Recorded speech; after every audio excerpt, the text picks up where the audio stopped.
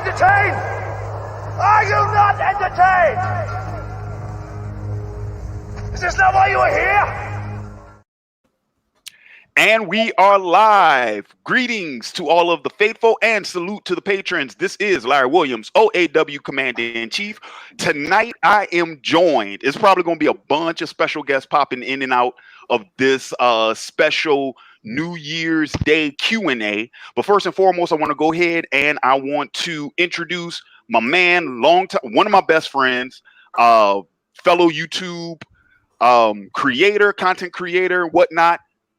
I'm talking to you, Drag. Oh, me. Oh, okay. Oh, hi. How y'all doing? If y'all seen me at any point in time, you probably know a little bit about me. Yes, I'm a YouTube content creator. We put that in quotes. I've, been a big nerd my entire life. Matter of fact, if you don't know how much of a nerd I am, Larry, do you mind screen sharing my screen over here? Hang on real quick. Let me right there. I'm playing Star Wars where I'm talking to you right now, Star Wars Old Republic. So that if that doesn't tell you what the deal is, and of course I got my wife cleaning up behind me, but I've known Larry since Stokes, early 2000s, and we were in college, and now he blew up on YouTube's, took a break. I started blowing up, started going on people's TV shows and shit like that. And so, man, it is nice just to be back, just to hanging out, talking about anime, talking about movies, talking about stuff that I actually like. And so, you know what? Let's make this interesting, folks. Spread this link around if y'all want a good conversation. I appreciate that, Drag. And then I'm really happy about this. I'm really excited about this. So we're also joined by two. Not only are they OAW patrons over on Patreon, quick plug, patreon.com/OAW. But these gentlemen they've been Otaku faithful for a very long time. I'm talking about for years. So first off, I want to give a huge shout out to my man, Carlos. Carlos, just do a quick shout out to the people, and then I'm gonna kind of fill them in on you afterwards. I don't have a YouTube channel, so I have nothing to plug. I'm just kind of here as a patron, as a Otaku faithful. That's about it. Yeah, Carl, man, for those of you all watching, Carlos has been a major supporter of OAW, major supporter of channels for years, going all the way back, at least bare minimum, going all the way back to 2012 when I published my first comic, Totems #1. Carlos was one of the biggest contributors to the Kickstarter that got that comic made. And he's been following the channel, been supporting the channel ever since. So huge shout out to him. Another patron joining us once again. He's a patron over at on Patreon, patreon.com/OAW. But he's also been a long time supporter of the channel, a long time subscriber, a long time Otaku faithful. That's my man, Half Hope. Give a brief shout out to the people and just an overall, because Half Hope, I think this is the first time I had you on. I know you've commented on many of the previous live streams and whatnot, but kind of introduce yourself to the people, give a brief little synopsis of yourself, and tell the people what's happening. Yes. So basically, my name is HH Half Hope. So obviously, I run a YouTube channel, Half Hope's Football Hot, which is mainly focusing on soccer, and I've been doing that since 2010. And I'm just slowly now building up my entertainment branch of my YouTube channel, which is called Half Hope's Hot. And yeah, I've just literally, ever since Larry made that epic video about Game of Thrones, I've been following his videos in the backgrounds for years. And I always say that I had huge respect for someone who was earning so many thousands of views with Game of Thrones, who was so real and said, you know what, I'm dropping this show. So many people could have still been carried on and beat fake and just ride the Game of Thrones waves. But he was like, you know what? I sense some BS with this. And he could have blown up, but no, he was so real. He said, I'm not feeling this show. And lo and behold, season 8 comes along and he was proven to be right. So yeah, legendary, man. Yeah. Hey man, for me, the game, my divorce from Game of Thrones. For those of y'all who've been following the channel since that long, it was a real nasty, ugly divorce. She took the house, she took the kid. Well, no, actually, no. She took the kids. I kept the house. She tried to take the house. I kept the house now. But she took the kids. She took the alimony. She got some child support and whatnot. That is how it is. But yeah, like my whole thing with the Game of Thrones bit, just real briefly, for me, more of a taste issue.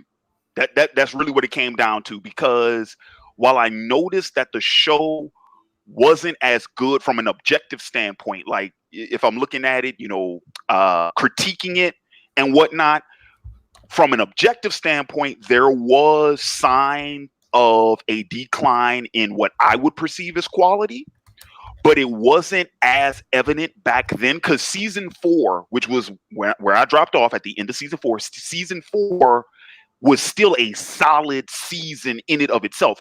I would argue season 4 was probably the second best season after season 1. But for what that show was turning into, where it was going, for me, I just couldn't get down with it anymore. My taste was changing. The type of entertainment I wanted to engage into was changing. I like it. It was no longer appealing to me. So that's why I had to bow out of Game of Thrones. But you're right. If I wanted to, I could have kept doing the reviews, because I think even as of season 4, I was still like one of the top 3 Game of Thrones reviewers on YouTube. Because I was number 1 the first 2 seasons. By season 4, I was still like top 3. And I could roll the gravy train, but that's never what OAW was about. If I wanted to just keep reviewing stuff because it was popular, I would have still been doing big 3 anime and manga reviews on a week by week basis. That's never what OAW was about. Now, hey, from a business perspective, that's not a very good decision. I understand that. I missed out on a lot of money and a lot of subscribers and a lot of exposure and a lot of popularity. I missed out on a lot of stuff. I admit that. But I wasn't going to be happy doing the channel if I kept doing that. I just wasn't. Especially at the time, because I was reviewing Vikings at the same time too, and that was a show I was much more into. And I'm like, dude, if I'm gonna keep doing this, I'd rather put all of my time, energy, attention, focus on the material I actually enjoy reviewing, as opposed to just reviewing something because it's popular. Once again, that notion is terrible for business. It's horrible for business. But I mean, I'm an artist, man. That's what we do. Oh, no, because I did remember that, as you were doing the reviews for the later seasons and you were giving your honest take, whereas now this is not working, you were getting more and more thumbs downs, and people were in the comments wait, him and Lara, you're normally so happy and everything. Wait, why are you being so? But I was like, he's giving his honest opinion. So yeah. You can't just expect somebody just to be a yes man for you. He's giving his honest opinion, which is that, I'm sorry, the stuff here is whack. So if you want someone just to say everything is great about it, just go to some other show that's just going to just buy into what you want. But I think the beauty of art and everything is you have to take a step back and critique it. I'm a massive Matrix fan, huge Matrix fan. And I always say that Reloaded pretty much changed my life. Revolutions, it was hard. Revolution was hard, but I have to admit, I'm sorry, this film was crap. And it's having the honesty to look at something that you loved and be able to be objective and take a step back, but this is crap. I mean, we'll probably hopefully get into Star Wars. The ability to be objective, take a step back and say, I'm a fan of this thing, but this is utter garbage, is a very, very important thing to do that 99% of people can't do. So, yeah. I hear you on that one. All right. So real quick, then I got another guest, another YouTube collaborator, longtime subscriber, longtime Otaku faithful, my man Nick. I'm adding him right now. Nick, what's happening? Tell the people what's happening. Nothing much, man. Yeah, I got the day off, so I was happy enough to join, with you and your stream and stuff. You can't see my face because I don't know why with this weird system it doesn't interact with my webcam, even though I tried you know, I tried this like 3 or 5 times to see if it works. I guess it's just not compatible with it. But you know, I'm here and stuff, so you know, as long as y'all be able to still hear me talk. Yeah. It's not adding your rep. Did you select the webcam when you first checked in? I did everything. And it didn't. Yeah, some strange reason. Do you have OBS or like Streamlabs OBS running or Skype running or another program that uses webcam? I have Skype, but it wasn't on unless I got to completely turn it off or something. I would check your connection again. Try if is the webcam built in or is it peripheral? It's plugged in. It's plugged in by USB. I would try. It's a Logitech, like a 1080p one. Yeah, I would try disconnecting it, connecting it again. You might have to leave the stream to do it. You might even have to close your browser too when you disconnect and reconnect, because essentially you have to repatch it, right?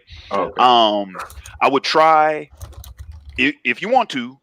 What you would do is close your browser, right? So close everything out and then close every program that the webcam would be connected to. Unplug the webcam, plug it back in, and then do it over again. That's the only thing I could think of, you know, because me not being there in person. No problem. I'll give it a shot. Yeah. But anyway, I appreciate you coming in. So yeah, so essentially what we're gonna go ahead and we're gonna do tonight is we're just gonna kick it. We're just gonna chill for a couple of hours. Maybe. We'll see how long it lasts. We'll see how long it lasts. Because you know, essentially, you know, first and foremost, Happy New Year's, everybody. Happy New Year's. Hope everyone's having a great New Year's. Hope everyone, you know, had good holidays. But you know, I just came up with the idea. I'm like, well, you know what? It's like I'm not doing too much tonight. I'm kind of chilling. I'm off today, which is cool and whatnot. And you know, I was just, you know, chilling and whatnot. And what I came up with the idea because the name just stuck in my head, man. New Year's Day Q&A. I'm like, it rhymes, it's short, sweet, to the point, and it's been a while since the you know, since the faithful heard from me. So first and foremost, let me go ahead and let me address that. All right. So first off, no excuse. All right. I done fell off the wagon the last couple of months. November and December kind of kicked my ass, and I'm just not getting back into the position and the bouncer and back. Long story short, had some shit go down at work, had to take care of. It's taken care of now as much as I can deduce. But because of what happened, there were certain measures in which that had to be taken place, which I'm currently working on. With that came a schedule change, which also kind of threw things off, but I'm looking to have that remain my schedule. So I should be able to start uploading more frequently than I was in the past. Right now, and I'm not making an official announcement on that. I'm just letting you guys know what I'm kind of working on. For those of you all who remember my OAW late night, which essentially it was sort of analogous to the same thing I'm doing now, where it was, you know, all the videos were live streams, but I'm talking about like when I was doing them. You know, that 8 o'clock, 9 o'clock, that late at night sort of live stream format I was doing. Right now, it looks like I might be going back to that because that seems to be the best sort of setup that fits within my schedule. The only other alternative would be early morning, and I'm pretty sure a lot of my viewers wouldn't appreciate that because I'm also thinking about, I got a lot of subscribers and viewers on the West Coast, and then I have a lot of them in the UK as well. So if you think about, you know, the time, like when I do an 8 o'clock or a 9 o'clock PM live stream, that's 8, 9 in the morning over in the UK. So that's right. Yep. Yeah. Half hope. Yeah. You know what I'm talking about. You half hope. Know what I'm talking about. Yeah. I'm in London. Yeah, so that fits within their time schedule. So, but then again, if I was to do early morning here, it would be evening for them. So it could also work out too. But like I said, for the most part, you know, I'm still working on that. Once I find, you know, a schedule that I can really, you know, sort of stick to, we're gonna keep it rolling. But with that being said, I appreciate everyone, all the patrons who have, you know, continued to support the channel even during this this hiatus wasn't that bad. What was it? What is 2 months? 6 weeks? 6 weeks? Nah, cause I uploaded in November. So just shy of 2 months. Just shy of 2 months. It wasn't that bad. I know, but once again, apologies. I apologize for that. I'm going to get back going. Going to get back going with the reviews because I know I got a couple of requests I haven't knocked out yet. Yeah. So we're going to get that going. We're going to get that going again. Real quick, real quick before we jump into the Q&As. It's another thing I want to do. All right. So I just want to give another huge shout out, another acknowledgement, if you will. Currently, right now, we are simulcasting on the OAW YouTube channel and on the OAW Facebook page. But OAW Comics has its own Facebook page. We're not streaming to that. But I have noticed something. Oddly enough, the OAW Comics Facebook page has been getting a lot of likes in the last, say, 6 months. I don't know where they're coming from. I don't know. But I appreciate everybody who has liked the OAW Comics page recently, especially since I haven't published a new title in years, but for some odd reason that Facebook page is getting a lot of traction right now. So I appreciate everybody who's liking and following that OAW Comics page. I will promise you this. There will be a lot more work on that side of things coming within the next year. A lot of work is going because I'm trying to finish up some projects that I'm working on. Tell them about the hentai. You're working on the hentai, right? I am not actually. I am not, mainly because I haven't found a studio interested in my script. What? I was joking, but shit. Well, yeah, I know, and I countered your joke. Bam. Are people like, what? Wait, can I find this? Bam. I bury bonds, sir. I bury bonds. No. Your money is not going towards the creation of hentai. No, it's not. About to say, you could, I could definitely counter that and go, it's the spiritual successor to Boku no Pico, but we ain't gonna go there. I don't even know what that is. You don't want to know. You don't want to know, but as a giant joke, my coworker just told me last month that's actually getting a 10-year remaster re-release, and I laughed hysterically. People gonna burn in hell for that. I'm just gonna throw that out there. Okay, don't know what that is. Moving on. Moving on. All right, so let's go ahead. Okay. So final thing too. One final announcement I want to make for any of my patrons, anybody who supports the channel over on Patreon. I have sent you all invite links to this live stream. They're going to be in your message box on Patreon. So be sure if you want to jump in, be sure check that out. Sorry for that, for the screech. Be sure to check your messages on Patreon. You'll find the link. Tonight's Q&A is going to be open to all patrons, regardless of patronage tier. So whether you're a $30 patron or whether you're a $1 patron, I sent the link for the invite. All patrons are invited in this Q&A. So that's nothing. All right. So I got the comments are brought up over on, thank God for StreamYard for consolidating comments on both platforms. And we will kick things off. Let's see what we got here. Oh, and then also finally, Super Chat. Yes, Super Chat is open. It should be available because I'm pretty sure my channel is still eligible for Super Chat. If you want your comment or question to be read, please, if you feel so inclined, go ahead and send me a Super Chat. Those will get first priority. All right, so let's kick things off here. Real quick before I get started on this, did any of you guys have anything you wanted to add? No. It seems like a lot of people they got some variety of questions about comics, about movie series, and somebody mentioned one of my current favorites, Kimetsu no Yaiba. So I hope we get to that. So now let's do it. All right. Cool deal.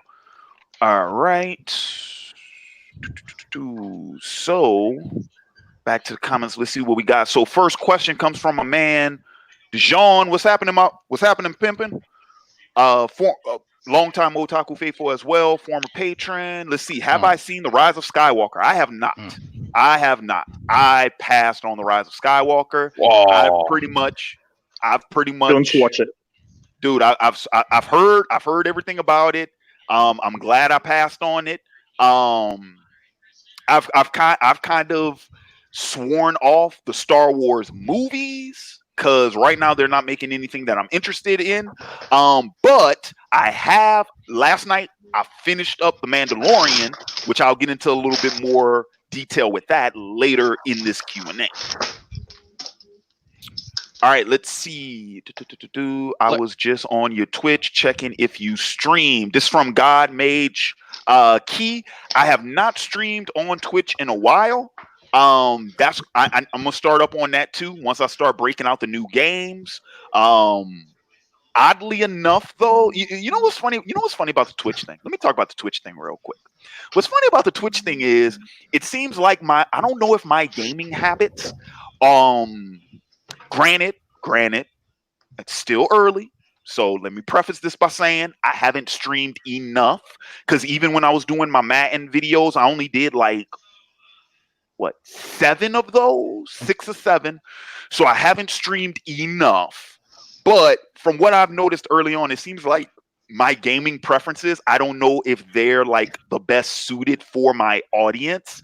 Because I've been on Madden. Like that, I've pretty much been on that Madden kick.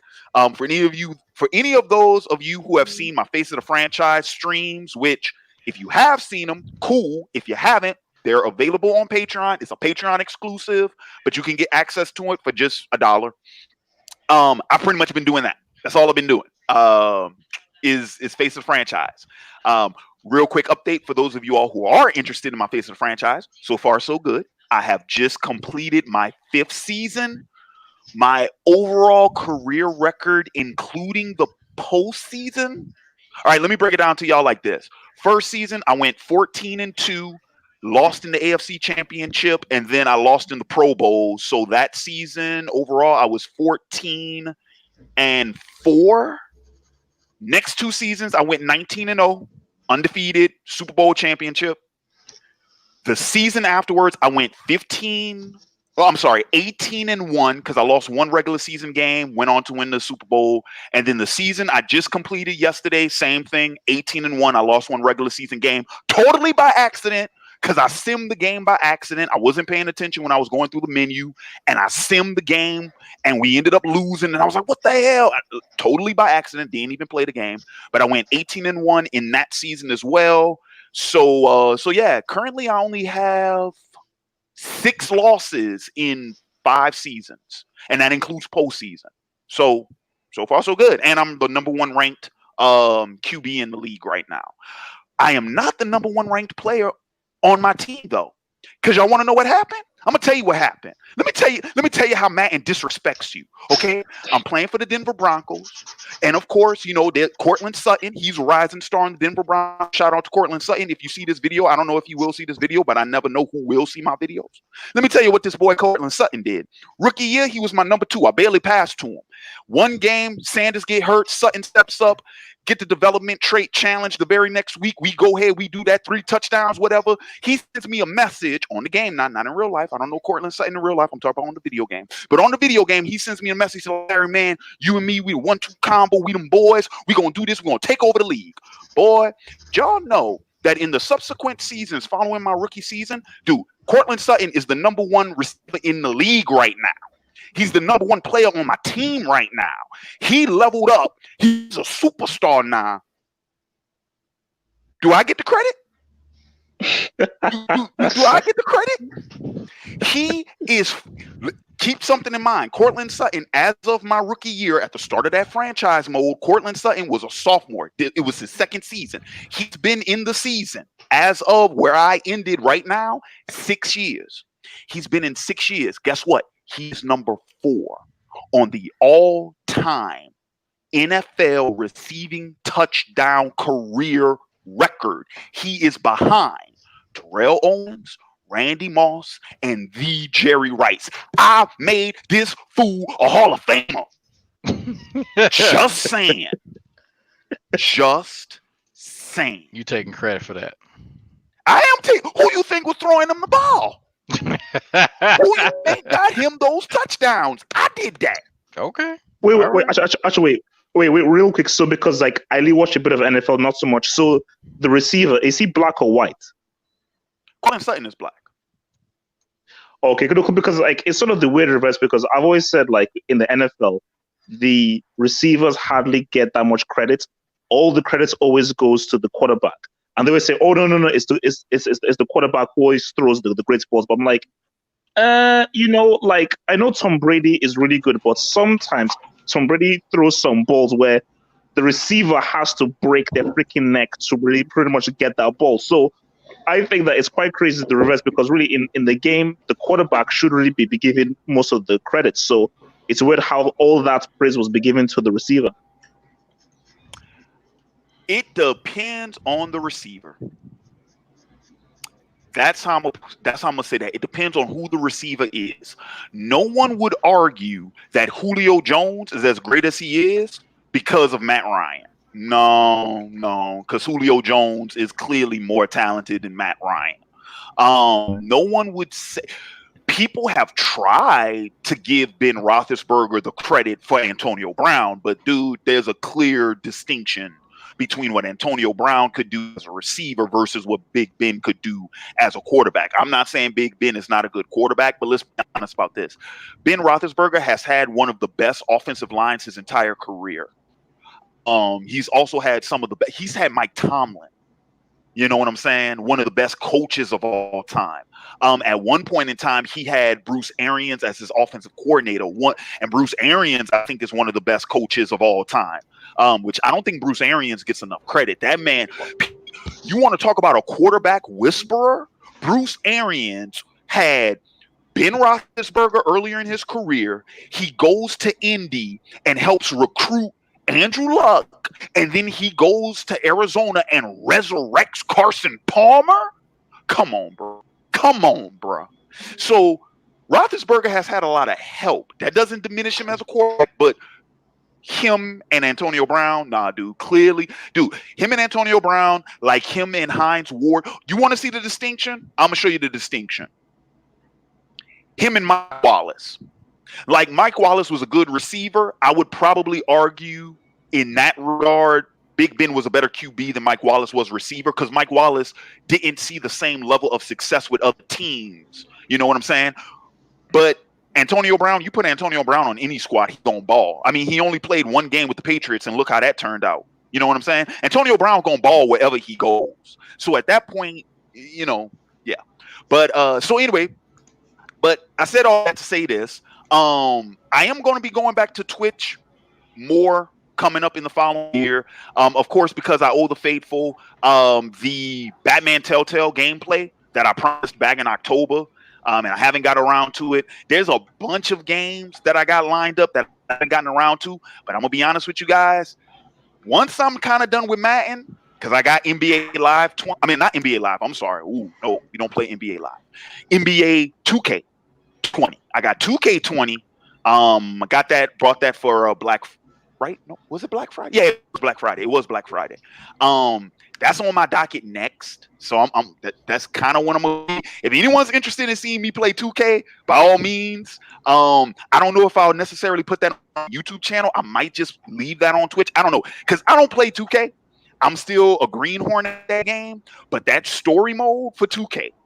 They got Idris Elba. They got Rosario Dawson to come in for that story mode. I want to play that story mode. So, yeah. But who knows? That might end up turning into another Patreon exclusive as well. But Batman Telltale, that is on the docket. I know some people have been telling me not to do it, but I kind of feel inclined to do so just because I want to see just how, if the people are right. Force, yeah. I haven't played that yet. People have told me not to do it because it's a terrible game. I kind of want to see if they're right. So that's still on my docket. And then I got some other games too.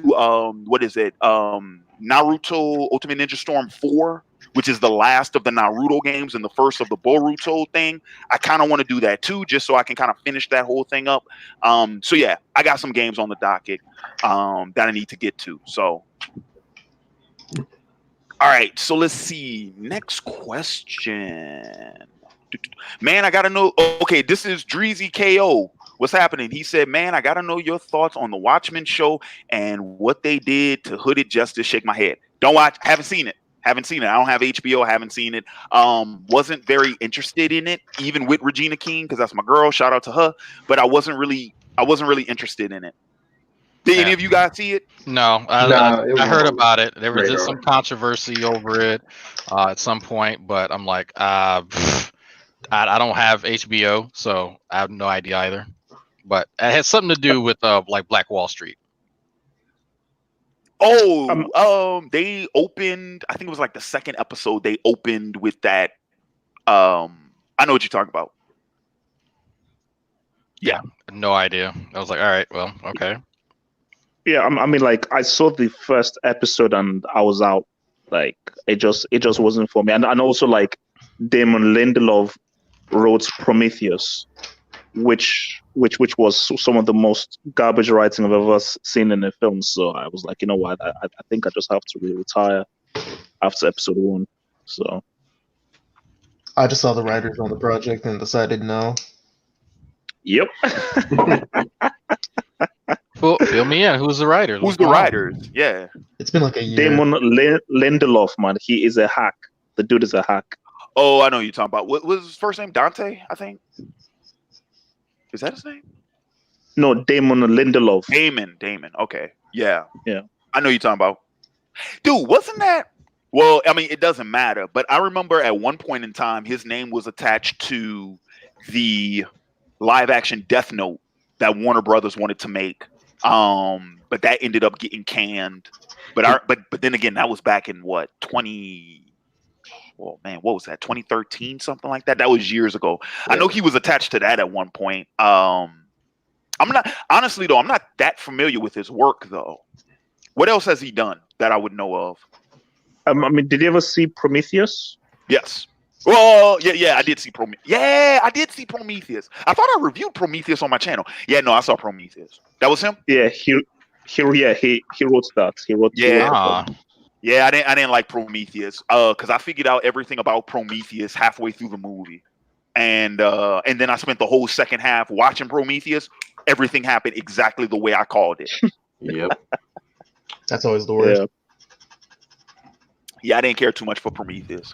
Don't blame you. I see a lot of certain stuff that he worked in for television and film. He worked with the Star Trek 2009. He worked with Cowboys and Aliens, Prometheus, Star Trek Into Darkness, World War Z. Yeah, most of those I didn't either see or didn't care to. Well, I mean, because here's the thing. I fell asleep in Tomorrowland.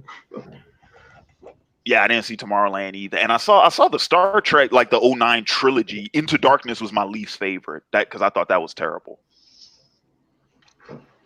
The best one is Star Trek Beyond. Was that the one with Idris Elba?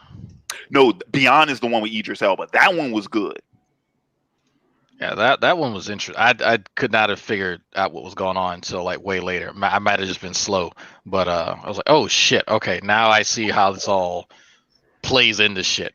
You know what's funny about that too though? Into Darkness was highly predictable as well. Into Darkness was highly predictable. Because I remember J.J. Abrams. Dude, I remember figuring everything out about Into Darkness, I think 25 minutes in. Right before RoboCop, the actor. I keep forgetting his name, but like I called that he was the bad guy. Right before that reveal happened, I had pretty much called everything that happened in that movie. Well, I think that's the issue with like J.J. Abrams, and because he always uses writers like Roberto Orci and Kurtzman, and these guys, they keep getting all of these major studio jobs and everything, and their writing is so predictable. It's like, because I think one of them did the new Star Trek Discovery series, and that thing is essentially trash. So, but these guys keep getting work, which is crazy. They're yes men, pretty much. The talented yes men. Yeah. Let's see. Don't get me started if we ever go talk about that movie that just came out recently. Oh, Rise of Skywalker. Yes. I saw it twice. We might get into it later. We might that's one of the things. A lot of heated that tension on that one. Let's see. So I'm going back to the comments now. I got my man Dejan, another one. He said favorite celebrity crushes. So how do I answer? Well, I mean, I know it's Larry. fine to have. I go Rosario Dawson on one. Say who? I know yours is Cardi B. What makes you? What? No, hell no. I just want to see your face. That is a beautiful Dominican. I think he hasn't seen her without the makeup. My favorite celebrity crushes. Don't say Ariana Grande. I already said Rosario. No, it's not. It's not actually. She ain't bad though. Little mink. Yeah, no.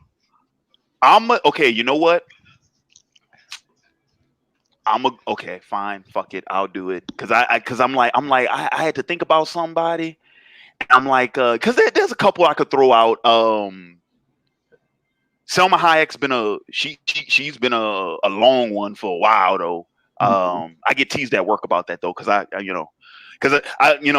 live in San Antonio. I work with a bunch of Hispanic people, so when I drop Selma Hayek's name, and then they started making fun.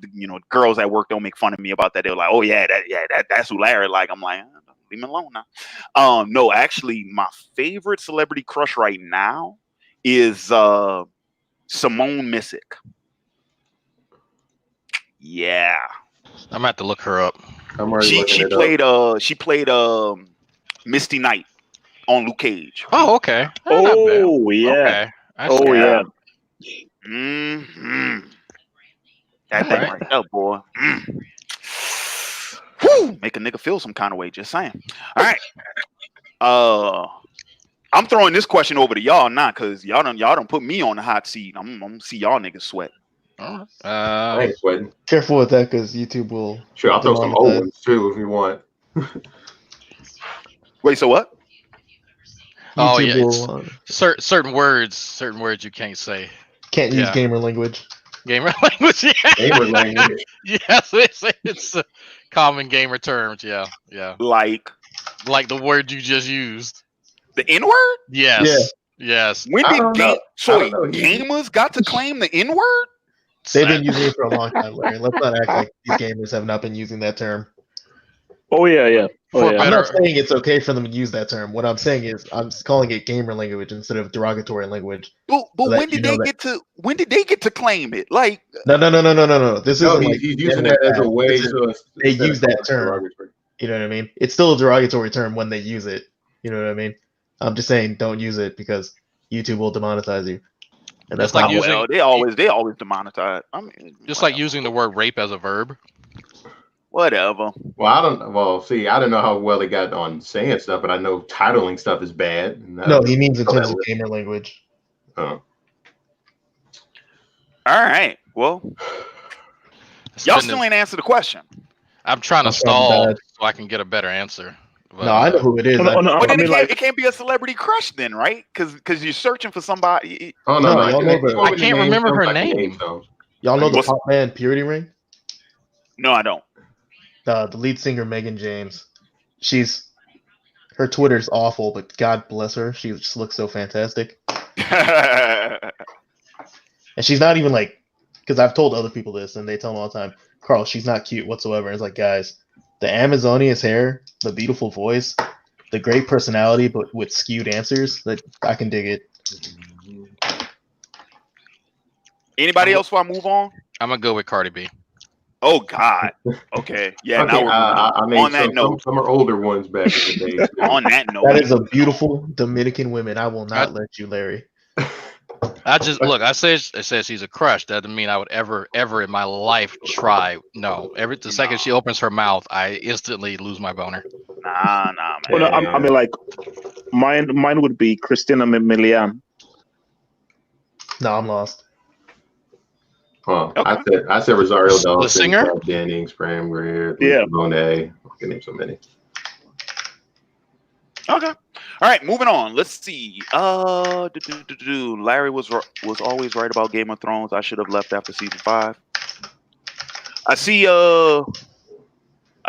Crimson is in the chat. What's happening? Yeah, Crimson. So where do you know Crimson from? Because he and I were talking in Discord just yesterday. He's like, you know Larry? I was like, yeah, I used to live with Larry. He was like, what? So I'm trying to figure out. Yeah. Crimson he's been a subscriber of mine for a while, I want to say. And he hit me up a couple of weeks ago about doing a collab. It was just a like he gave me his availability, and I was like, all right, I'm gonna see if I can, schedule something for around that time. We just haven't, linked, like we haven't organized like a collab, but we're gonna do a collab at some point. Crimson, dude, if you want to get in on this one, let me know. I'm gonna shoot you the link. Or AJ, do you have his Facebook? Yeah, I got him on Discord too. Shoot him the link. Shoot him the link. All right, you better have his mic fixed first. And let me see. Okay, so Irvin is trying to jump in too. I see him now. I was wondering if you could see me for a minute. Dude, okay, so what's weird is like the way they got the little tabs at the bottom, like yours was covered up, so I couldn't see you until you just messaged you like, hey man, can you see me? And I was like, wait, can I? And I'm looking at, I'm like, oh, there he is. Like, yeah, it's crazy because the menu had your icon had your icon blocked. Irvin, man, what's happening, homie? Oh man, it's been well, I'm pretty excited for this year, of course, because it's been an interesting last year, in a good way. It was I see you, man. I see you over there shining. You know what I'm saying? I'm trying to get like you. You know what I'm saying? trying to be like you. I know, ain't that crazy? Ain't that crazy, man? I see what you're doing with Shining Otaku comics and whatnot. I'm like, man, Irvin got his stuff together. I'm trying to get like Irvin. Irvin, like, man, Larry, I got this from you. I'm like, man, but I'm trying to get on you, man. It kind of reminded me of that. What's that clip? It's from one of the movies. Where it show the guy that I know one of the actors. He was in what do you call that movie? With the Are you talking about what is it? Pardon? Is it Pardon the Interruption? Oh, no. Pardon to interrupt you or whatever. But when the two brothers are complimenting each other. Yeah. That's what I'm talking about. Mm-hmm. Sorry to bother you. Sorry to bother you. Sorry to bother you. Yeah, that clip. Yeah, he's like, you smell great. You smell wonderful. What is that? It's like, is that cologne? No, it's just deodorant. It's like, I hope you have a great day. Oh, you hope I have a great day. Well, I hope you have a better week. I hope your year is just full of prosperity. I hope you just come up, brother. Yeah, I love that clip. I always see that circling around. Irvin, bro, while I got you though. I got you, because I know you just for the record, my man Irvin over at Shining Otaku Comics, he got the YouTube channel. Just started up last month, right? A couple of weeks ago, right? Yeah, just a few weeks ago, actually. Yep. A few weeks ago. He got the YouTube channel popping. Irvin, go ahead, drop that link in the comments to let the people know. Irvin, real quick though, are you planning on posting that interview that me and you did a couple of years ago? Oh yeah, I'm gonna post all those interviews. All those interviews. Don't do that one. Don't do that one. Don't post that one. I want to do over. I want to do over. I didn't like that interview. I want to do over. Okay. Me and you got to do a fresh one. We got to do a fresh one. We can do that. We can definitely do that. That's not a problem. All right. Cool deal. Okay. Cool deal. We got to do a fresh one. So what's been up, man? Tell the people what's going on. What's happening with you? Introduce yourself for those of the people who don't know. Tell the people what's up. All right. Well, a lot of people call me Urban, but my original channel was called Game on Cloud 9, and I'm now the host or one of the hosts of the Shining Otaku channel or Shining Otaku Comics. Shining Otaku is a manga publishing platform, or we're a manga publishing group. I guess you could call us on an indie scale. We have several, or I say a few different works that we've done. We've done Gods of Life, which is a series that I wrote. We've also have the work Exidio, Naraku Murder, if anybody's familiar with Tekido. He's been involved with the community a bit. as far as the anime reviewing community. So a lot of like reviewers, if they remember back then, Techie's done like some fan art and stuff for a lot of them. But we have that, and then we actually have a new work coming out this month called Callisto as well, which I haven't posted yet, but I will be posting later on this month. It's already done, completed, and everything, and it's already been sent to the printer, so it's all set and ready to go. That's mainly what I've been working on. I have a lot of surprises in terms of like interviews that we have coming out too for the Shining Otaku channel, and a lot of the videos that we have as far as the topics that we're going to talk about are going to really dive deep into more of the manga aspect of things. So if you're someone out there who enjoys like topics that are more focused on like maybe the creation of manga or like tutorials, that sort of thing, or even the more of the writing aspect of things, or even analyzing some of the histories of some of the creators of manga creators out there that we may all enjoy, you're gonna like this channel a lot. So I really appreciate you for having me on today, Larry. It's always an honor to be on a stream with you. So no problem, bro. No problem, man. Me and you, we gonna talk. we gonna talk, man. So I'm guessing you must have saw the Alita video, or I call it the Alita video, but it's more than that, of course. The the future of live action anime video that I made. I think it's in my watch later playlist. I know I saved it. I don't know if I don't think I watched it though. Oh, okay. You're gonna like that video. I'm actually really proud of that one. That's the one you put up like right before Christmas, right? Yeah, a few weeks before. Not the latest one, but it's like it's the second video that I put up on that channel. I don't have a lot of videos up on that channel yet. It's only like 4 videos, so I think it's the second one I put up. Yeah, I'm pretty sure I saved it. I got to go back and look at it. Okay. Most definitely. Wait, so who do we all have in here? Oh, so we got Nick, Mm-hmm. going all the way back from the YouTube anime community. Yeah. Just for those of you all watching, that's where me, Irvin, and Nick all know each other from back, the Cloud Village. Y'all remember the Cloud Village back in the Cloud Village days? I remember you used to watch some of that. Yeah. Yeah. I was gonna say bring this up. I didn't even know that you was doing something with Tech King. Urban. I was like, that's pretty interesting. Y'all doing your own little thing and the projects you stuff. No, not Teching, Techie. Oh, Techie. But now Teching. Funny you mentioned Teching. I know that I believe, and I mean I might be misspeaking on this, but I know that if anything dealing with Teching, the Elite Ace, which Elite Ace is probably one of like my best friends or whatever. I mean him and Teching, will be probably more likely to do something or collab on something, because I know sometimes they talk about doing stuff as opposed to I don't really talk to Teching. Not anything against him, but. I guess we just don't. But Just lost contact happens. Yeah. Mm-hmm. Mm-hmm. Wow. And and then of course, you might remember Dragnaut, one of my best friends, longtime YouTube collaborator and whatnot. He's in here, and then Carlos and my man Half Hope. Those are the OG. Otaku faithful, man. OAW patrons, OG faithful for years. Irvin, you may remember me from the last live stream. Me, you, and another got into a nice healthy debate where Larry ended up muting all of us. Oh yeah, I remember that. I remember y'all took over the damn live stream. Yeah, it's funny, whenever we have these streams, I'm always like, oh, I gotta hurry up and try to get ready or something. I don't even have my hair cut or something. Gotta look neat or whatever. But oh man, it ain't nothing, man. Look, I ain't shaved in about 2 weeks. But then again, I'm growing this out, so.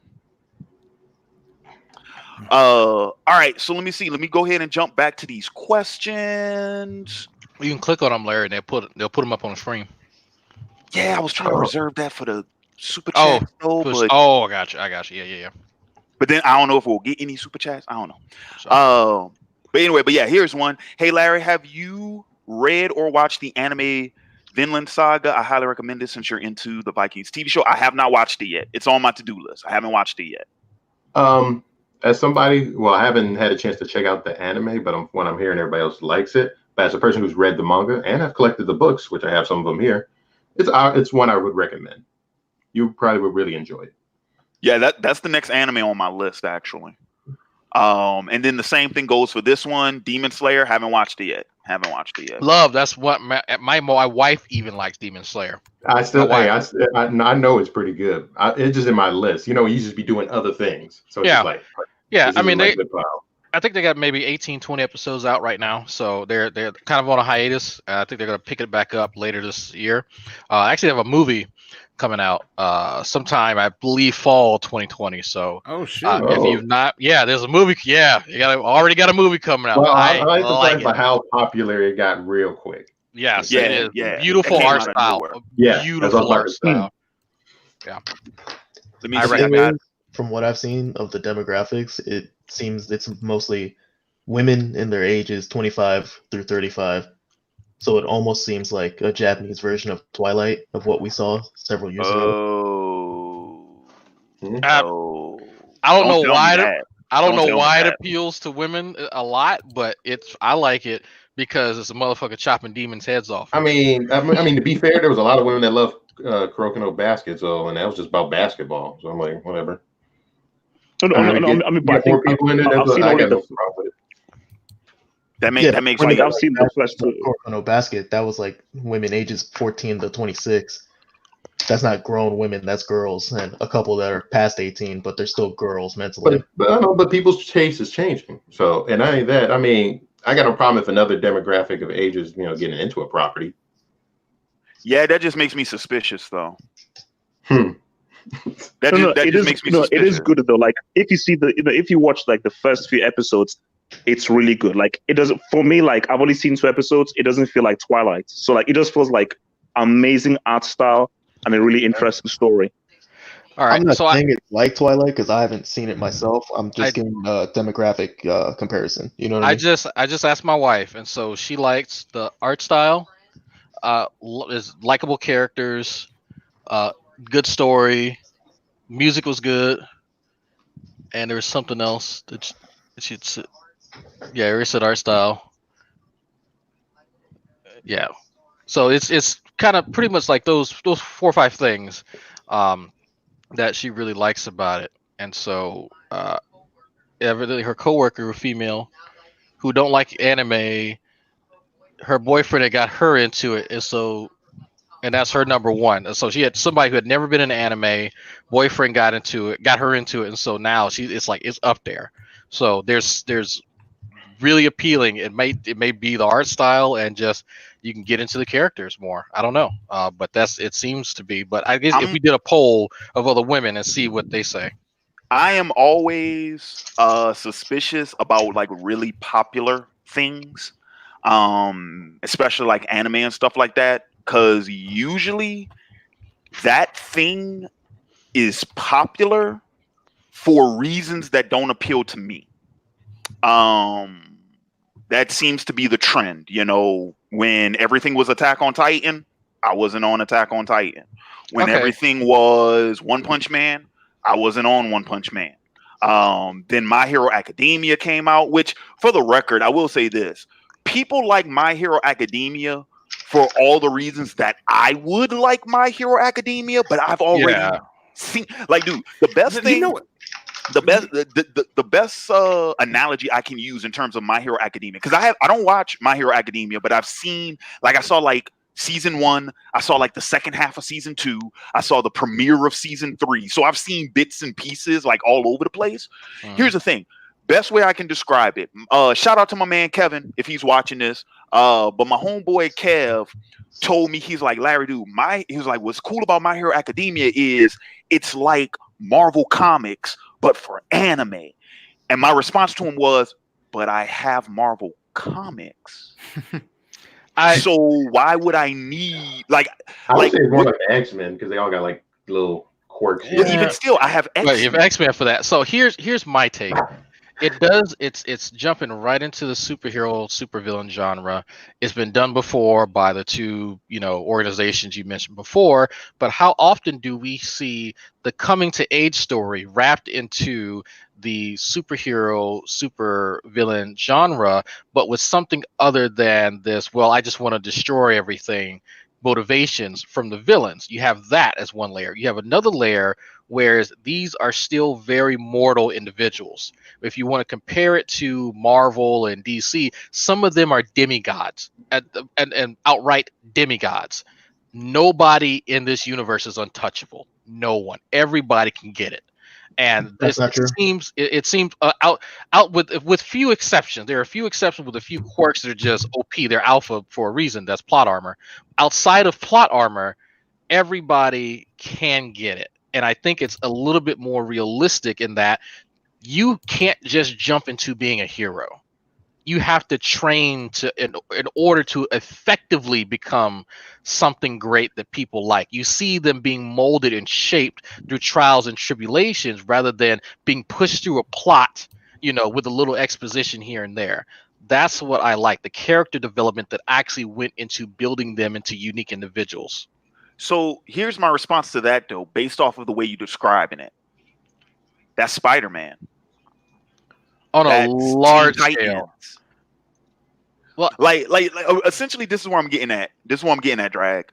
I think My Hero Academia appeals to people who don't actually read comics, and so it's giving them what they would be missing from not reading those comics in an anime series. So they latch onto that anime the same way that us comic book readers latched onto the stories in the comics. You see what I'm saying? I mean, It's the same type of story, but it's two different mediums. We got into it like those of us who are comic book readers, we got into it with the comics. Now the new ones, they're getting into it through this anime. It's sort of the same thing. I can see where you get that from. I definitely do, because if you're not familiar with a lot of the backstory for some of the major comics like Spider-Man, you don't know some of the trials and tribulations they've been through. But at least I've not read comics in quite some time, so I'll openly admit that. But was there a run of Spider-Man where he was directly mentored by someone to eventually become like the nemesis of Kingpin and other people? Well, he's had multiple mentors. Well, I mean, like a steady stepwise. I know what you're saying, and I can't think of a particular Spider-Man story, but what you're describing, I mean, that's X-Men. That's, like I said, Teen Titans. That sounds more like Teen Titans. What you're talking about. It sounds more like Teen Titans. But they've had idols, right? They have people to kind of keep them in line. They had the greater superhero organizations and stuff, right? So yes. I get that, but this is a hands-on, direct hands, it's focused on the training itself. Like the whole story is of the training, and that pedagogical kind of, that's a 50-cent word for the night, folks. Pedagogical. That student-teacher relationship is the very basis of the show. Mm-hmm. It pretty much takes like your traditional martial arts story and it puts it in the superhero genre. Essentially, yeah. It's a history's strongest disciple, Kenichi, but as a superhero. Well, I was gonna say one thing you also got to bring up, because this is also something you got to think about too. It's also in the Japanese perspective, their view and culture-wise on stuff. Because if it was us doing this thing, we'll see things in a way totally different light, or do things way different. Yeah, and see, and you know what's funny about that? Because this reminds me of something I heard from I heard on another YouTube channel some years ago. Actually, no, it was only last year. But shout out to Geek Evolution real quick.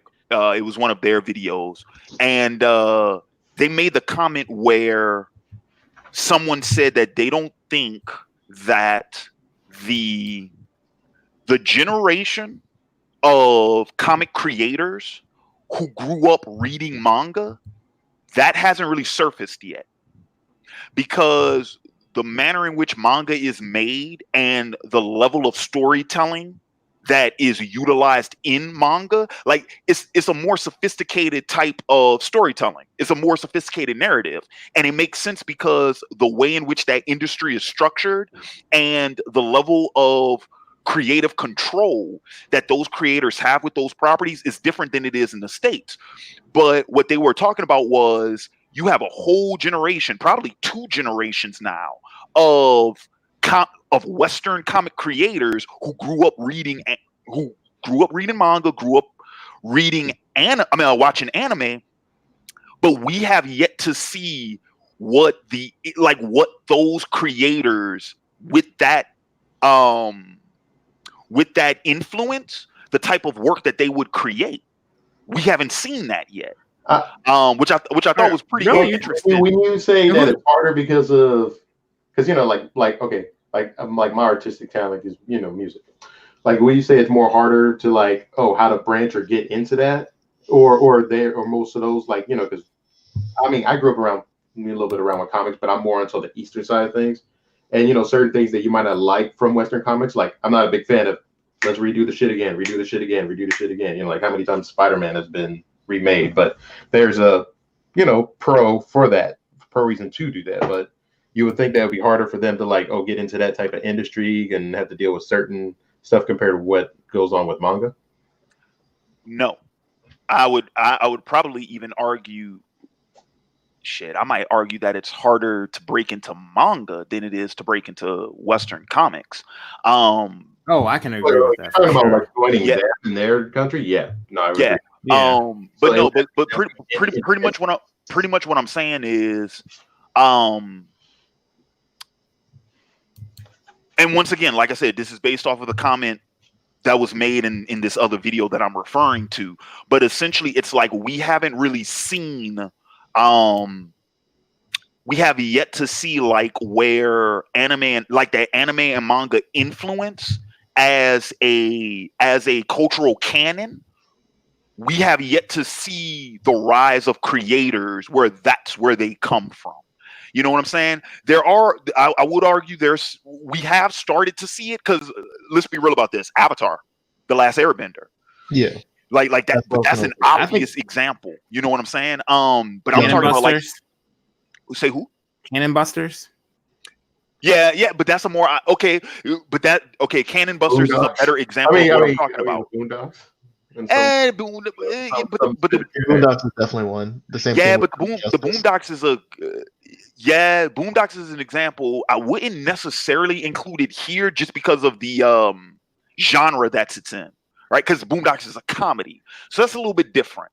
I'm talking about traditional action-based action adventure superhero fare, right? Well, because remember, I'm talking about the Western creations that have that Asian, that Eastern influence, in that manner. It's not so much as, oh, you're taking the art style, you're incorporating the art style, or even you're incorporating the cultural influence. What I'm talking about is a level of in-depth storytelling. There's a different sort of storytelling. Now there are some Western creators that have done this. The one that comes straight off the top of my head is what's my dude's name? Runaways. Somebody help me out here. Oh crap! What is his name? Oh my god! I can't believe I can't remember. Say who? For Runaways? Yes. Oh crap! Why can I not? In Saga. What is his name? You're talking about Brian K. Vaughan, right? There you go. Brian K. Vaughan. Yes. Brian K. Vaughan. Right. Like if you were to tell me he grew up reading manga, I would totally believe it. Because the way he writes is reminiscent of that type of style. The way he constructs his stories and the way the level of introspection that he has with his characters are reminiscent of what manga, especially shonen manga, is famous for. So yeah, but I don't see a lot of other creators write like that. Not yet. Yeah, I think we're starting to get the rise of that now, from a lot of it's just starting up. Probably, yeah, and not only that, probably some doing their own thing because a lot of people probably doing a lot more independent stuff instead of being in the big known, companies. Right, exactly. But it's not going to be until they get to the big two companies that's when you'll see that that boom. You know what I'm saying? Until that happens, we're still sort of in indie territory. Yeah, because like I said, Brian K. Vaughan is the biggest example I could think of that writes in that sort of style. Before we move on to the next subject, y'all want the perspective of someone who's only seen season 1 of My Hero Academia and didn't like it? Yeah, sure, go ahead. You know, it's funny. I only seen season 1. I'm only up to like season 2. I couldn't get into season 2 for some reason. It for a minute. I think go ahead, it's Carlos. Generation's version of Naruto. And as just a general note, it opens up the series with telling us that Homeboy's going to be the greatest hero that ever was, even greater than All Might. So already from jump, for me personally, I get disconnected from the series at that point because it means that the protagonist will never be harmed and or die. You know what I mean? Like nothing bad can actually happen to him, which kills the drama for me. So I know there was one fight I saw a trailer for where some like big jacked dude is like beating him down into like a mountainside. And people kept telling me on Twitter that, oh, this scene made me cry, this scene made me cry. I was like, he's going to be the greatest hero there ever was. We know he's going to live. What are y'all talking about? This scene is for absolute not right now. Yeah, it messes with the stakes. Tension's not as strong, basically. I get what you're saying. Yeah. That's a fair criticism. Yeah. The MC in general is weak character-wise. His personality doesn't fit his ability whatsoever. There's another character in the series who belongs to another class who he can temporarily copy other people's abilities for a limited amount of time. And the entire time I'm just thinking, this entire kid's gimmick is that he's, for lack of a better term, autistic enough to like write down and theory craft other people's abilities. How amazing would it be if he used other people's abilities better than they use their own abilities? And like Taskmaster. Brought everyone around him to new levels instead of just being, guys, I'm the guy who punches harder. You know what I mean? Mm-hmm. There's other characters who are legitimately heroes in and of themselves, but don't receive nearly enough screen time. The Frog Girl comes to mind immediately. Yeah. Blackbird Man Jones comes to mind immediately. I don't know any of their names because I was watching this in the Japanese subtitles, so all their names are going past me. I'm sorry. So I'm just going to be nicknaming everyone. There's another girl who's kind of like a slug because she's pink. She emits acid. She's a great character. She has everything going for her to be a hero. But for some reason, the story revolves around several individuals. One of them is a boy who just keeps blowing everything up. No. The other one is our main MC, terrible hero, cries at literally everything. And he just punches harder to win. No. The other one is Gravity Girl, who for some reason thinks that our MC is someone to idolize and look up to. So already she's losing, so no. And then they have a girl who they hype up to be like the Shikamaru of the series, but then she never does anything. And I've seen one panel from my roommate the other day when he was reading saying, Manuel, you know what? You might have had a point. That she's not nearly as smart as the creator gives her credit to. And I was like, why? What do you mean? She can make anything she wants as her quirk and ability from the fat within her body. She chose to make a net and threw it at a boy who can turn into a shadow. What? What are you talking about? She's also supposed to. Oh shit! Hello, can y'all hear me? Yeah. Okay, my thing. Okay, now it's queuing. Yeah, that was interesting. She's supposed to be also one of the most intelligent ones. I think she's like she wasn't class leader, but she as far as her grades, she has the best grades. Good at it's like that's interesting. I would, maybe a lamp because you know that he's weak to light, but okay, whatever, right? Certain decisions. I mean, I'll say this: as a person who's got up to there all the way to the second season, I feel like the show is decent, but yeah, there's certain problems that you really, think about, like what you were saying, Carlos. But I felt like some of those characters, like they had in there, some are really interesting, in this class, and some are like not interesting at all. Like, okay, you're useless, you're just there, compared to like the Frog Girl.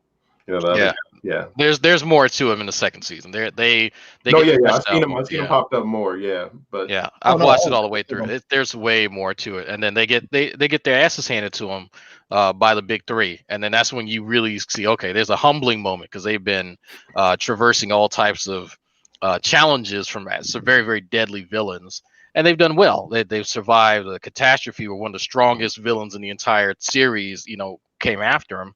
But I like that they have that humbling moment where a guy who can slip through the fucking literally anything can beat all of them naked. So that was, if you've seen that scene, then you know exactly what I'm talking about.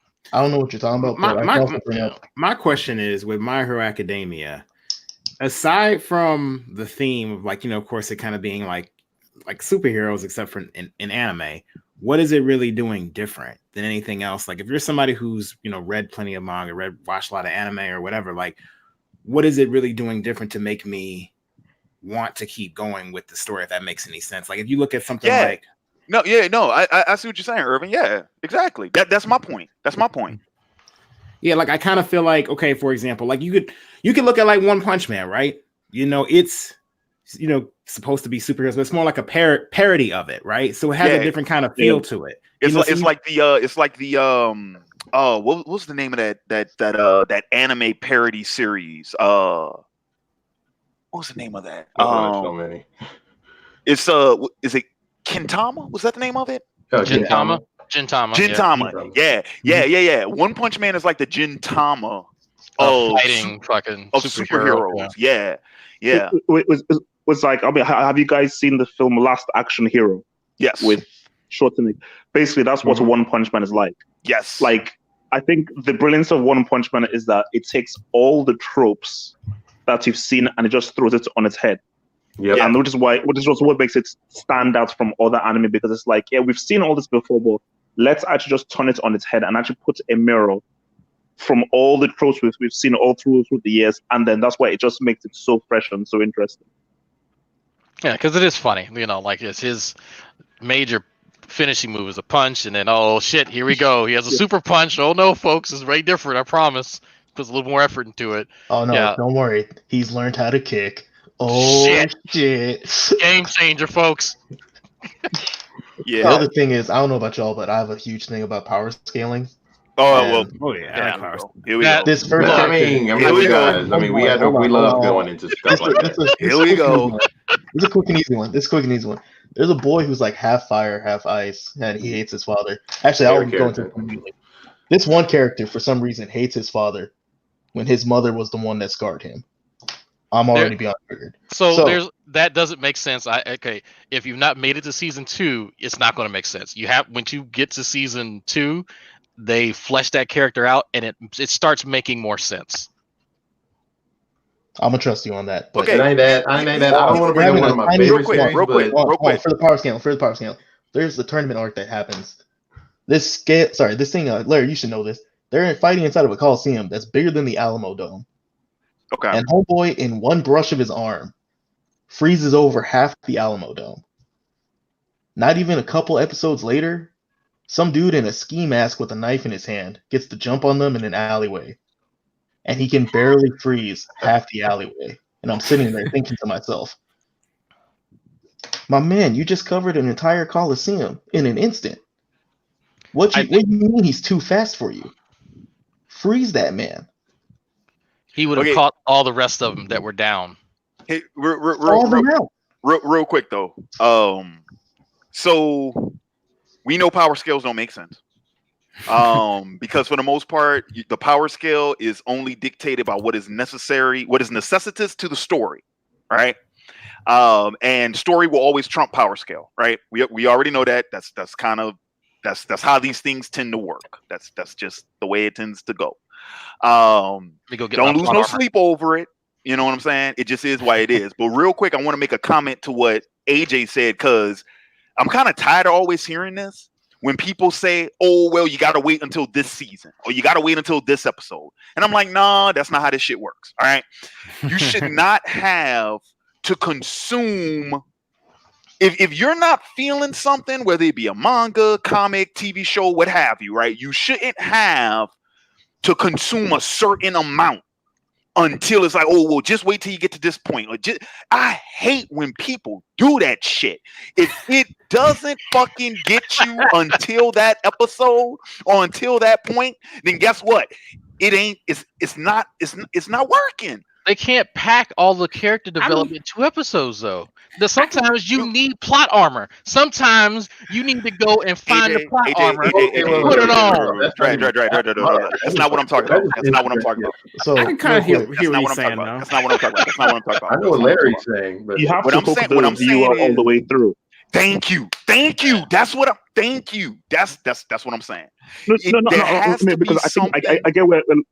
Sorry, There has to be- Sorry, go. Real quick. There has to be enough there to get the audience to that point. You can't if the audience if the audience is like, if they're teetering on the edge of, okay, I'm thinking about jumping off or whatever, you can't just tell them like, oh, we'll just hang in there until nah, dude, there has to be something that's gonna get you there. Well, I agree. Because Oh, you like got good a quality writing keeps you hooked from the beginning all the way to the end. Now, obviously, by the time it gets to the end, it will be a huge payoff. But the worst thing that people can do is like, oh no, just forget these 4 episodes. Suffer through these first 4 episodes because it's all going to make sense in the last 3 episodes. No, quality writing is it's a slow grind. But from the very first episode, you're intrigued. Now, you're not sold everything in the first few episodes, but you're already intrigued. But like, wait, where is this going? Where is this going? And that intrigue is what will hook you. If I'm not hooked after 2 episodes, I'm not waiting or putting myself through agony because it will eventually pay off. No, then it's a poorly written series. That's fair. I think that's Exactly. And dude, and that's why. Well, real quick, AJ, and that's why, like, whenever I recommend like an anime or something to somebody, it's mostly anime because it seems like I don't have to do this with like TV shows. It's usually just anime, right? I always gotta tell, like whenever I'm telling somebody to check this out, and I stop doing this because I'm like, well, man, you just check it out and tell me what you think. Just make it to episode 300 of One Piece. No, dude, I used to tell people all the time. Like, for me, it's usually 3 to 4 episodes. That's what it is for me. It's usually 3 to 4 episodes. Like with Naruto, mine is always what is it? Episode 4. Kakashi Sharingan Warrior. I think that's the 4th episode. Was it when he the bells test? No, it's the first time. Actually, it's the start of the Zabuza. Okay, so no, Yeah, the episode bells test 6 was first before Zabuza. Yeah, I think it's episode 6. It's either episode 5 or 6. Wait, guys. Episode 6 is when I'm you actually engage about to Zabuza. start Naruto. Like, so don't say anything. So I'm actually about to start now. God Naruto, damn, so man. no spoilers. Nobody. I know. Okay, Like, I'm dipping into anime. I know. Okay. Well, so this is what I'm saying. Like, Nobody tell him Goku go Super Saiyan. Yeah. Damn. Okay. So like real quick, like half hope, since you're getting ready to go into Naruto. Like normally, like back in the gap, I used to tell somebody Kakashi Sharingan Warrior, that episode, which is like episode 5 or 6. If you're not into it by that point, you're just not going to get into it. Now, here's the thing though. I know damn well the series is way better after that point. But 3 hours, 6 episodes, 3 hours. That's the allotment. I'm like, dude, look. By that point, I think you've seen enough of that series to where if you're not feeling it, there's no point in you continuing. Now, I can make the argument that yes, there is, because there's a whole bunch of cool shit that happens after that. But I mean, you got to be reasonable here. You know what I'm saying? Like, I'm like, okay, 3 hours, that's it. If you're not feeling it, go ahead and bounce off. It's the same thing like with Claymore. I used to tell people episode 3, like if you're not, because Claymore starts off slow, but 3rd episode, if you're not feeling it after that, bounce. Death Note, same thing. Episode 6, if you're not feeling it after that, bounce. I'm not gonna have people, like invest all this time in something that they might not like. Like, be reasonable. Okay. No. But then, Larry, though, let me ask you this though, real quick. Okay. For you to make it series good. What you got, half hope? Oh no. So basically, again, like I'm like just sort of like, because basically like my subscribers have sort of been saying, look, I'm getting into anime, so I've just been recommended anime. So I was watching Mob Psycho 100, and the first half, I was like, this is really interesting. This is like a nice twist on like exorcism and so forth, and it has the same kind of comedy as One Punch Man. Then it just completely switched, and it just turned into a very standardized kind of anime with like where the focus went away from this very interesting character, Mob, and his boss to Mob's brother. And then I was like, well, so what was actually sold to me in the first few episodes was completely ripped away halfway through. So it's like, so then how do you then view that? Well, like, you know, you've been given something initially, then it's just veered off into something completely different. So could you still argue that's still good writing because, okay, it's surprising you? Or could you say that you've sort of been sold a lie by the story taking a dramatic turn like half the way through? I mean, I don't think you're necessarily sold a lie. Because let's be real about this. Dragon Ball does the exact same thing. You look at Dragon Ball and then you look at Dragon Ball Z, those are two completely different genres. Dragon Ball was more of a traditional martial arts story. DBZ is a science fiction story. Now the martial arts thing stays throughout the whole, but the emphasis changes. The characters change. Notice how all the big players in Dragon Ball become superfluous in DBZ. And it was more of an adventure too. You see what I'm saying? Yeah, Dragon Ball was more of an adventure type. It was a treasure hunting story in many respects, whereas DBZ is all about the fights. So, I mean, at that point, you're just gonna, dude. That's no different than anybody who jumps off of a television show for the same reason. It's kind of the same thing. It's the exact same thing, and at that point, it's like no harm, no foul, right? Because it's like, well, you like. If you like, let's say for an example, like, let's say you got a show that's 52 episodes, and after episode that's Death Note, right? Everybody knows after episode 25, Death Note changes. I mean, yeah, you can and I hated it. I hated the change. Right, exactly.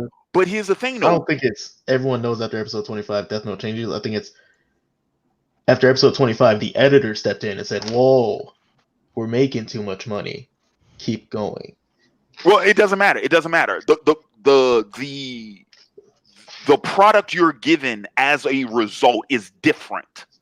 Regardless of how we got that way, the product is different. Well, at that point, then it's all fair game for you to jump ship, right? No harm, no foul. You enjoyed it up to this point. You're no longer enjoying it. Time to hop off. Okay. Thanks for the memories. Deuces.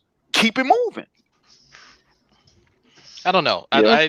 I think that there's a certain investment time everybody should have into something, but let's not go crazy. Not the type of investment you need to put into like The Walking Dead, watching from the beginning, where you need to just skip the first 2 fucking seasons and then, you know, maybe almost halfway through the second season, then it starts getting interesting. But for something like My Hero Academia, it is something that kind of, I don't want to say revolutionizes anything with the superhero genre, but it does more. It wants to display exposition, but it's not going to rush any of it because the story is ultimately based on that. And I think that the investment that you should put into a series like that is just based on obviously your personal preference. If you want more character development sooner, it's not going to be your anime. That's not what they do at any point in time. They're not going to explain somebody just subscribed to me on fucking YouTube. Awesome. They're not. Yeah, I have my Streamlabs up, but if you don't like that, you're not going to like it from episode 3, episode 13, episode 30. You're not going to like it because that's just going to be emblematic of that type of anime.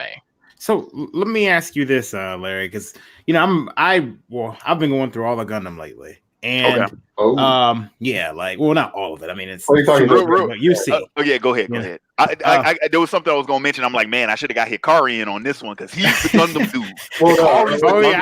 I remember he was the Gundam dude. He's the Gundam expert. But go ahead. But you know, it's funny.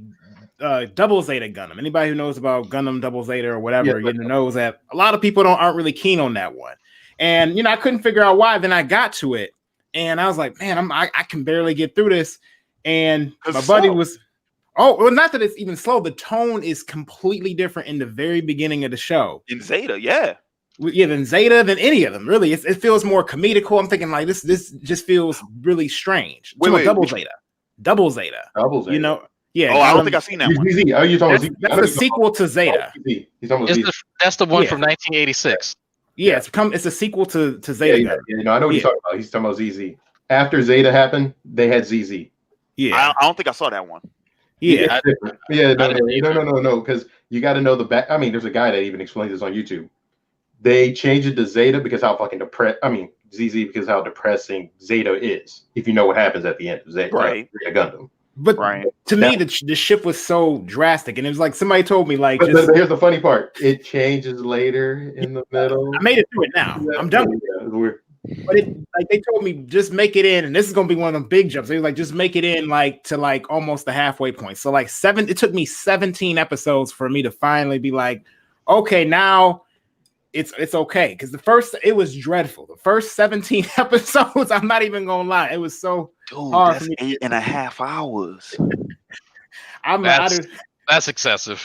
That's excessive. That's a day of work, man. Oh no, I know what but I'm saying in a situation like that, because we're talking about tone shifts in the show, right? If a show actually shifts in tone, and let's say someone can give you the point in which it shifts, do you think then it's worth going through? Like telling somebody to make it through, as opposed to saying, if you're not into it the first 5 episodes, but the first 5 episodes may not really be the tone of the series later on. Okay, so I don't think their responsibility. That's context dependent, because if you're telling someone to suffer through X number of episodes, then that's prompting them for a change in tone that exists. If you're telling people to suffer through because they just need to get past the exposition, and then this is kind of what it is, then that's different because they stay consistent after that point rather than having a mid-season shift. I think the two are dramatically different, in my opinion. Dude, and then once again, it depends on the person, because I'll give you an example. Back in October, I had showed Yu Hakusho to a couple of kids, and I jumped ahead to the 3 artifact story arc, Hiei and Kurama's introduction. And I showed them that first because there's more action in those episodes. I figured they would have been more interested in that.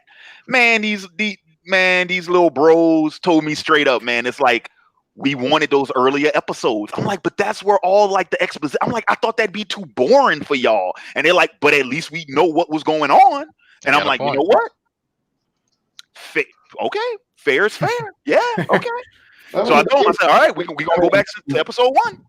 I mean, most of us are, I don't know if everybody's seen the show, but I mean, most of us are probably Yu Hakusho fans. I've seen it. It's one of the most perfect ones. I love that, how it amps up, each episode. Like, I know some people probably don't like the first earlier episodes. I still love the first earlier episodes. I never really seen a bad episode watching Yu Hakusho, to me, personally. I feel like Yu Hakusho and Full Metal are the 2 animes that everybody unites under. I never really hear any complaints about either one of those. I think Yu Hakusho as a manga probably has one of the better openings of any shonen manga, but I do think that Yu Hakusho is overhyped. I like it. Like it for a fighting anime, for crazy power scaling. Like it doesn't really take itself too seriously. So I can appreciate that aspect about it, right? But it is without a doubt one of the funnier animes without getting into the point that it's ludicrous. You know what I mean? Yeah, it doesn't do slapstick, and that's one of my favorite things of Yu Hakusho, is because that style of humor is my style of humor. Like that's the type of stuff I like. I don't like slapstick, wacky. Yeah, I don't like that. Actually, let me ask you guys this, since you guys are sort of like the real kind of anime guys, because perhaps my biggest issue with anime with regards to narrative is, you see, I really hate exposition. Oh, I just like to be told the story within the episode. So what is your take where a character literally goes with a massive soliloquy and just sort of just backstory, gives you yeah, so basically they're telling you every single thing they are thinking.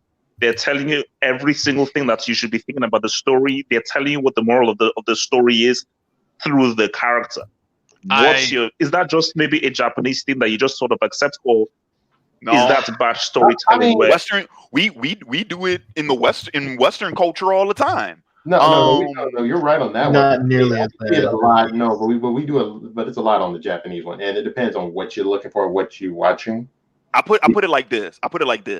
If you're gonna do that, your dialogue better be really good. Yeah. You bet. So if it's a short run anime, I think that's the best approach. If it's it's like maybe 22, 25 episode anime, perfect. We don't need to spend a whole bunch of episodes doing backstory and flashbacks and all that stupid shit. Just tell me what he's thinking. Tell me why his mama beat him and he's upset. He can turn Super Duper Saiyan, whatever. I do that. But if we're gonna be fucking One Piece in it, you better one piece at a time tell me that goddamn story, and it better be good.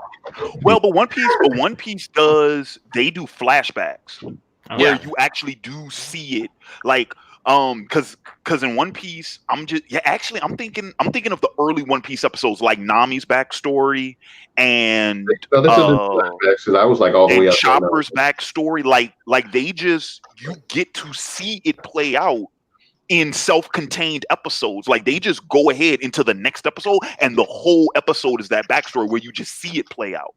It's not the same thing as like Naruto, where a character initiates said episode with like a fucking 5-minute monologue and then we jump into the past and then it's a whole fucking story arc. Or sometimes it jumps into like in another later sense again, the same place. But the type of thing, and Half Hope, I'm pretty sure you'll appreciate this because you'll remember this. You remember Game of Thrones, right? Mm-hmm. Yeah. you remember season 1, the conversation between Robert and Cersei. Okay. Yeah. That was the first time we found out about Lyanna. That was the first time we found out about his motivation behind the rebellion. All that shit, and guess what? We got it in one scene, one conversation. What sold that? Like that exposition, and then on top of that, the dialogue. Dude, that's probably one of, if not, in my opinion, if not the best written scene of season 1. And one scene, that's all it took. One scene. That scene's not longer than 5 minutes. So it depends on the execution. It depends on the execution. Yeah. I've still not actually sat down and watched the whole episode of Dragon, Swords, and Titties. So I heard the ending was terrible, so I haven't even bothered. I feel you. So real quick, man, let's get back to these questions because we just go on this fucking rant and we forget. Oh, we got people. Man, we got to get on this, bro, because we got questions. Can I finish my thought on My Hero? Oh, yeah. We'll be here all day, Carlos. No, I can finish it out in 2 minutes. Okay, 2 minutes. Go. It's the Naruto of this generation without the music, which is a stellar, fantastic OST. I think people would like it a whole lot less, and I've even proven this with my roommate telling him, look at all those scenes that you tell me to go watch that you think are emotional or impactful or great, but mute the TV and just read it and tell me that content is great. And he came back to me like, you know what? It didn't slap the same without that OST. It's like, I know, because the soundtrack is supposed to help elevate the scene, not lead it. But in the case of My Hero, the music very much and the animation studio leads the scene. And then the material comes afterwards, if that makes sense. Okay. Okay, so I missed a couple of questions, and damn you, StreamYard, because they moved the thing on me. So let me see if I can get back to some of those questions. If you asked a question before the My Hero Academia conversation, you might want to repost it. Yeah, exactly. Because right now the newest question I see is at 6:29. So if you posted one before 6:29 and we didn't get to it, please post it again because I didn't know that I was gonna lose the comments like that. All right, let's see. Because there were some I wanted to look at because I had them up and then they vanished and I was like, oh damn, and I can't get back to them. All right. So right here from Banana Chan, any movies to look forward to this year? I actually don't know what's coming. I haven't looked at what's coming out in 2020 yet. Dune for sure. Dune. I think Dune is the number one. Oh yeah, they are making a yeah. Dune. There's the next James Bond movie, No Time to Die, is coming out. I was looking forward to Mulan, but there's no Mushu, so I'm probably gonna boycott that. Yeah. They redid Sonic. He looks like fucking Sonic now. So I'm gonna go see Sonic. that just because they tried. Yeah, Bad Boys for Life. The next fucking Bad Boy, Will Smith and goddamn Martin Lawrence. I think Fast and Furious. Afterlife. Yeah, there's a Fast and Furious fucking 9. So maybe sure why not? Godzilla versus King Kong. Yes. Oh yeah. Oh, the actual sequel to Ghostbusters. Oh yeah. So that one. They're making another Halloween movie. Wonder Woman, right? Isn't that coming out this year? Yeah. Wonder Woman's coming out. I'm looking through the list right now. As well. Tenet with the new Chris Nolan film. Well, I had no idea the Internals is supposed to be coming out this year too. Ooh, I just realized something. There's another movie that's supposed to be. I want to check out. Coming to America 2. So see how that goes out. Yes. I had no idea they were making. I got nothing. I got to go through the list and see what's all coming out. I don't have I don't have one that I'm looking forward to this year, like particularly. Venom 2 is coming out. All right, let me see. This one is from Batrock 51. Is Inuyasha still in your top 5 anime? Yeah. I love that you play respect in Inuyasha because I feel like not many people do that. The only one I know who still love it is me, Larry, and I know Rick. Oh, I love it too. Yeah, no. Inuyasha is still in my top 5 because I still think I still think Naraku is a great villain. Like one of the best fucking anime villains. He's a good villain, a really good villain. I wouldn't go as far as one of the best, but he was good. I think he's one of the best, dude. I think he's one of the best. He felt like Trolley's villain to me. I think he's one of the best. I didn't say the most evil. I didn't say the most powerful. Okay, I didn't say the most. Why do you feel like he's one of the best? Because you think that's a lot of villains we trampling over than to say one of the best. Because the manner in which he's able to maneuver the heroes in that story. The manner in which he's able to manipulate them, and then the manner in which not just the heroes, but other characters as well, the manner in which he's able to manipulate the events that take place in that story without the guise of being this great fucking mastermind. Like he's not an Aizen type character. You know what I'm saying? He's not this like maniacal mastermind that knows everything. That's not what it is. He plays chess. Okay, I do this. They do that. Okay, then I'm going to do this. He improvises a lot. Okay. Mm-hmm. Yes, he has his plans, but there are so many times in that story where things don't go the way he intended them to, and he still comes out on top. Because he used to be a thief originally. Like he used to be a thief, and so that doesn't. So it's not plot armor that they just throw on him, and then he can just do whatever. He does not get plot armor until Mount Hakare, and that is late in the series. Once Mount Hakare happens, then because he cannot, like, you can't kill him.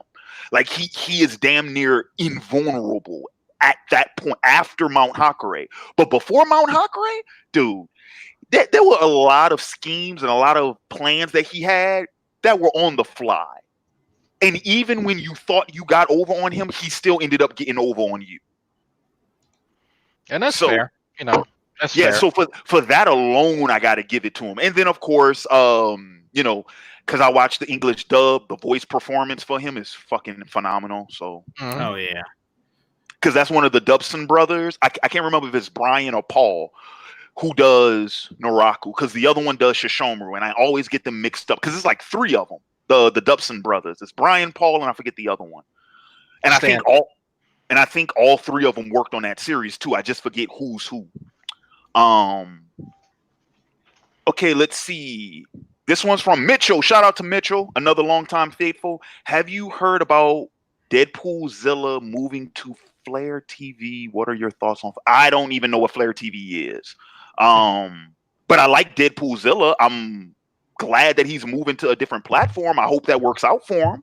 I've been a fan of his for years. So yeah, I hope he does well at that new platform. I'd have to check it out. I don't know anything about Flare TV. I just typed it in right now. Yeah, I'm about to look at it. I don't know what it is.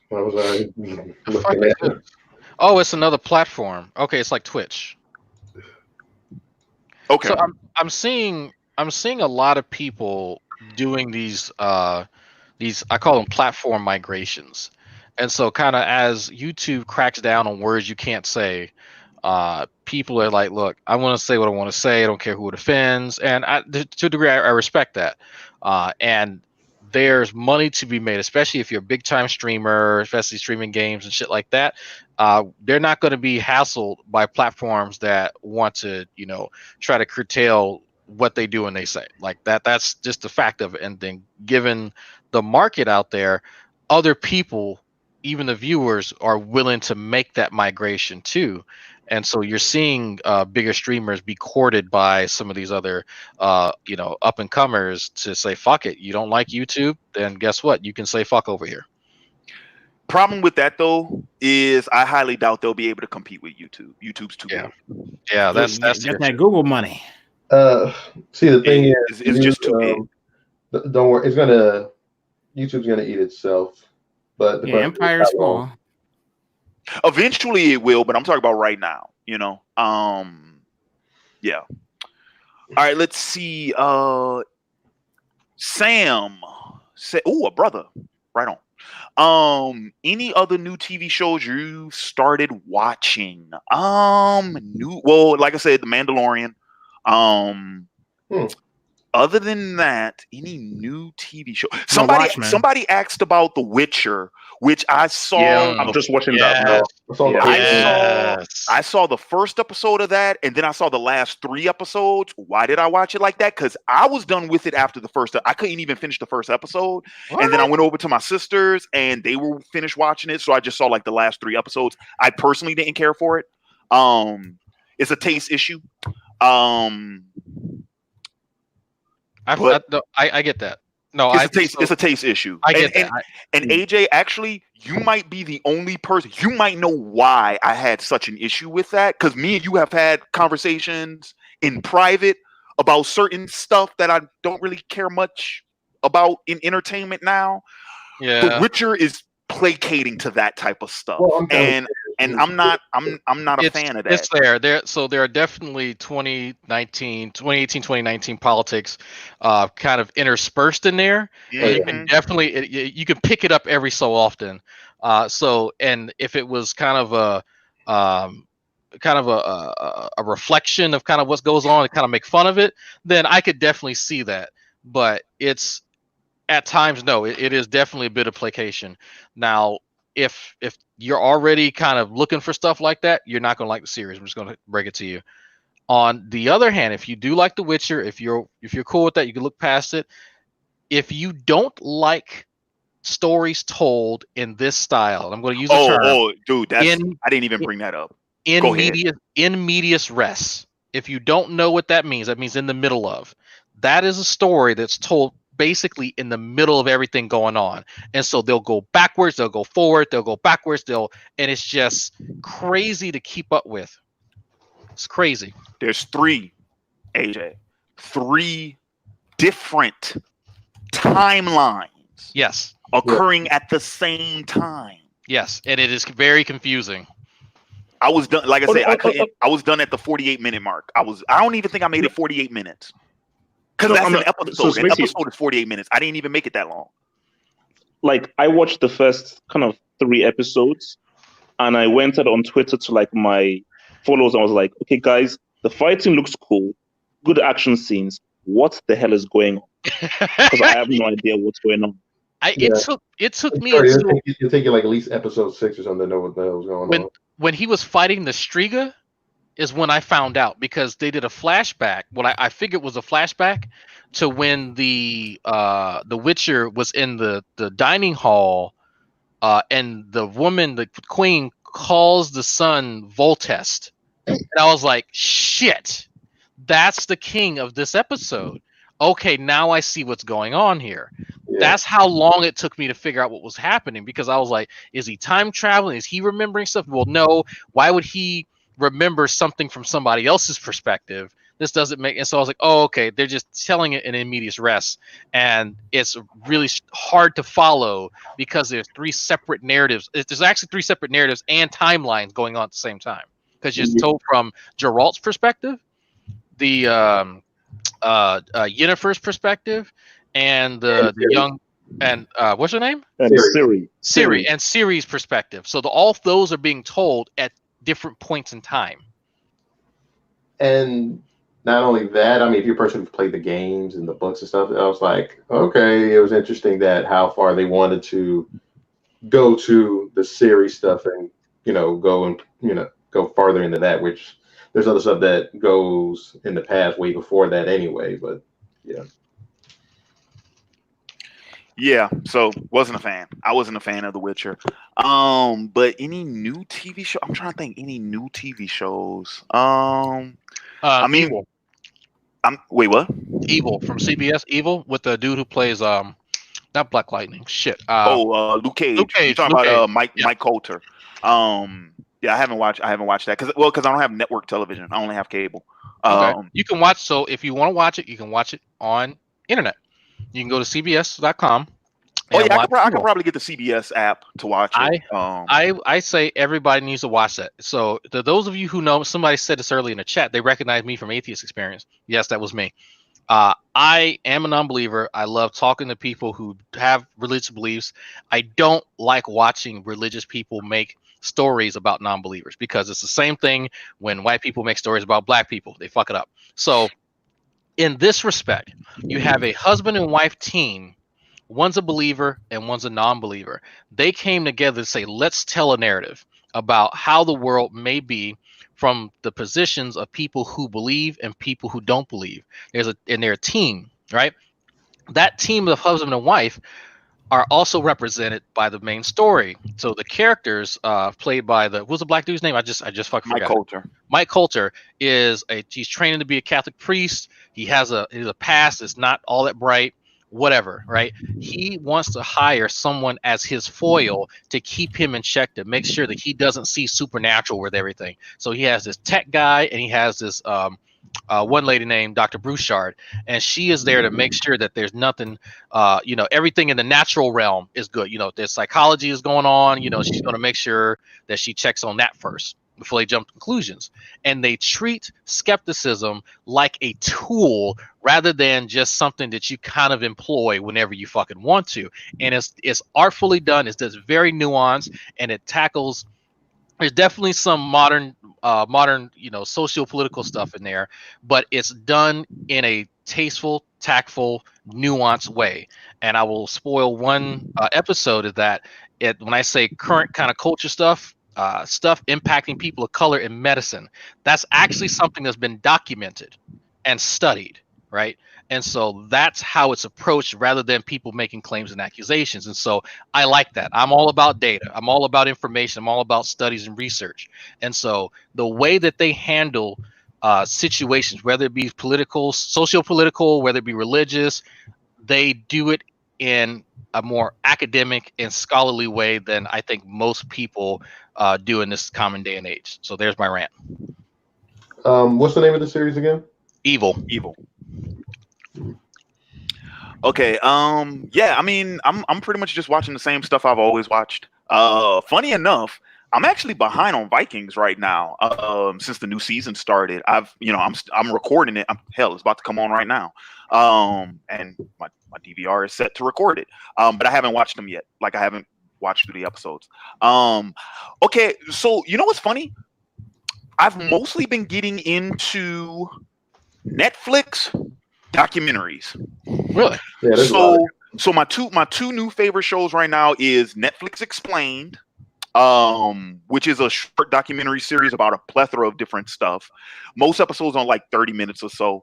And then the other one is my new favorite is The Toys That Made Us. Yes. Yeah, I've seen that one. Yes. I did see that one.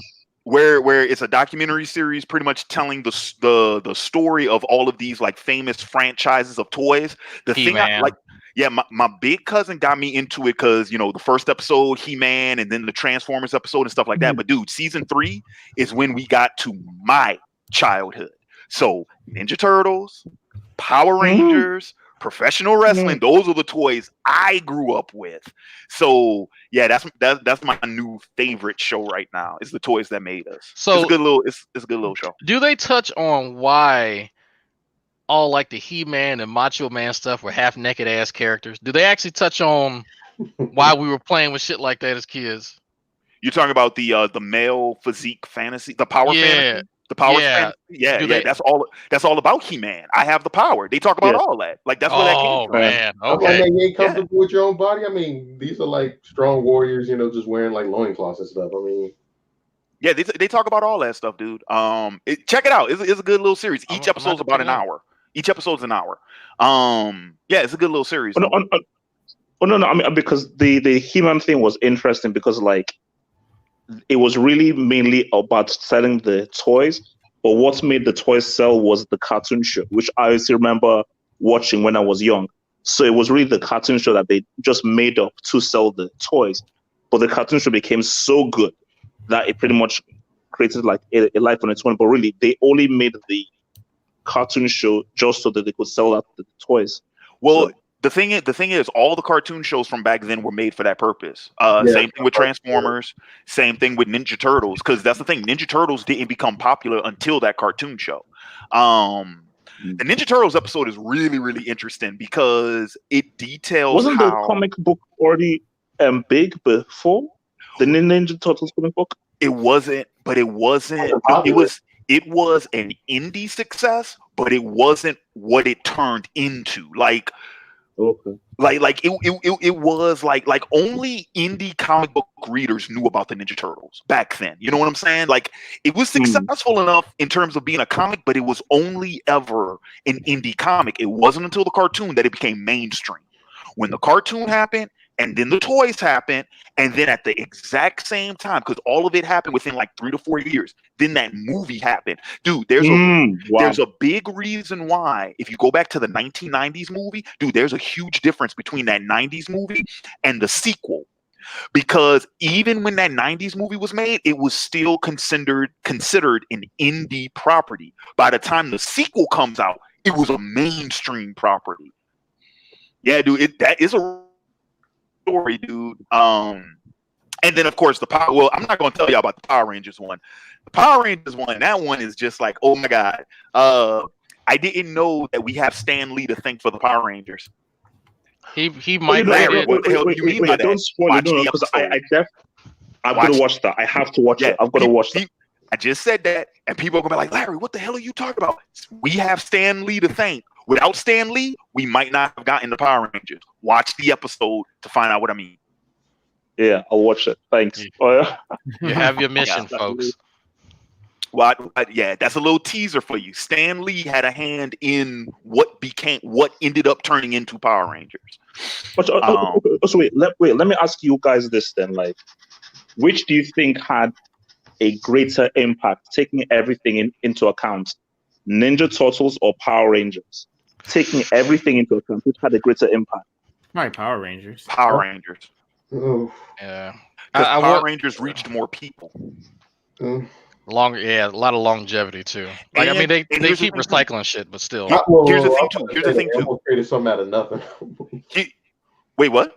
No, I said they almost created something out of nothing with Power Rangers because there's a lot of like reused shots and stuff like that. Whereas, that's not something out of nothing, because Super Sentai is a major franchise in Japan. No, I mean they made it. Like we adapted it as like our own kind of thing. You know what I'm saying? Even though we borrowed a lot of assets. We borrowed straight footage. Yeah, but I'm saying toys. I say it became a little popularized thing. Like we feel like it's our own thing, even though we used a lot of copied assets. Yeah, I see what you're saying. Yeah. But no, I would say Power Rangers had the bigger impact than Ninja Turtles, because Ninja Turtles is cyclic. Ninja Turtles is a lot like the yo-yo. It always comes back, but it disappears for a while, right? It disappears for 4, 5, 6 years, and then it comes back and it's popular again, but it always goes, it's cyclic. Power Rangers has been on television every year since 93. Yeah, and it's the same shit too. And it's never left television. It's never left television. Ninjas, space pirates, dinosaurs, cars, trains, dinosaurs. Like it's the same shit over and over and over and over again. Yeah, and even with the different houses, because it was Saban and Fox, then it went over to Disney. Then it went back to Saban, and now it's over with Hasbro. So even with all the ownership changes of Power Rangers, it's remained a consistent, constant franchise. That train has never stopped. So I would say Power Rangers has had the biggest effect. But in response to that, Larry's like, see now, if it's the longevity argument, Power Rangers has Ninja Turtles beat. But I'm talking about the initial impact, because that Ninja Turtles movie was massive.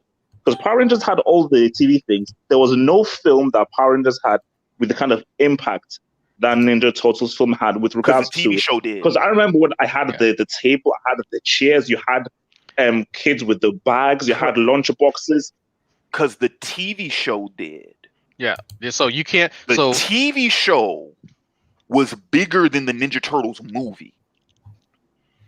Yeah, that was. And that's what I'm saying. And that's what I'm saying. And the TV show was the main product, unlike Ninja Turtles, where Ninja Turtles, the comic was the main product. The TV show for Power Rangers was always the main product.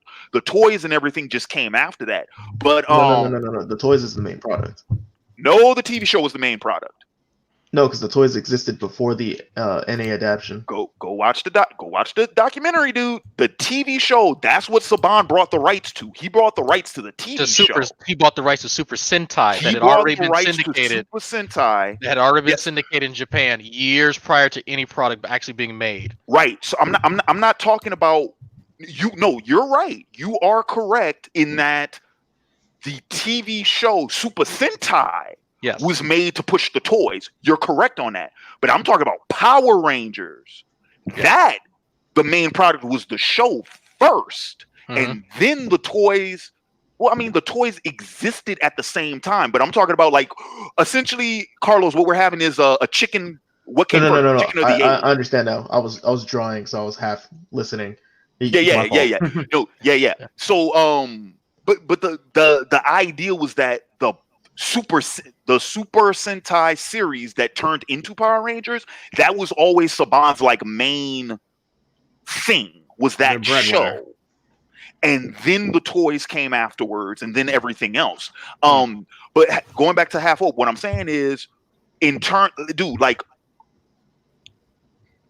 I would have to say Power Rangers is definitely the biggest impact. You know what I'm saying? It would have to be, because it couldn't sustain itself if that wasn't the case. All those different iterations and all those different generations and all those different fucking toys with all them damn kids. Because really, with Ninja Turtles, we've only really had two Ninja Turtles booms. The initial one and the 2012 Resurrection. Because the 03 series was not that popular amongst children, because that was more popular amongst like preteens, because I was in that demographic when the 03 series came out. We've only really seen Ninja Turtles boom twice. Power Rangers didn't start losing steam until Light Space Rescue. No, they almost dropped the series on Geo. Which one? The director for Mighty Morphin talks about the transition into Geo when Jason left and Kimberly left. But it was still popular. It was still popular at that time, though. Like it still had the steam. Like it had the steam for like, because the movie came out, it saved it. They talk about how even when the first movie came out, it still had steam. It didn't start losing steam. Like I said, Light Space Rescue, and then Turbo. When that happened, that was when you started seeing it fall off. Which is funny, because that's actually when I started paying attention to it. by the time we got to Turbo, it was already on its decline. Yeah. But so I mean, but then, so my other question though is like, this one is like huge comparatively, is Ninja Turtles gets featured in Power Rangers in Space. Yes. You know what I mean? Which only further says that's how much bigger Power Rangers is than Ninja Turtles. That Ninja Turtles had to ask, "Yo, can I get a feature?" Well, that's because they had the show on Fox at the time, so they were doing the crossover, because it was to help support the Ninja Turtles show. So basically, I think my other question though is like, what? Because again, like, look, we were all huge fans of Power Rangers at some point. So my thing is like, what was it about Power Rangers? Because even when I watch it now, I'm like, okay, I know I liked this when I was a kid, but how the hell did this thing maintain such popularity for so many years? Because this looked like something that should have had maximum 2 years and onto the next thing. How the hell did something this manic maintain? Because it's easy, digestible, and recyclable entertainment for children. That's why. It's it is literally wash, rinse, and repeat every season. Yeah. Same shit. Any kid can turn on Power Rangers and just get into it. Even if you haven't been following it, you can just turn it on and go. Every character has their own color. They have their own like animal or dinosaur or Zoid or whatever. They have their own Zord. Everyone has their favorite. It comes in a set. It's a team. So if you're a kid with the toys, you want to collect the whole team. There's a formula to Power Rangers that is proof positive. We've been doing that formula since Star Wars. Because the same formula worked for He-Man, worked for Transformers, worked for G.I. Joe. Hell, it works for Barbie. You want to know how? No, real talk. You want to know how Power Rangers has resonated? So go look at Barbie. Because the Barbie toys use the exact same formula. Yeah, you don't reinvent the wheel. Well, yeah. In what sense? In what sense? Easily accessible, easily recognizable, a plethora of product to choose from, but enough deviation in the product to make it seem unique. That's it. Just if you compare one iteration of automobiles with Power Rangers to the next, other than some of the automobiles changing, as what the plot has actually changed. You've changed the names and the outfits of some villains. As the motivations really changed? No, they're still trying to destroy shit. They're still trying to destroy the Power Rangers for whatever, because they're thwarting their plan to wrest control of some area, of some place, somewhere, somehow. Right? That's it, and that's it. You don't reinvent the wheel. Like, that is the tried, true, and tested method to sell products again and again and again.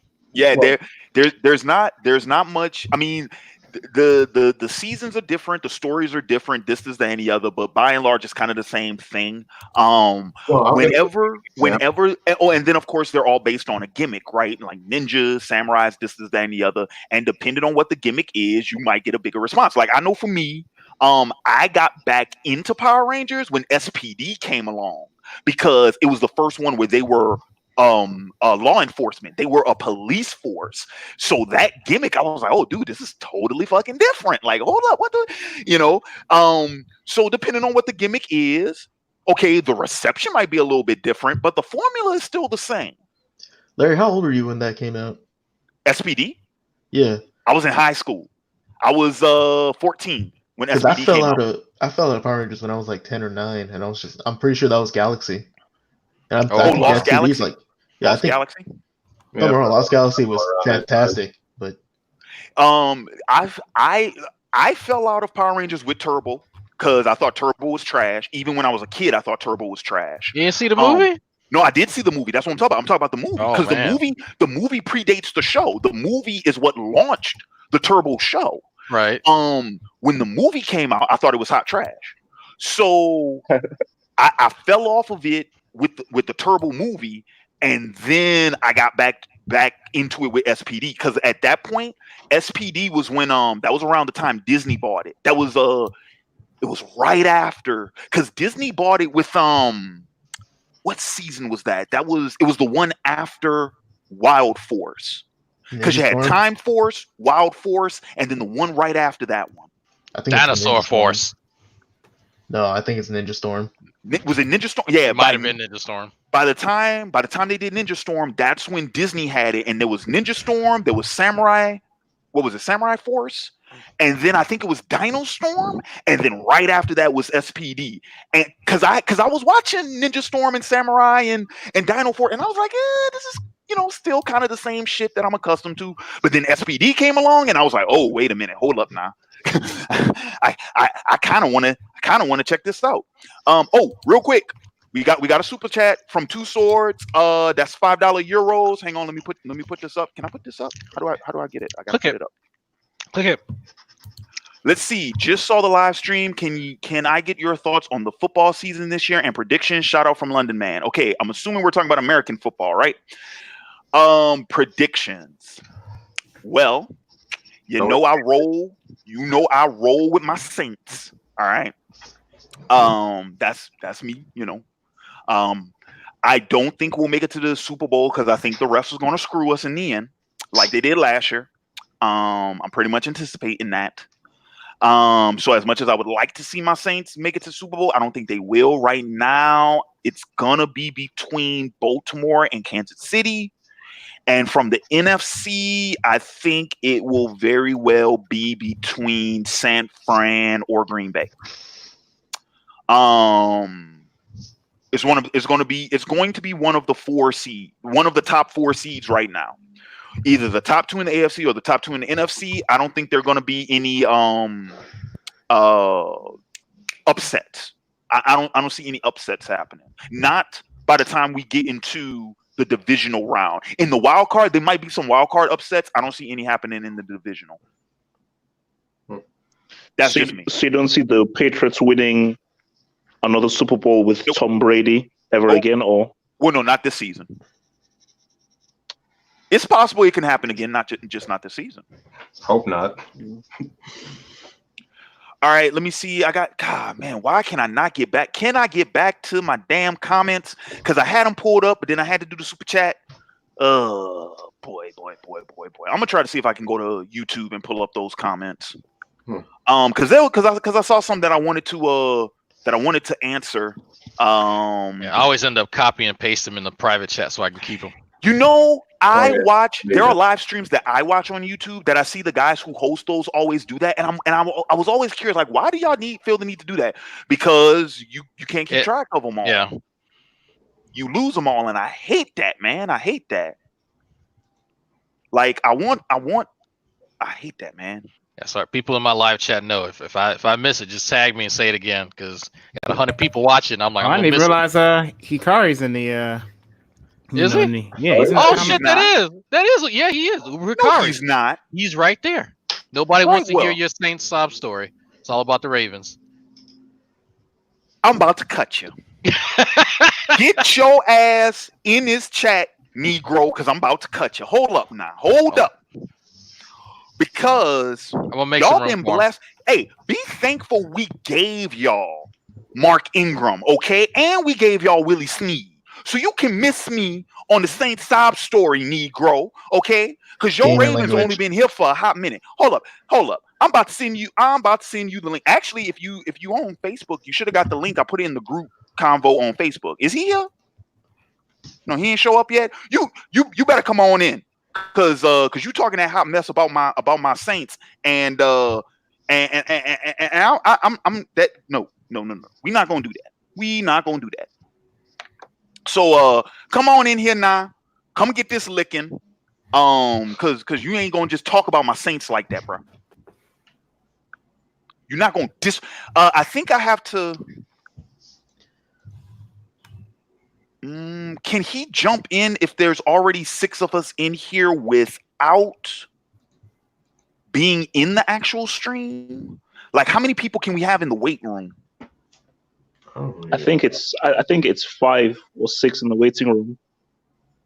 Okay, so then I tell you what, Drag, tell you what, can you exit studio entirely?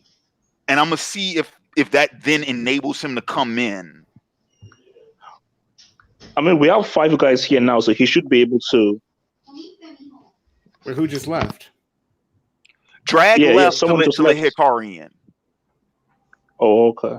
Because I don't know if the limit is 6 people within the stream or if it's 6 people within the studio.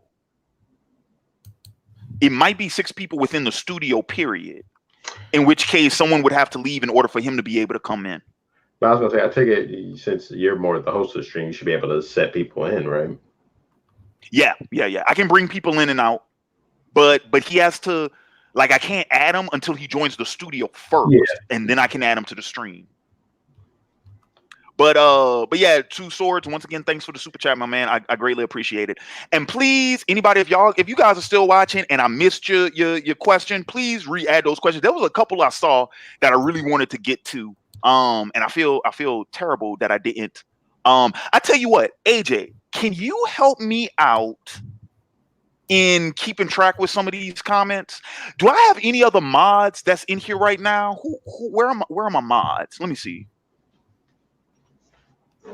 Do I have any mods that's in here right now? Who all is in here? If you guys can do me a favor and help me keep track with some of these comments because they're running away from me.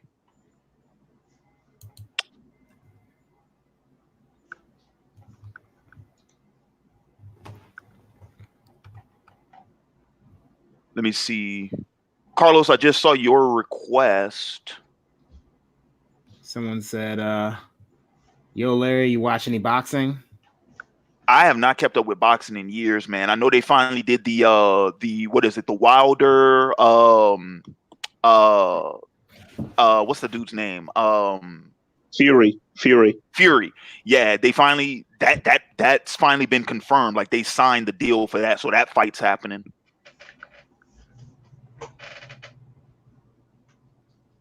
Which I'm happy about. Carlos, what's your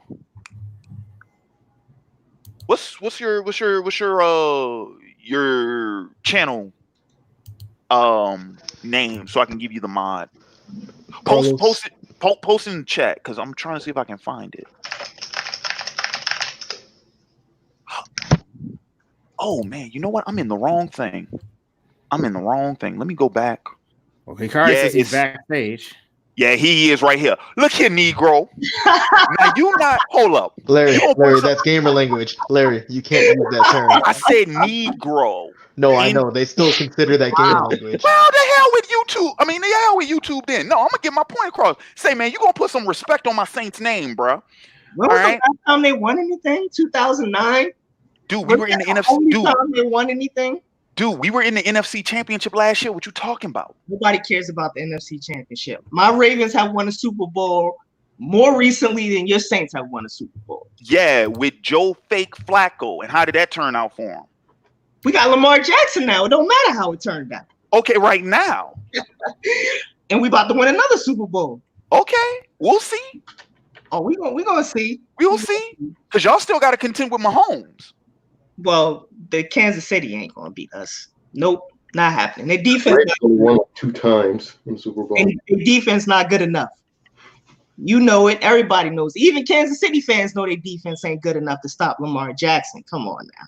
All right, we'll see. You know what? Just because you talking that smack, I hope it is Baltimore and New Orleans in that Super Bowl. So that you can get that business. Because let me tell you something. Are you a man of faith, Hikari? Depends on what you mean by faith. Okay, because we got number 9. That's Breezes. You know, that's Breezes. You know what I'm saying? Wait, like 45 now? We got it. Don't matter. It don't matter. It's now? Breezes. It's Breezes. And what I'm saying is, did he save y'all last year? Well, but you know the ref screwed. It was the devil. Them refs. Them refs. You know what I'm saying? Since when has Satan been able to beat Jesus? You call him Breezes, right? He's supposed to be Jesus. Since when has Satan been able to beat Jesus Christ? Or Breezes Christ? Well, somebody messed around and let themselves get crucified. I'm not throwing shade. I'm just saying, you knew that dude sold you out for them pieces of silver, and you still went about it. You didn't skip town. You didn't go into hiding like they told you to. Your apostles told you to. You strung yourself up on that cross. That was a part of that's God's plan, baby. Like Drake said, that was God's plan.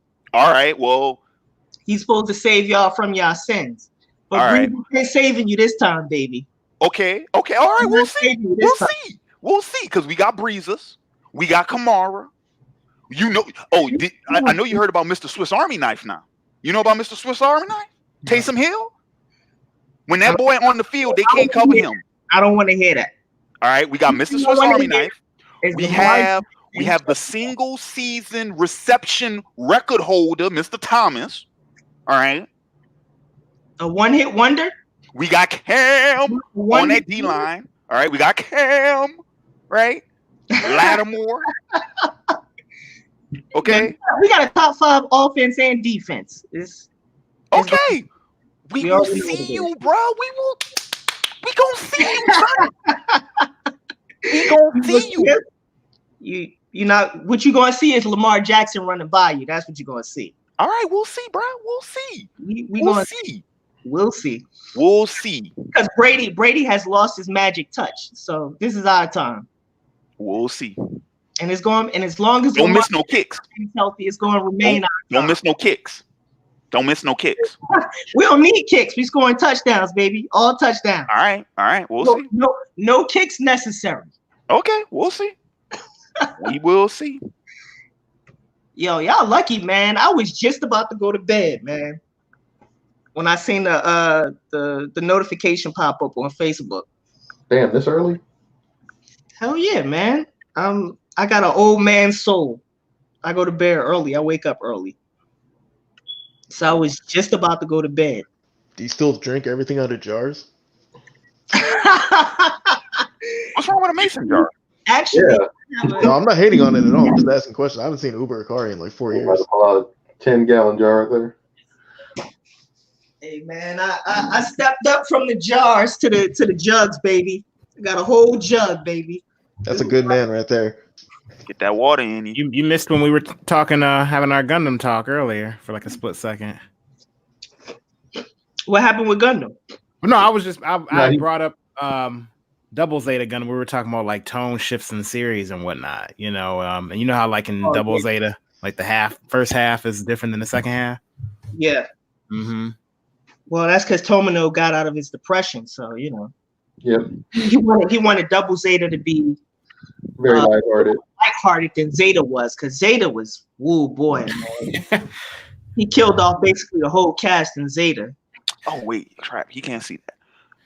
Yeah, I see Half Hope jumped out. AJ, you can jump back in if you want.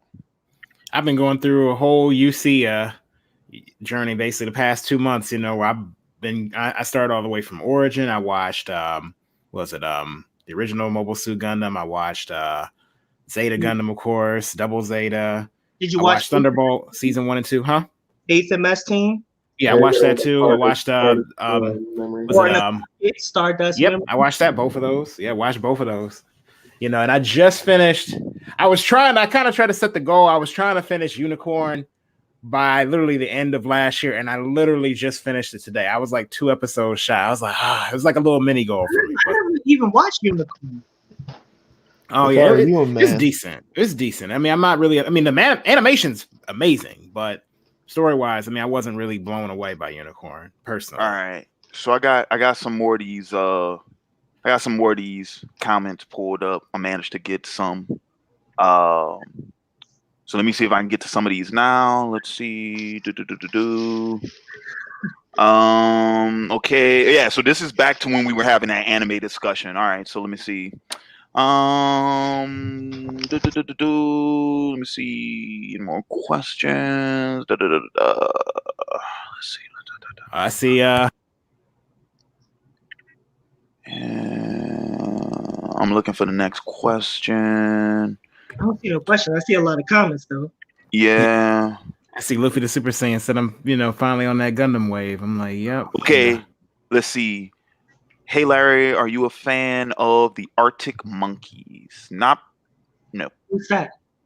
I think that's a music group. It's a music group. Oh. I never heard of them. Oh, okay. Here we go. Favorite fantasy subcategories. Well, I need this one defined for me. I mean, you mean like subgenres? Yeah, I think subgenres. So like, I mean, for me, high fantasy, which is, your tip, what most people consider to be fantasy, right? Tolkien, Mallory, that jazz. Le Guin.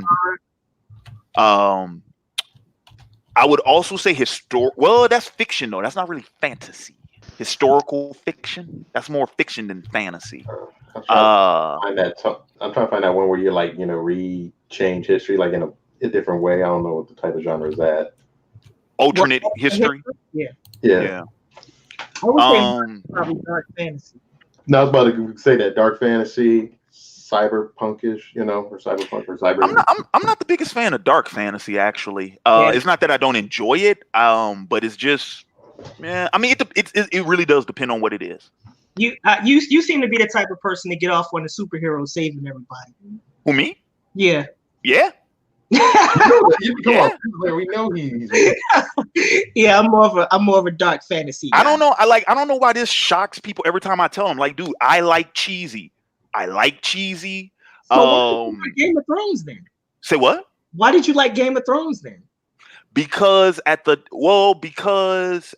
time, like, I didn't know how subversive it was. Oh, okay. And I didn't know that with at the time, I didn't know that with Game of Thrones, we were doing fantasy deconstruction. I didn't know that. So once I caught on to that, I'm like, I don't really, because I thought it was fantasy in a more traditional fashion. And when I found out that we weren't doing that, I was like, I don't really care. Oh, you got caught with the okie doke then. Yeah, exactly. Like, I was like, I don't. Now, that's not to say that I can't enjoy things that are more, quote unquote, dark, but it does depend on what it is. You know what I'm saying? And it depends on what it is, and everything within moderation. You feel me? Yeah, I don't really like Game of Thrones that much.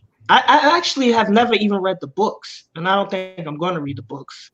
Mostly because it takes them 10 years to write one. All right, let me see. Wait a minute. See, here's the thing about this damn. Who do I have in the stream now? Oh yeah, it's Half Hope. Oh, okay. All right, I got you. The icon was different. That's why. Yeah. Let me see. All right. So, but yeah. So I guess that would be like my favorite. I mean, yeah. I don't know. It's kind of weird when you say fantasy. Like, for me, that's kind of an all-encompassing subcat. High fantasy. That's the only thing I can think of. Because I like magic and I like dragons and elves and all that. Oh, wow. You way old school. Subgenres. Say what? Wait, what'd you say? Old school. Huh? You way old school. Dude, my favorite is Arthurian legend. Thomas Mallory. How old is that? What we talking? Yeah, that's real old school. Yeah, Robin Hood, all the Avalonian myths. With Queen Titania and Oberon and all that shit, Midsummer Night Dream and all. That's why you like Ursula K. Le Guin so much. Then. Yeah. I like classical high fantasy. I moved away from that almost immediately. I like that fantasy. All right, let's see. Okay, there's the question about The Witcher, which we did just answer. Here's one from Maniac Madness. Are you planning to see the Black Widow movie? I don't know if I'm gonna see it in theaters. Honestly. Trailer looked good. Not needed, me personally. Because it's supposed to come out in May, right? I mean, but isn't it too late? Like, I think it's too late. Like, it should have come out years ago. I agree. I do agree. I'm just gonna. I'll probably watch it at some point. I just don't know if I'm gonna see it in theaters. That's the thing. May 1st. Yeah, I don't know if I'm gonna go see it in theaters. She's staying dead though, right? She is dead. But I mean, she's staying dead. Yeah, I would assume she's staying dead because it takes place in the past. It's not a continuation. The Black Widow movie takes place in between Civil War and Infinity War. Right. But I mean, like, Is she ever coming back to the MCU in the future? Possibly, maybe as a cameo or something. Let's see. This one's from. I like the way they did that though, with her and Bruce Banner. Their relationship never took off like I thought it would. Because Josh Whedon left after Age of Ultron, so he didn't get a chance to. Because that was his thing. That was one of his contributions. He came up with that. I think it's because fans didn't like it and they said, "Okay, squash this." It never happened. Would you guys say Hunter x Hunter 11? This one's from King Zoldike. Would you say is up there in terms of all-time great anime adaptations? And where would you rank in comparison to other shonen counterparts? I mean, as an adaptation, I don't know. Chimera Ant arc is really freaking long. That's like half of that series. But it's really good. When you say adaptation, then I have to think about like the technical stuff, right? Like how quickly, how well were you how succinctly were you able to, do this story arc or do this character arc? Actually, I'm gonna say no, because the way that show ends, well, but fuck, Yu Hakusho did the same thing. So they messed up the ending too. Yeah, they changed the ending. I don't know. But technically, with Yu Hakusho, they got that OVA now, so maybe I guess in a weird way they kind of cleaned it up a little bit. So when I think of like anime adaptations, like because the best quote unquote anime adaptation, at least in terms of like new mainstream shonen, because that's what it says, right? In comparison to mainstream shonen counterparts, like Brotherhood is probably one of the best adaptations. Yeah. So if that's the measuring, if that's the yardstick by which I'm okay, yeah, what? The Hunter x Hunter 2011 remake would be top 25. Top 25? Hunter x Hunter? Yeah, the 2011 one, the remake. Top 25? Top 25 in terms of an adaptation. I don't know. Actually, I haven't even seen that many adaptations, I don't think. Well, dude, almost all anime is adaptations, especially if you go to older anime, because they've only really been making like brand new, no prior source material anime for like the last 20 years. So anything prior to like, well, no, even longer than that. So like anything prior to like 95, more often than not was based off of some type of manga. For the most part, there are exceptions. But most of the mainstream anime prior to like 95 is based off of a manga. I don't even know how many anime or a novel. Yeah.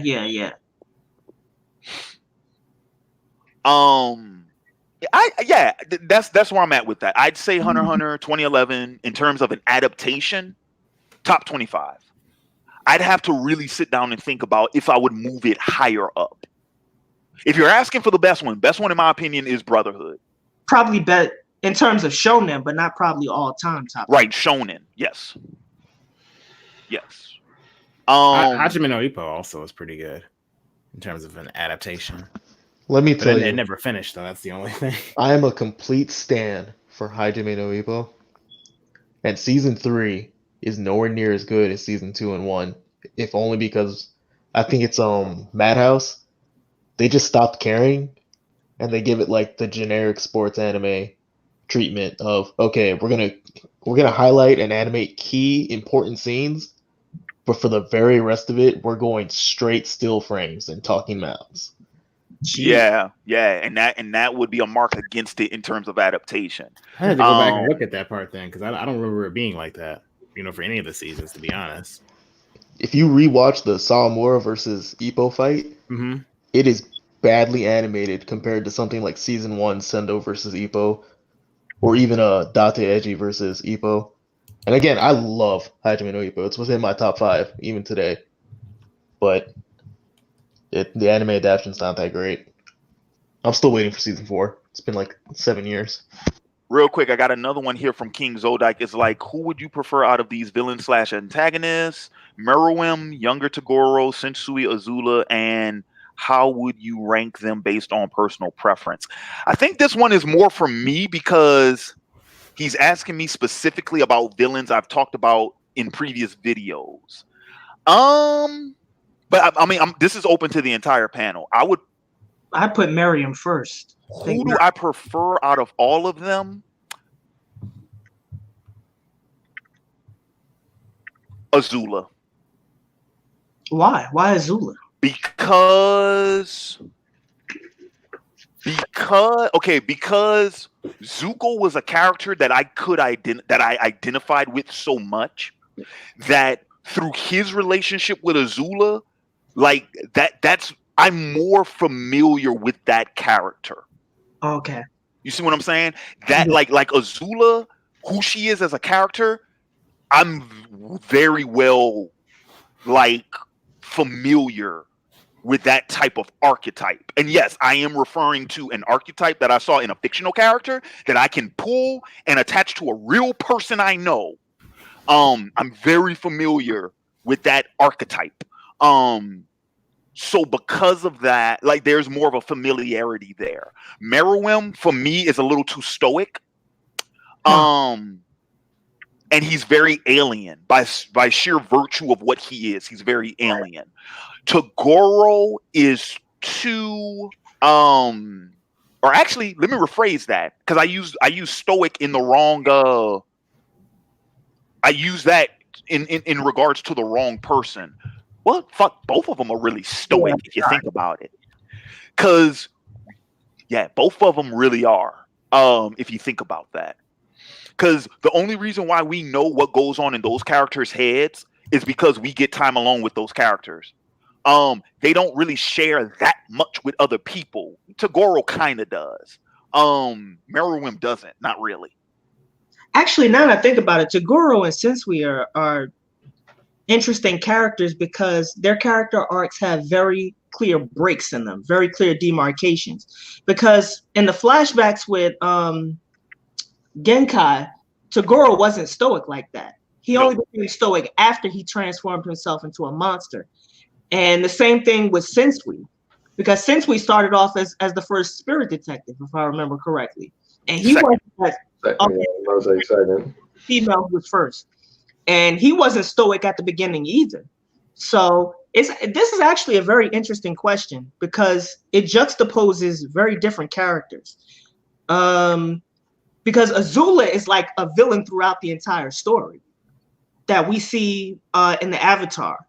And Toguro and Sensui, like I said, have clear demarcations in their characterization.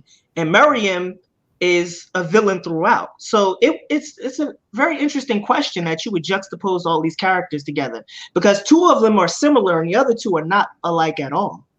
So I wonder what made that person ask the question the way they did in terms of putting all these characters together. Well, I think it's inspired because I've talked about these villains. I've talked about these characters in previous videos, and because they're all good. Well, Toguro I wouldn't lump with the other three. The other three to me are in a class. Right. Not that Togoro's a bad villain, but he's not the same caliber of villain that the rest of them are. Right. It's funny, and I would even take Azula out of that too. I would take Azula out of that too, because Azula does not have the same level of depth that Sensui and Meruem do. She is more of a traditional villainess in that regard, which is probably why I like her the most, because she's the most traditional. But so you asked me where do I rank them? Meruem and Sensui are at the top.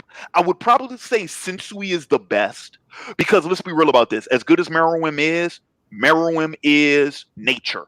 That's all he is. That's all he is. He is a creature who is trying to understand his nature. Right? He's the Frankenstein monster. That's what he is.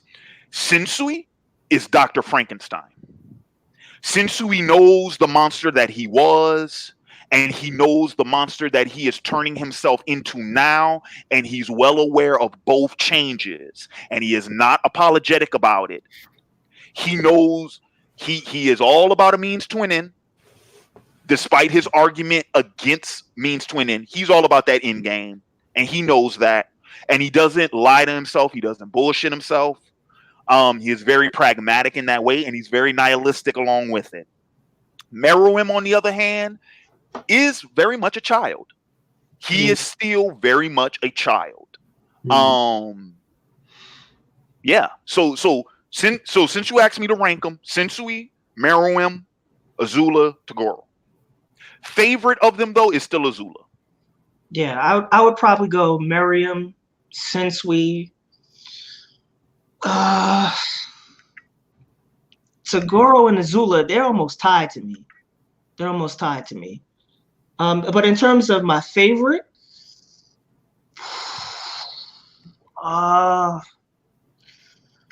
it's difficult. I like Meruem and Sensui the most, though.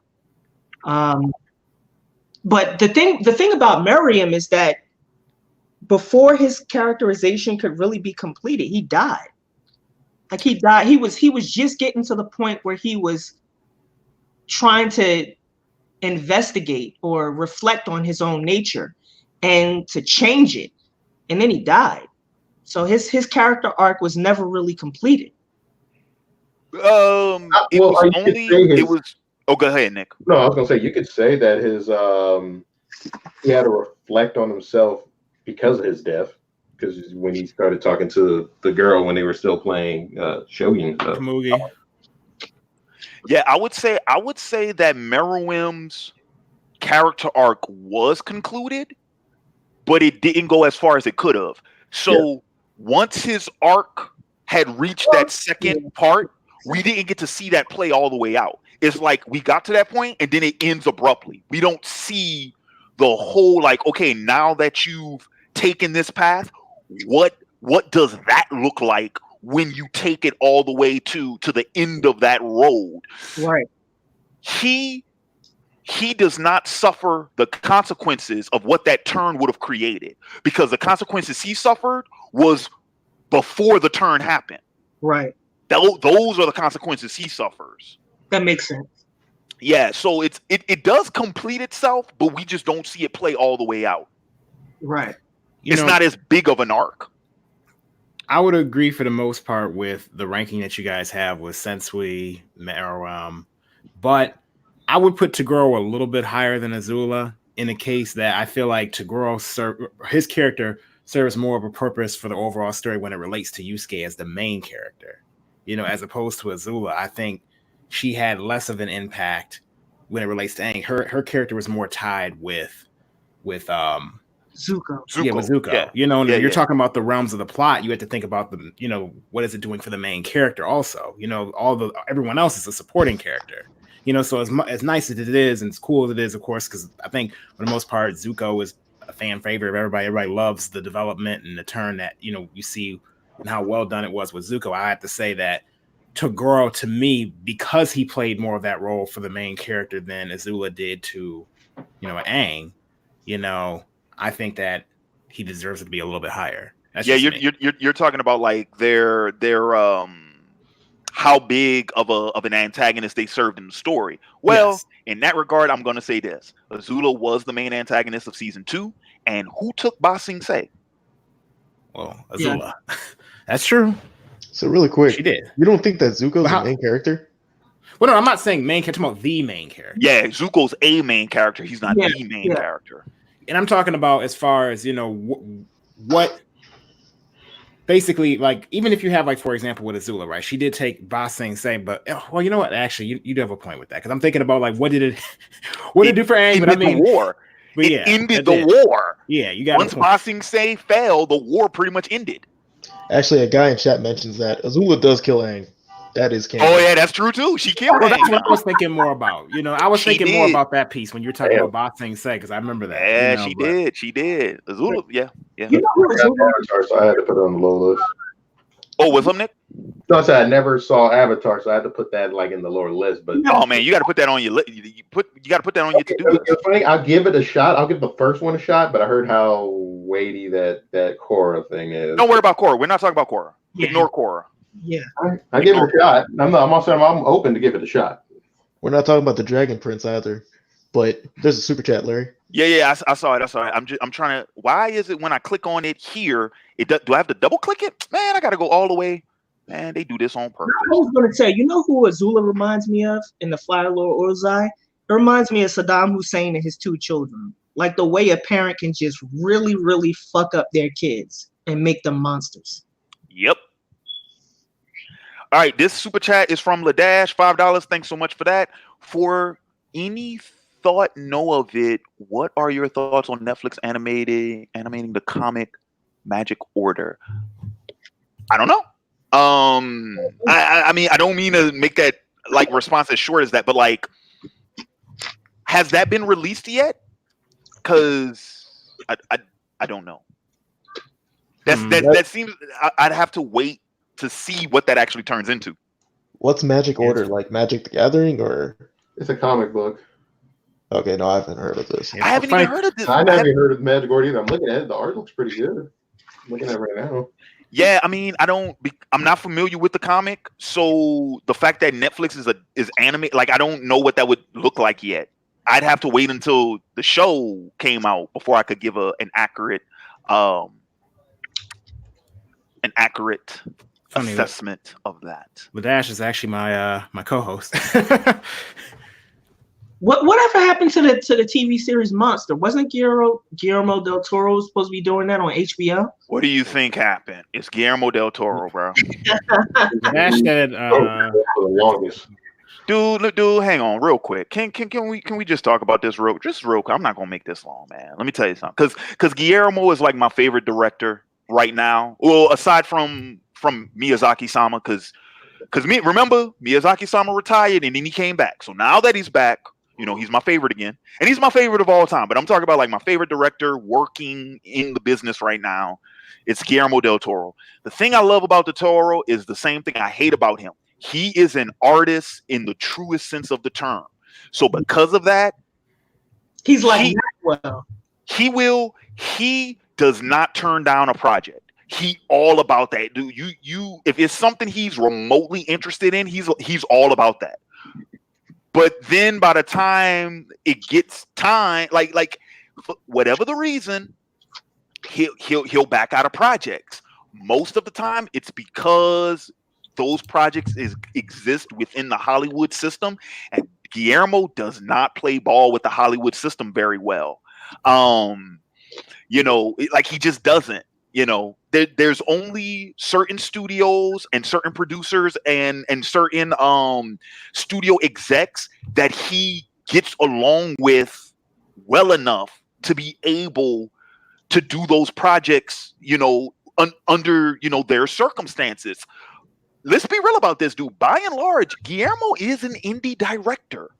He works like an indie director. That's the way he operates. He doesn't do the Hollywood system thing like a Michael Bay or M. Night Shyamalan. He doesn't. That's not how he operates. He operates like an indie director. So that's why whenever he does get a major studio release, and keep this in mind too, Shape of Water, that's Fox Searchlight. That's not Fox's main studio. So Fox Searchlight is for their more independent type films. So like even then, dude, like he's not a Michael Bay, dude. You know what I'm saying? He's not that type of director. And because of that, a lot of projects never get made for that reason. Which is disappointing because there's a lot of stuff I wished Del Toro would have done, like his Justice League Dark, dude. Oh my God, I wanted to see that so bad. But come on, man. He doesn't. He's perfect for that film. But that means he has to deal with DC and Warner Brothers. Come on, man. Come on, nah. That's not gonna work. That's not gonna work. Not unless they let him make his movie. Like, unless they give him the reins to do his own thing, which funny enough, Warner Brothers is one of the studios that's more inclined to do that. Especially with DC properties, they're more inclined to give the director the reins, like free range on what he wants to do. But you know, he doesn't do the Hollywood system well. So, what is DC doing, by the way? Last I heard, they got Wonder Woman 1984.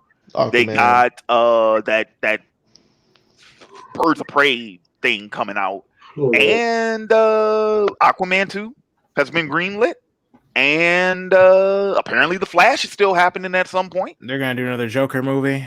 Oh yeah, and that Batman movie is supposed to happen at some point. I didn't even like Wonder Woman. Yeah, I think I'm the only one who didn't like it. I liked it okay. I didn't dislike it. Is the thing. I didn't dislike it. I enjoyed it. It was good. I mean, my personal favorite is still, I guess, out of the most recent ones, even though this one's not recent per se, but was Man of Steel. I mean, I like that one. I know a lot of people didn't, but I hate it. I like it. I didn't like Wonder Woman. We don't want to go down the train, guys. This is how we got muted last time. Let's just go past Man of Steel. My favorite one is still Aquaman. So that was definitely good. But I don't know. Something I liked about Man of Steel. I can rewatch. But once again, like I said before, why did I like Aquaman? Because it's cheesy and it's simple. And it has a really good lesson for kids at the end of it. That's the thing I like most about that movie. That last scene between Arthur and his brother, that had a very important message for children, a very important lessons for children. I'm like, this is a really good movie for kids. If your kids won't get freaked out by what was it called? The drift? What was the name of that? I don't know. I couldn't get through Aquaman. I couldn't get. Dude, what was the name of what was it called? I know somebody in the comments gonna know where all the sea monsters were. If they can get past that scene, because I can see if you got like a 5-year-old, that might freak them the hell out, right? But if they can get past that, like, dude, this is a good movie, I think, for like single digit kids, 5, 6, 7, 8, 9. Like, that's a good movie for that demographic. Somebody asked about the Rise of Skywalker. I haven't seen it yet, so I'm not going to see it because I don't like the Star Wars movies right now. Really? Yeah, I don't like them. Well, yeah, let's say you dodged that bullet. Yeah, because I thought Last Jedi was trash, and I was Really? done with it. Yes, I thought the movie was decent. I love The Last Jedi. I think that's a really divisive I movie. know why Uber likes The Last Jedi for certain reasons, but yeah. What happened? I want to hear it though from Uber. No, I want to hear why he likes The Last Jedi. No, I just thought it was a great movie. I especially like the ending with Kylo Ren and Luke. I just liked it. I thought it was a great movie. It was fun. It was adventurous, and well, I'm really a sucker for anybody who dies anyway. So I like movies where there's real consequences, where people actually die. Wait a minute. Where was the consequence inside of The Last Jedi besides the girl who dies inside the tank? Luke, technically. Yeah, Luke died. If you think about it, Luke was a consequence. Because the way he died. Actually. The way they did that movie was pretty bad. Yeah, I hated it. I didn't like it. Oh, trust me, that last movie. Huh? That last movie was way worse than that. Why didn't I like it? Yeah. I didn't like it because I am a fan of traditional Star Wars. Okay. Yeah. So they were clearly taking the franchise in a new direction. Right. And I didn't get on that ship. So I'm still back here on the Millennium Falcon. Kicking it with Han and Chewie. See, I'm like a original fan, but also EU fan. So I like you. And I'm an EU fan too. Yeah. You could do some new changes, but they didn't really try. And trust me, they didn't really try at all in this. They picked and pulled stuff from the EU and incorporated it the way they wanted to. And I'm like, if you're gonna be doing that, then have fun. More power to you. I'm gonna be over here on the Millennium Falcon with Chewie and Han, watching The Mandalorian. But the EU isn't even canon anymore. Don't care. No, here's the funny part of it. It's not canon no more, but they still want to play certain stuff and take it. Why is the EU not canon anymore? The thing is, the EU was never really considered canon. It was never really considered canon. Essentially, the EU was always fan fiction. Right. Because those authors were allowed to use the Star Wars license in order to create material within that franchise, but it was never officially part of the canon of the Star Wars story, because prior to Episode 7, the Star Wars story ran through George Lucas. Right. And he never incorporated anything from the EU in any of his productions. So because that was the case, it was always sort of on the out. I think he did that with Shadows of the Empire, but I'm not sure. But that one is harder because the actors are too old. It's plain and simple. So wait a minute, then how come the recent films are considered canon if all Lucas did was sell the rights to it, and then other people got to make material for it? Yeah, they own Star Wars, so they can do whatever the hell they want. Yeah. Yeah, no, that's what I'm saying. Because when the EU was made, Star Wars still belonged to George Lucas. Right. So he could say what belonged and what didn't because it was still his. Now it's not. So because Disney owns it, they can say whatever they want is canonical and what isn't. That's so then 1 through 6 isn't canon since it was written by George Lucas and not Disney? No, Disney says that's still canon. Yeah, Disney says that's canon, so it's canon. So it's canon. But notice how, like, for an example, the Clone Wars animated series, the original one, from Samurai Jack's creator, the one from the early 2000s, that's not considered canon. Well, wait, you haven't seen the last movie, right, Larry? Nope. No, I haven't seen it. Somebody's related in there that's in that movie. Okay, but that doesn't mean that television show is canonical, is what I'm saying. No, but the point is they pick and choose. Are you going to see Skywalker? Wait, so what? Are you going to see Rise of Skywalker? No. Oh, okay. So yeah, you don't. Has everybody here seen it? I've seen it. I know what happened. I know all the spoilers. Yeah, I know it too. Yeah, I didn't see it, but yeah. So now Rise of Skywalker, that shit with Rey doesn't make any sense to me. Oh yeah, dude, none. I'm waiting to see if you was gonna see it over and probably laugh at who dies and then dude, none of it makes sense to me. And I mean, dude, I never liked the new trilogy. I don't like any of the new characters. Finn is okay, but I think that might just be from the fact that I like that actor better than I like the character he's portraying. Oh no, I lie. Poe, I love Poe. Poe is my dog. Poe Dameron is my dude. I like Poe. Yeah, I don't like Rey that much. Poe is cool. Finn is okay, cause he a brother. The rest of them niggas can go. Well, no. Finn. Number one, gamer language. Number two, you really need to consider and think about this. You gonna stop correcting me about my damn language? Oh man, it's my channel, ain't it? I want you to prosper. Language.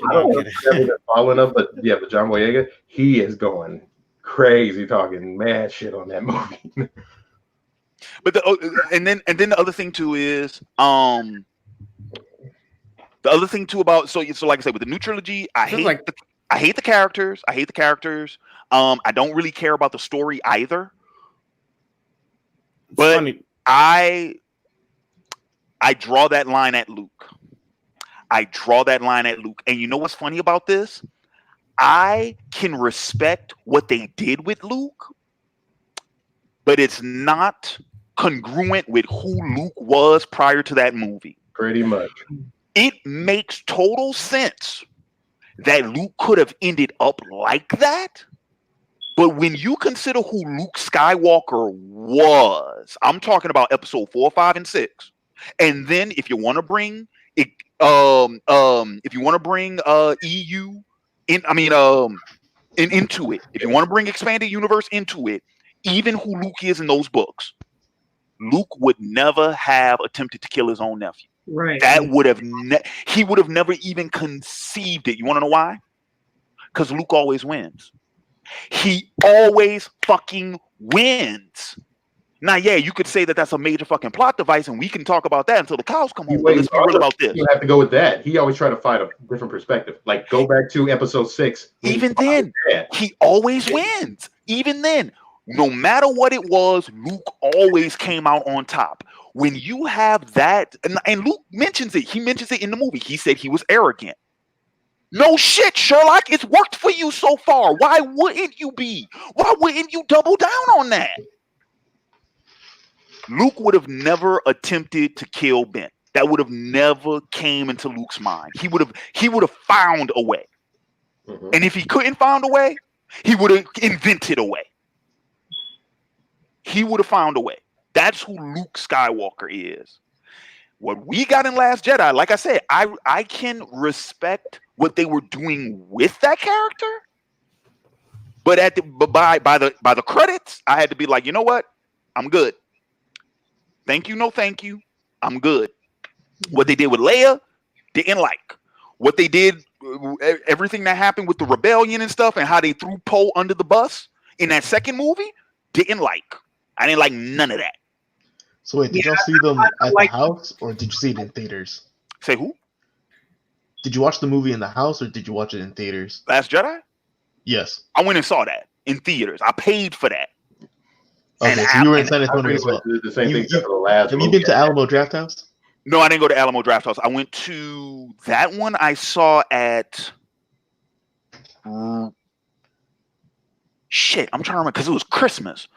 I saw that one at it was either the Quarry or Regal Silo because those are the two I used to go to all the time back then. Okay, because I went to the Draft House, and they sell alcohol in there, everything, nothing but Hispanics in San Antonio.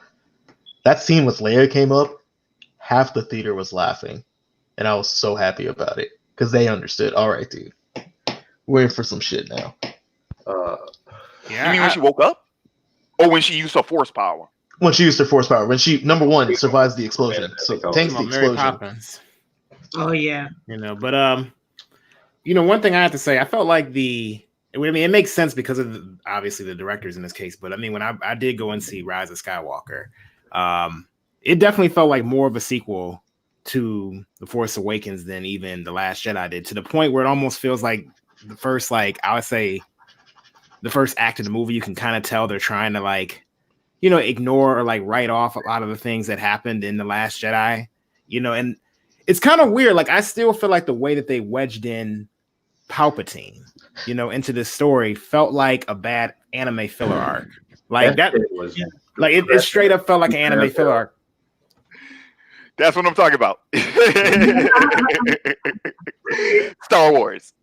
Yeah, that Vin Frost. You had another comment that you posted earlier on that I hope you can repost for me, because I specifically remember there was one you posted. If you're still watching, there was one you posted specifically earlier that I missed. Please repost that question, because you had a good one that I wanted to go to. But yeah, any franchise in the past that you loved that you hate in present time. For me, it's Star Wars. There's some more Terminator. Well, no. No, because I was never too vested in. I was never a huge Terminator fan as a kid. My Terminator thing, I'm just gonna bring up Terminator real quick because I brought it up. My Terminator thing is that I wanted the trilogy that would have kicked off from Terminator Salvation, because I actually liked Terminator Salvation until the end. The third act kind of killed Terminator Salvation for me a little bit. But the first two, I was all about Terminator Salvation, the conceit of it. But we never got that. And because we never got that, after Salvation, I was kind of done with the franchise, because I'm like, well, if we're not going to do that, then I don't really care about anything else. But I was never a big Terminator fan in the first place. Let me see. I'm the same way with that, because I like 1 and 2, respected, real good movies. 3 was, just 3. Yeah, 3 was fine. I didn't hate 3. It was okay. Salvation, I like in certain things, because I know everybody wants to see the war with the robots and all this stuff. I mean, it was branching out, looking at other different things, and it wasn't focused on, the same old plot where even those newer ones were doing. Salvation was, a little interesting mix, but after I saw what I heard, all the rest of that other stuff was the way it was going, I didn't even care to watch for those newer movies. Yeah. I think I have anything out there that. I mean, no, but pretty much my childhood, yeah, that I love all the way through and through. If I had a number one, fantasy franchise, was Star Wars. I mean, shit, I got some Star Wars shit right here I could show you right here, but it's, it's just depressing as fuck, seeing how that thing ended. But I'm just glad that it's over with that whole saga thing. But it could have been a lot more better. Yeah, but go ahead. I was just gonna say, I don't think there's anything that I would actually say I hate it now. I mean, there's been things certainly that maybe I enjoyed, and then I didn't like where they took it, and then they fell out of it. For example, Boruto is an example. Naruto versus Boruto, completely different, right? Like in terms of how they feel, the point of the series, and all that kind of stuff. I'm not really into Boruto at all. I couldn't tell you. Aside from, I kind of keep it with the manga a little bit, but I don't. It's nowhere near. It's a far cry from, Naruto. And anybody who knows, when I used to be putting up videos all the time, Naruto's like my favorite manga, still is to this day. But I don't know. I'm like, that's just a hard question to think about. Like hate is a really strong word. I feel like it's either you really love something or you're just like you lose interest in it. That's kind of how I see things. Plus, are we talking about, do we hate the direction that they've taken, or do we hate the thing as a whole as a result of I would say direction. I think it can be either or. Because I hate the direction that something like Dragon Ball has gone, because they just sold the rights off and they're just shilling this series as a whole at this point, doing whatever it is that they want, doing I agree with slight you. homages. You know what I mean? Yeah, Another I don't one. think this really applies to me, because if I think something sucks, I just drop it. Yeah. Well, another one, I would say this. Well, and Hikari, I think it would apply to but it would apply to the franchise though, right? So you're taking into consideration more than one work. So, like another one I could think of, Yeah, I can't. used to be another. Well, shit. Actually, because we're still doing this. I don't know why we're still doing this. Transformers.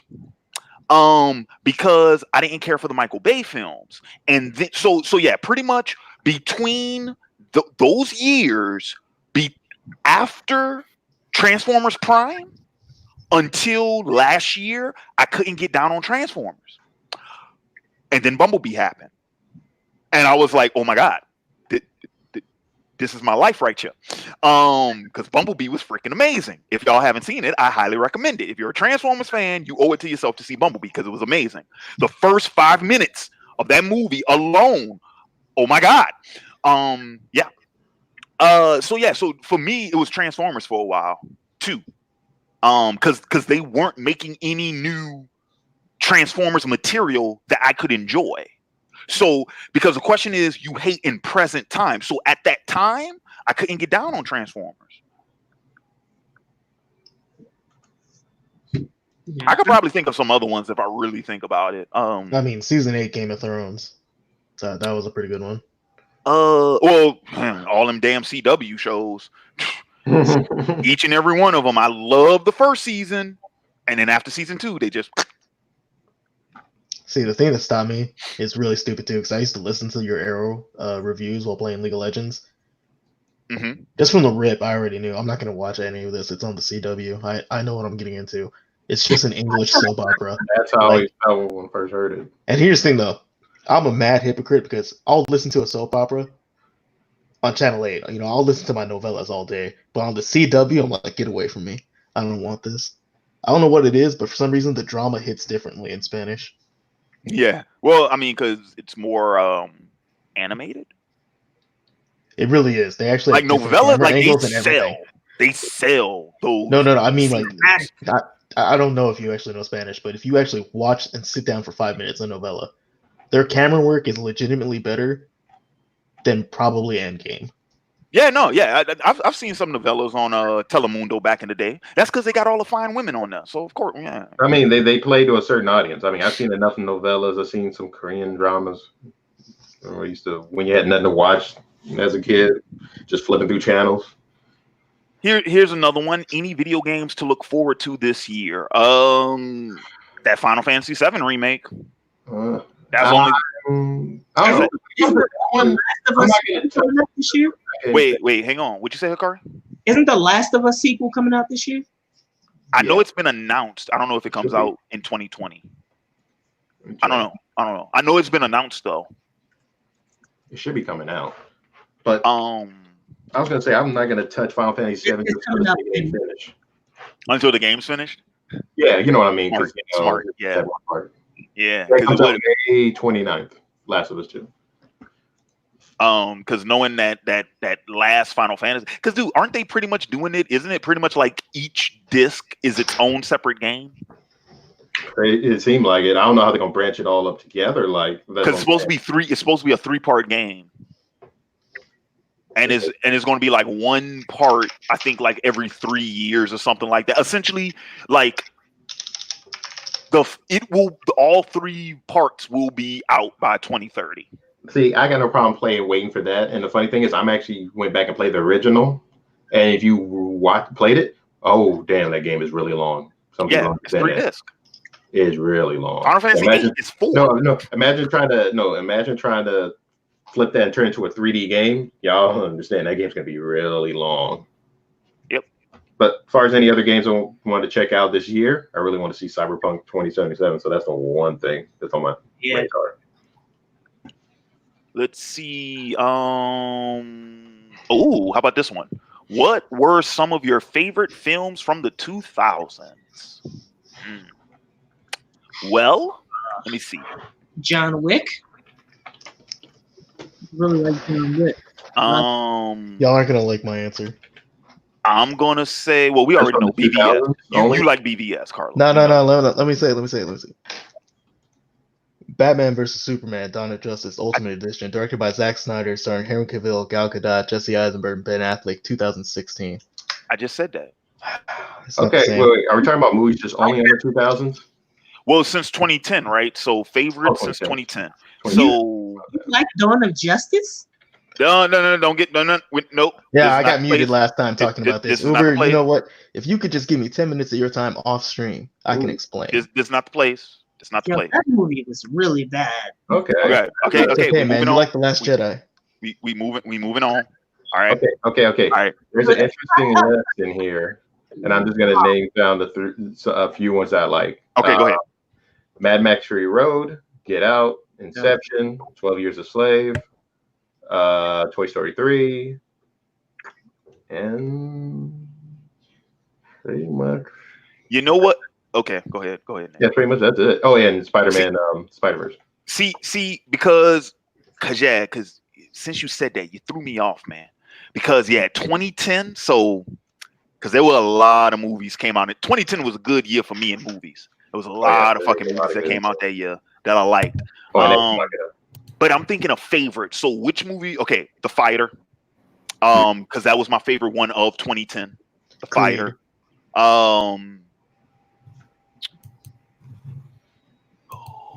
Moneyball, which I was watching earlier. That's 2011.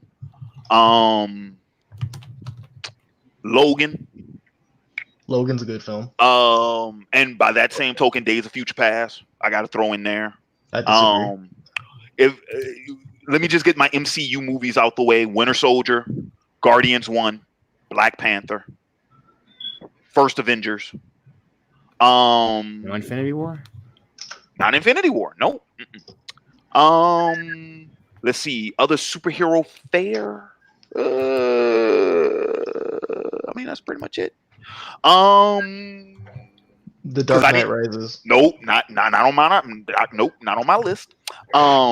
Into the Spideyverse. That one's on there. Is it Black Panther? I said Black Panther. Oh, yeah. Other favorite movies. Shape of Water.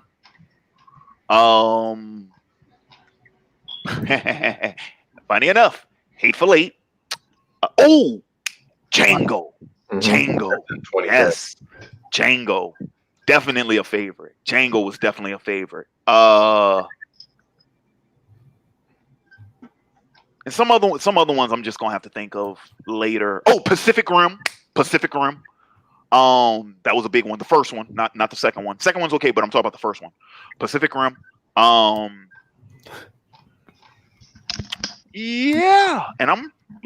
Creed. I still haven't seen 2. I know, stone me if you will, because it's been sitting in there for like damn near a year, and I haven't watched it. I got to get to it. 21 Jump Street.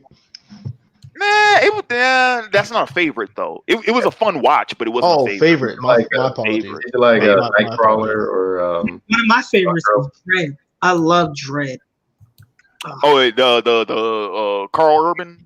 Yeah, the Judge Dredd remix. Yeah. Yeah. we have more Dread. I like Looper. I like Looper. Looper was good. I'm trying to think of some more.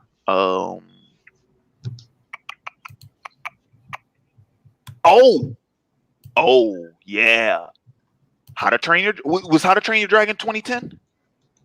No, I think that was earlier, wasn't it? Was it earlier? Because I remember It was way earlier. Yeah. Nah, it wasn't way earlier, dude. Because I saw it when it premiered on HBO, and that was in 2011. That was in 2011. 2010. How to Train Your Dragons in 2010. Okay, so yeah, How to Train Your Dragon. And he really did. Yep. How to Train Your Dragon. Yeah. That one. Kubo and the Two Strings. That's a good one. Because see, now I'm thinking of animated films too. So those two. I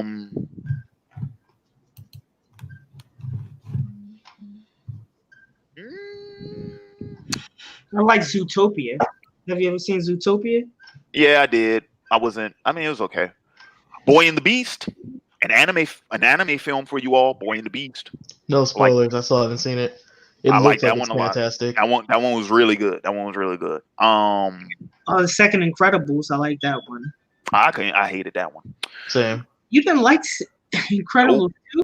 Nope, hated it. Y'all some weirdos. Hated it. That's all. I mean, I'm talking about favorites. So that's all. I mean, if I start thinking of, I mean, I'm a favorites. Those were my favorites. Oh, Elysium. I loved Elysium. I didn't even see it. You didn't see Elysium? Mm-mm. Yeah, I like that one. I like Elysium. Because that was from the same dude that did District 9, right? Yeah. I didn't like District 9. You didn't like District 9? Nope. Wow. Nope. I mean, District 9 was good. Because I'm not a fan of people who use analogs for racism. Oh, why? Because they don't experience racism. Huh.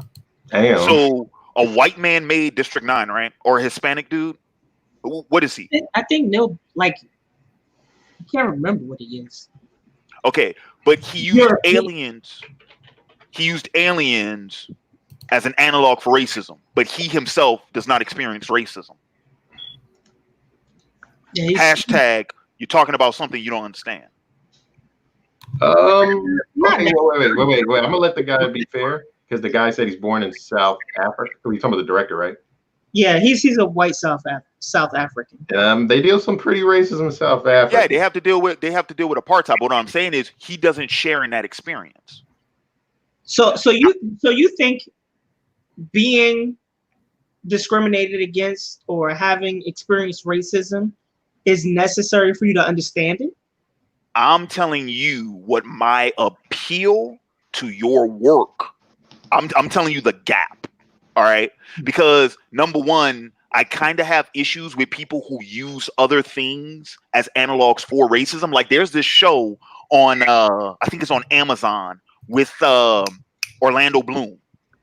Oh, and you know which one I'm talking about? Where the magical creatures, they use them as analogs for racism, and I'm like, stop doing that.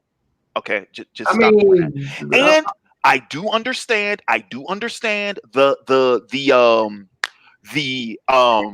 the hypocrisy because I'm a huge fan of Underworld. Here's the difference. Underworld was written by a black man. So he was a black man using werewolves as the analog for black people. So that's not the same thing. He's a black man who used werewolves as the analog for black people because that story was inspired by his experience dealing with a white woman. So it's not the same thing. I mean, I don't mean to play devil's advocate here, but I mean, so you're saying a white person can never be hated upon by his race? Bruh, whatever white folks do, no, because white folks have a different dynamic. They don't have the race bit. They have the class bit. Their thing is classism. That's the big thing with them. That's not my concern. That's not my concern. Like they have to deal with that however they're gonna do that. I'm not in on that. I don't that's outside of my thing. You know what I mean? Even if a white person is hated on by other white people, that's not racism. Well, that's but you whatever. have plenty of other people who might be Asian, they might be black, they might be Hispanic, and they hate white people. and that in and of itself is racism. Yeah, You're being prejudiced towards the other person by virtue of their Going to a race. deep topic here. Like I said, whatever that point of contention is, right? If that doesn't include mine, then I'm just a bystander, dude. That's outside of my peripheral. You know what I'm saying?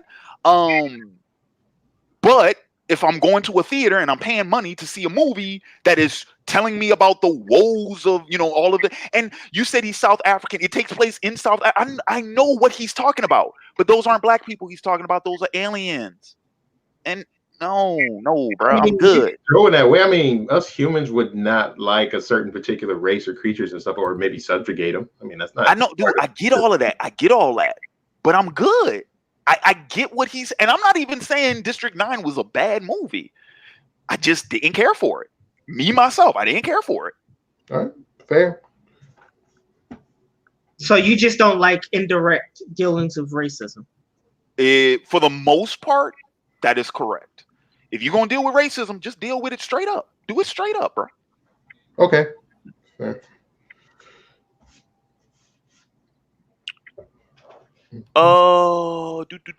Let's see, what else do we have? I know we got a whole lot of questions. Yeah, DeJuan has a good question. So you must dislike the X-Men then. X-Men was different because the X-Men themselves are composed of minorities. The X-Men have characters who are minorities, so it's not the same thing. So the X-Men after the 1960s has colored people inside of it. Yeah, they do. So then you hate everything of the X-Men pre-1960. And technically, let's be real about this. Magneto's Jewish. So out the gate, but let's be real about this, dude. The Jews have been shat upon since I will break my Exodus. The Jews have always been shat upon. So that's different. Break my keyboard. Am I lying? Well, and the X-Men are human. And they're genetically different. That's different, dude. That's not the same thing as District 9. That's different.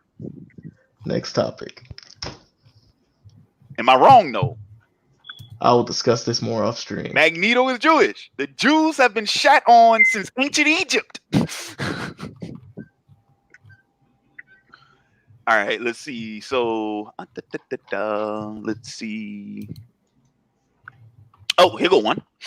I can't remember if you completely dropped the Arrowverse shirts, but Larry, have you seen Crisis on Infinite Earths? I haven't heard good things. I have not watched it yet. I probably will at some point, just because Smallville's in it. But they're making a TV show out of Crisis on Infinite Earths? They are. They have. Like, the first half of it's already been released. The second half, I think, comes out in a couple of weeks. Oh, wow. It's the Arrowverse version of Crisis of Infinite Earths. It's not a straight adaptation. It's their version of it. Oh, you got me excited for a second. Who's your favorite pilot? Like fighter pilot? Maybe. No, he was talking about Gundam pilot. Oh, Duo. Really? Duo. From Gundam Wing. Mine's is Camille B. Don. This is tough for me. I don't even know if I can decide. Dang. Because I would go with Duo or Hero, so I don't know. You know what? Even though he's technically not a Gundam pilot, he's technically a Gundam fighter. I'm just gonna say Domon Kashu, just because that's how it all kicked off for me. So I like Domon. Yeah. I like Domon, but you know what's funny about that? Domon's not. I mean, Domon is one of my favorite characters, but I'm not even entirely sure he's my favorite in that series. Because Master Asia is a fool, bro. Oh man, Master Asia is a fool, man. Yeah, I've only seen Gundam from the UC timeline. I don't think I've ever seen any other Gundam. Well, I did Gundam Wing. When you talk about cheesy, G Gundam was cheesy, but it was that good cheese, in my opinion. G Gundam is cheesy in the way that professional wrestling is cheesy. Yeah, I can agree. Because that's what it was. I mean, dude, they even had the announcer at the beginning of every episode. And, dude, every episode starting with him in the chair, black background, spotlight right on him, and he's going to give you the spiel on this dramatic thing. You know, dude, come on now. It's professional wrestling with Gundams. Man, like, somebody mentioned Char. Yeah, Char is definitely up there for me. Man, it's funny. I talk about this all the time. But the ones from Thunderbolt, but I don't remember his name. You know, Zeta Gundam was funny when you mentioned Camille, because I would put Camille maybe in my top 5. But it's just so sad. Like, I mean, I don't want to spoil anything for anybody who maybe for whatever reason hasn't watched it or whatever. But I'm like, it's just, I don't know, like just the ending of what even happens with him is just, man. Real quick, best characterization out of all the Gundam pilots, besides Char. Oh yeah, I'm like Char. Oh yeah, well shoot, when you seen the origins, they really deep into Char. Oh yeah, I'm glad I watched that.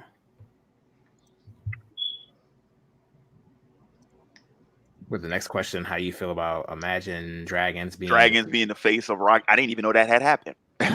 I'll be honest with you. I didn't know they did become the face of rock music.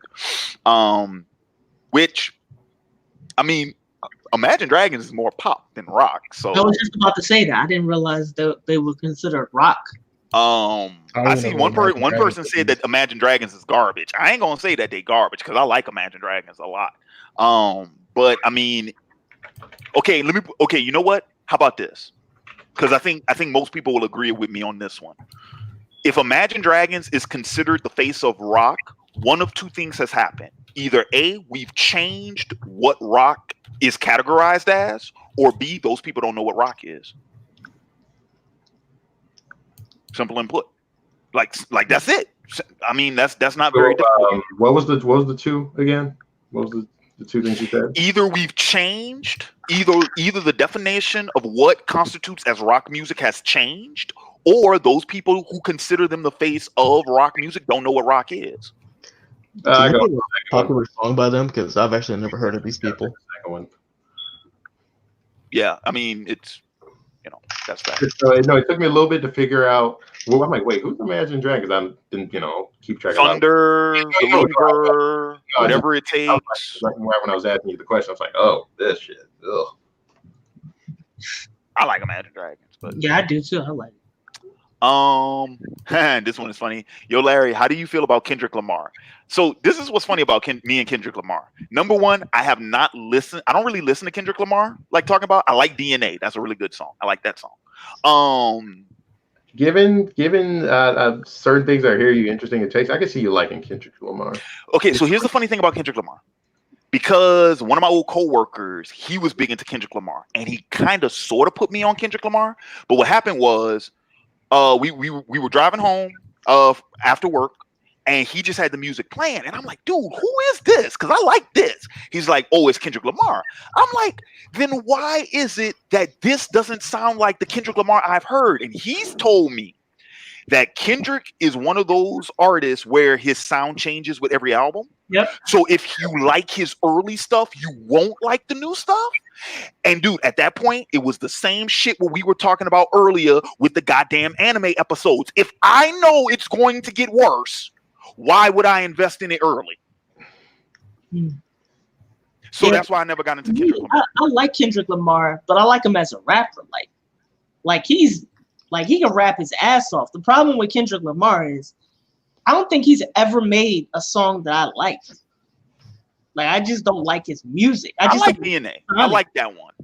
I like the lyrics of that one. Rapper, like he can rap his ass off. Like I could listen to him rap. But in terms of like a song, I've never heard a Kendrick Lamar song that I just like sonically.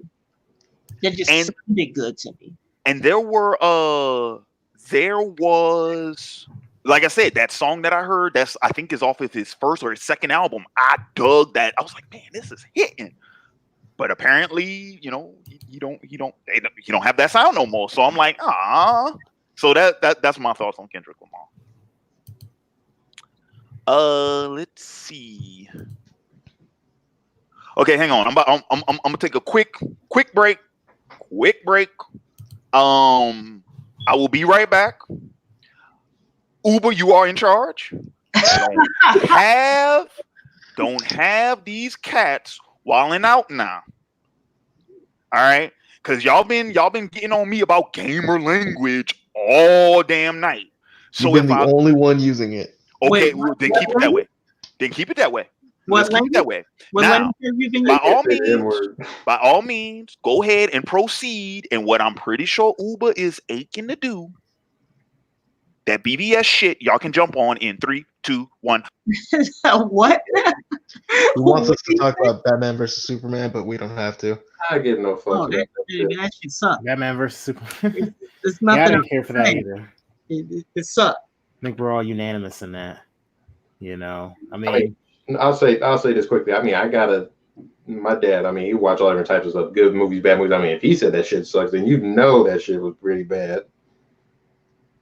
It's like, no point in me watching it. yeah, Batman versus Superman. I mean, I you know, the thing is, though, I am hoping and looking forward to, like, of course, the Wonder Woman will be coming out. You know, and I'm just hoping that, you know, that things continue to, I guess, go in the direction like you have, like, a Wonder Woman, Aquaman, or whatnot. Yeah, I didn't like any of them. I really You don't have a single one that was Man of Steel. I didn't like Wonder Woman because she's a human stick figure. Like, So wait, hold on, real quick. That's actually not- another thing about Wonder Woman I didn't like. Gal Gadot did not get nearly jacked enough for the role. she don't have to be jacked, but she gotta have at least some curves. Like, No, she she had don't to- look like no. Serena Look Williams. at any.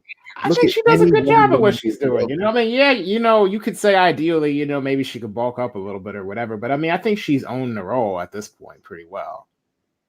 You can't own the role of Wonder Woman if you're a human stick figure. That's just not how it works. Like, I'm not expecting like exploding biceps like Dwayne the Rock Johnson, but at least get some like shoulder work in there. Like, And to me, the problem with Gal Gadot as Wonder Woman is that it completely subverts the entire feminist pose of a movie. Like, it's her body shape and her body type is anti-feminist. Like that, it How so? it disgusts me. How so? Is it anti-feminist? Like, in what way? Because women aren't supposed to look like that. Like, do you see how skinny she is? Like, it's terrible. But isn't the whole thing behind feminism supposed to be that, you know, women can, you know, be of any shape, you know, any size, you know, isn't that a part of it? Yeah, but why is it that only skinny women?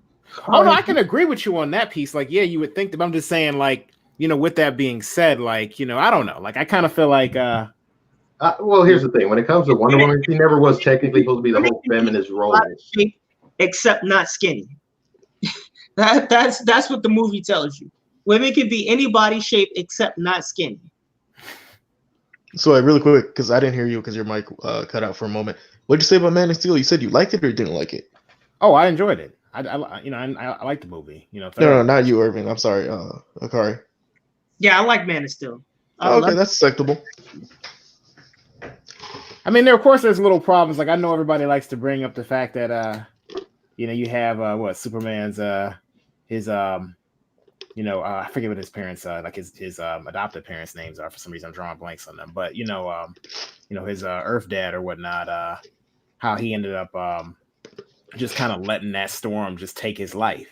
If you remember that scene, everybody got and I'm like, yeah, you know, that was a little bit weird or whatnot. You would think, I mean, I know what the narrative the movie was trying to drive in the moment, you know, but like, aside from that, like, you have people having problems of like, oh, you know, it doesn't make any sense. Superman, you know, wouldn't kill. But I think everybody, and I kind of have this opinion with Star Wars too, and you'll know where I'm saying when I get to it, that.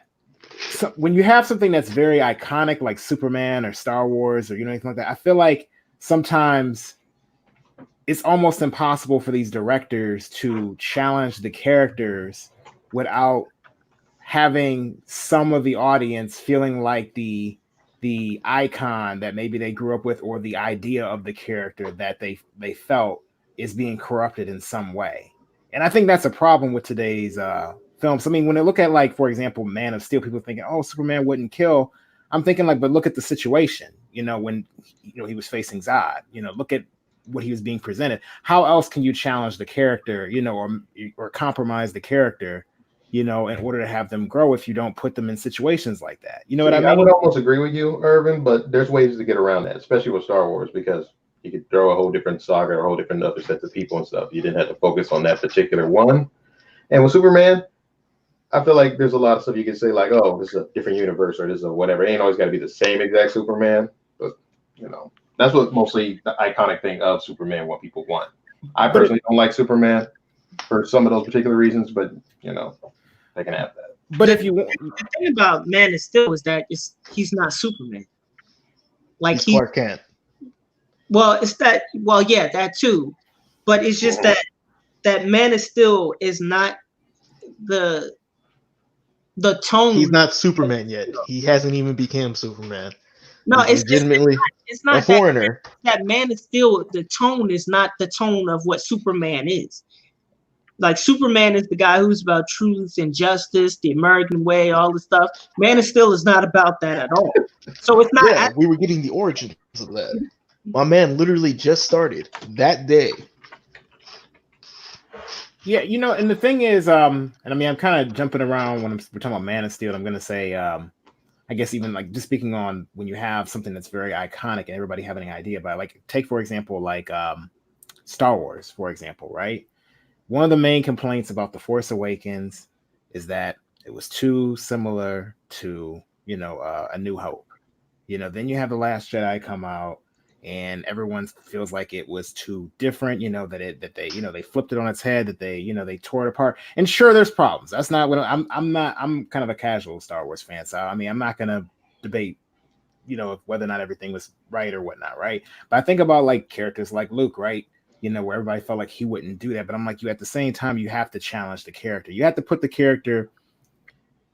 If you're gonna get the same thing that you got in the last several movies, then what's the point? If you want to see what you saw in the original trilogy, then why don't you just watch the original trilogy? You know what I mean? Like you got to in order. Well, no, here's the thing. He was a character that was already challenged and all that. They just wanted to bring that for that more. They wanted to bring that familiar thing just to make sure they can please the certain fans, and they wanted to play it safe, because if they would have went totally way different, which certain fans really did want to see that happen, they think they was gonna destroy it and not make a lot of money off of it. Look, Zack Snyder didn't set out to make a Superman movie. What he set out to do was to deconstruct Superman, and that's what the problem is. I mean, you could create a challenging character without deconstructing him the way Zack Snyder did. And I don't think, like, for example, when Clark's father tells him that maybe he should have let the children on the bus die, like, that's crazy. That's not Superman. Like that's not Superman at all. The thing is that that's not Zack Snyder. That's David S. Goyer. Because a lot of the interviews, if you look into it, about certain scenes that were implemented into the film, certain scenes that weren't originally planned, certain scenes that were improvised, a lot of it is by David S. Goyer and Zack Snyder, attributed to David S. Goyer's writing, not Zack Snyder's directing. But Zack Snyder was very, what's the term I'm looking for? Kind of like accepting of David's work and be like, I like this idea, let's do it. You know what I mean? Well, yeah, but Zack Snyder's the one who did Watchmen, so. Oh yeah, Watchmen's definitely in my top, either 5 or 10 movies. I'm not sure. Probably gonna put it in the top 5 actually, movies of all time. My thing is to go back to Man of Steel, the tornado scene, what's called the killing of Zod, etc. A lot of that movie, because when Man of Steel come out, like 2012, 2013. I think it was 2012. I'm not mistaken. I could be wrong. Oh no, I think it was 2013.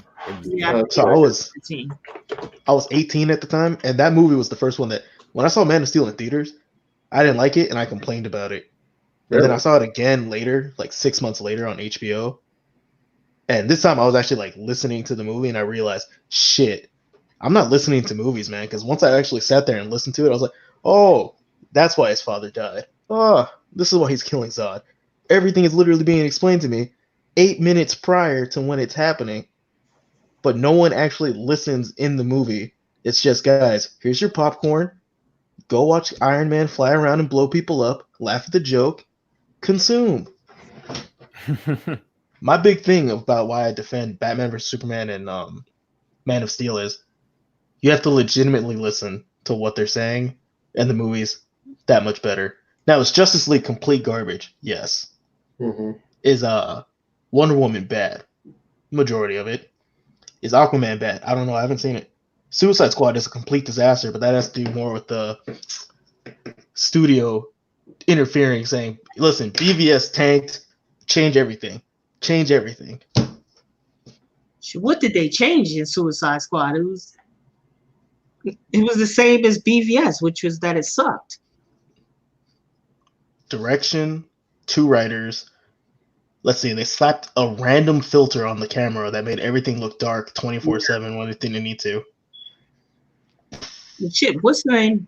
BVS had the same. Well, I've seen interviews of Will Smith saying that he had to do plenty of reshoots, which means that we got a completely different. I think his name's Deadshot. Yep. Yeah. In the movie, what's his name? The dude who played Joker was completely removed from the film.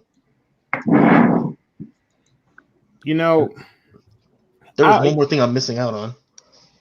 Now, do you guys feel like Joker was a step in the right direction? I didn't even see Joker. Still haven't seen it yet. It's on my list. Oh man, that movie. I mean, I could watch it. I mean, it truly was a character deconstruction of or not a deconstruction, but like an analysis of the Joker, you know. And I mean, it was a different take in a sense that, you know, now people always compare Heath Ledger's Joker with Joaquin Phoenix's Joker, but honestly, like you can compare, but I feel like they're different in a way, you know, because you have one that's more of like I guess you could say the more like a terrorist. That's kind of what the Joker that you have in The Dark Knight, and then of course, you know, you have the one in the movie The Joker where it felt more like, you know, somebody who, you know, not only is depressed, of course, but has mental issues and isn't getting the right psychiatric treatment. And this is what happens when the system fails them, basically. You know, there's more to it than that, of course, but it's basically about how society fails white men and why they're justified in lashing out at people.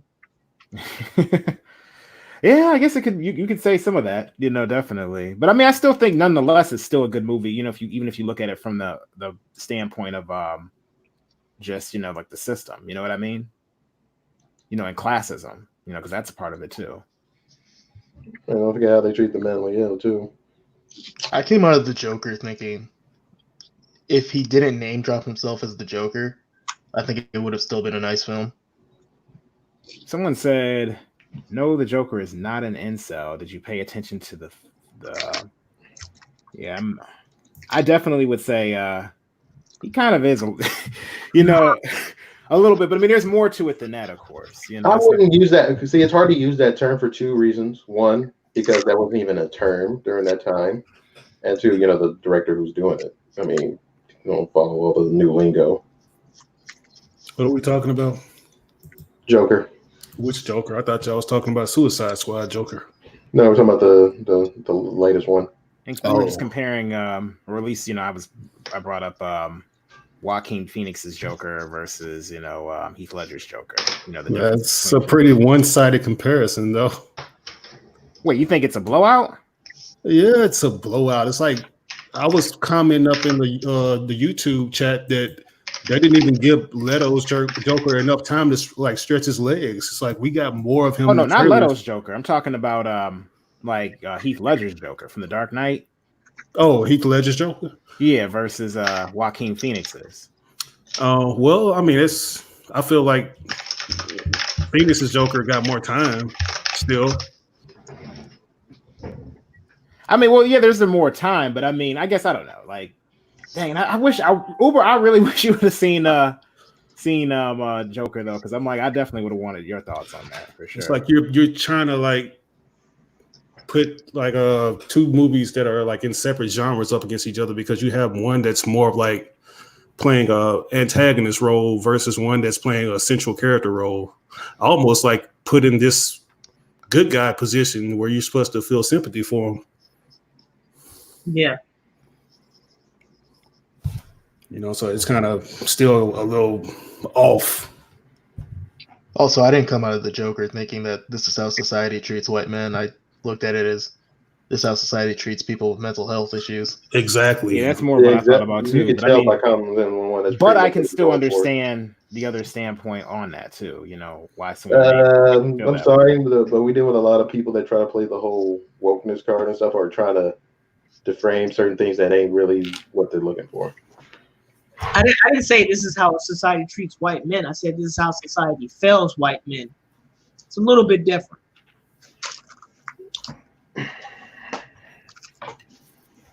All right, what other questions we got here? Let's see. The one on screen is, yo, Larry, how do you feel? Okay, we did that. Yeah, we already went over that one.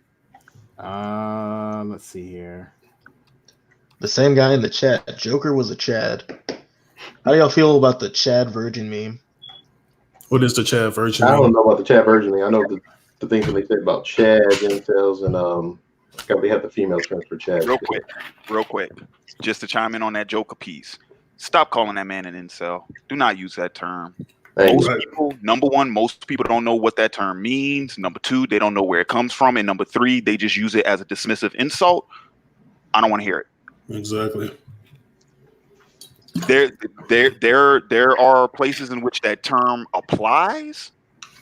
That ain't one of them. So quit and that. we're talking about a period piece. Like back then, what they would label an incel, you know, like you'll label an incel something back then. It's totally different from what an incel is now. Now that you have internet and stuff like that.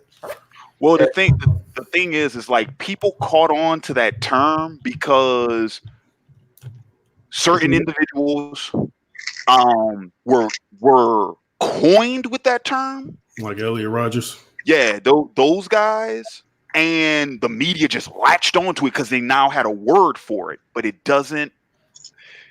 And it doesn't apply. It does not apply to every person that you want to just write off as a pathetic white man. Right. That's not what that term means. And not only that, people are using those type of terms now to try to, deframe or demonize somebody easily. It's a shame tactic. Yeah. Like I'm seeing a lot more of this where people are either calling you like, oh, you either super left this or super right this, or you're like a pedophile this or and that. They say that just to mudsling you. Evil. Yeah, same thing like a year ago. Everyone was a cuck about this, and that, and the third. Mm-hmm. Yeah. So yeah, just because I saw that comment on YouTube, and I'm like, we're not going to do that. We're not going to do that. So, all right, I'm gonna be right back. I just wanted to come in, address that. Sorry about that. No. It's not. No, it's not you. Like I said, I was replying to that comment because I couldn't type fast enough. I was like, let me just pop and address that right here right now. But yeah, yeah. All right. But really quick, let's look at some of Larry's comments in the chat. What do y'all think is the difference between product and art? What's been going on with your Uber? What happened? I said, what's been going on with you, man? How you been? I've been all right. I've been good. I ain't seen you in a minute, boy. Everybody want to know. Nobody's seen him in a minute. Right. When you're marking your return, your big return. I have no idea. Tell you, man, we waiting on the God to return to his former glory on YouTube. No frills, just the analysis. Yes. I'm chilling.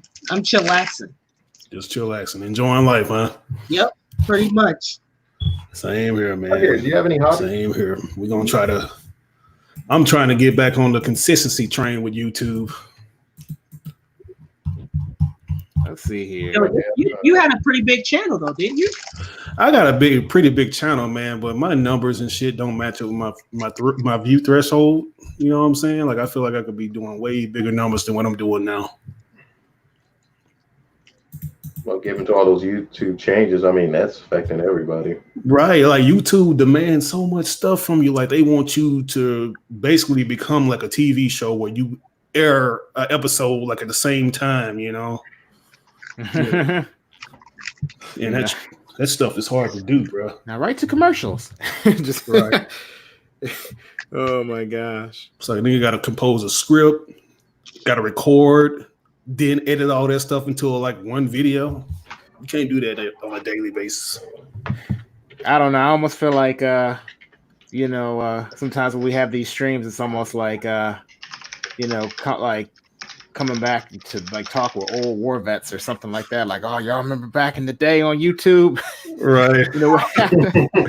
Like we're talking, all the drama, used to happen in the anime community. And oh man, oh my gosh, those are some good times. That's when YouTube was at its best because you had the freaking response thing where you can actually do a direct response, a video response.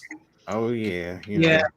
You know what I'm saying? The actual dashboard was on point. It felt more interactive. It felt like it was in a different kind of way, even though you have more ways for the viewers to be able to talk. Somebody with. About to say something. Say what? Was somebody saying something? I thought you were saying something. You said felt more, and then it cut off. Oh, can y'all hear me now? Yeah. Oh, okay. No, I don't even remember where I was going with it. All I was basically saying is that even though the platform has more ways for viewers to be able to talk with the creators, it's almost like it doesn't have the same I guess because it's more commercial now. It's not really like you notice they don't have the tagline they used to have back on YouTube, broadcast yourself. It's less about that. It's not about that at all really now. You have YouTube TV.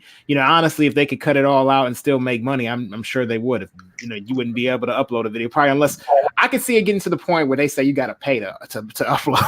You got to pay them to upload. I would not be surprised. All right. I'm paying to upload right now. So StreamYard ain't free. I mean, there's a free version, but I'm paying to upload right now. No. Really? Yeah. How much is it? What was it, like $225 for the year?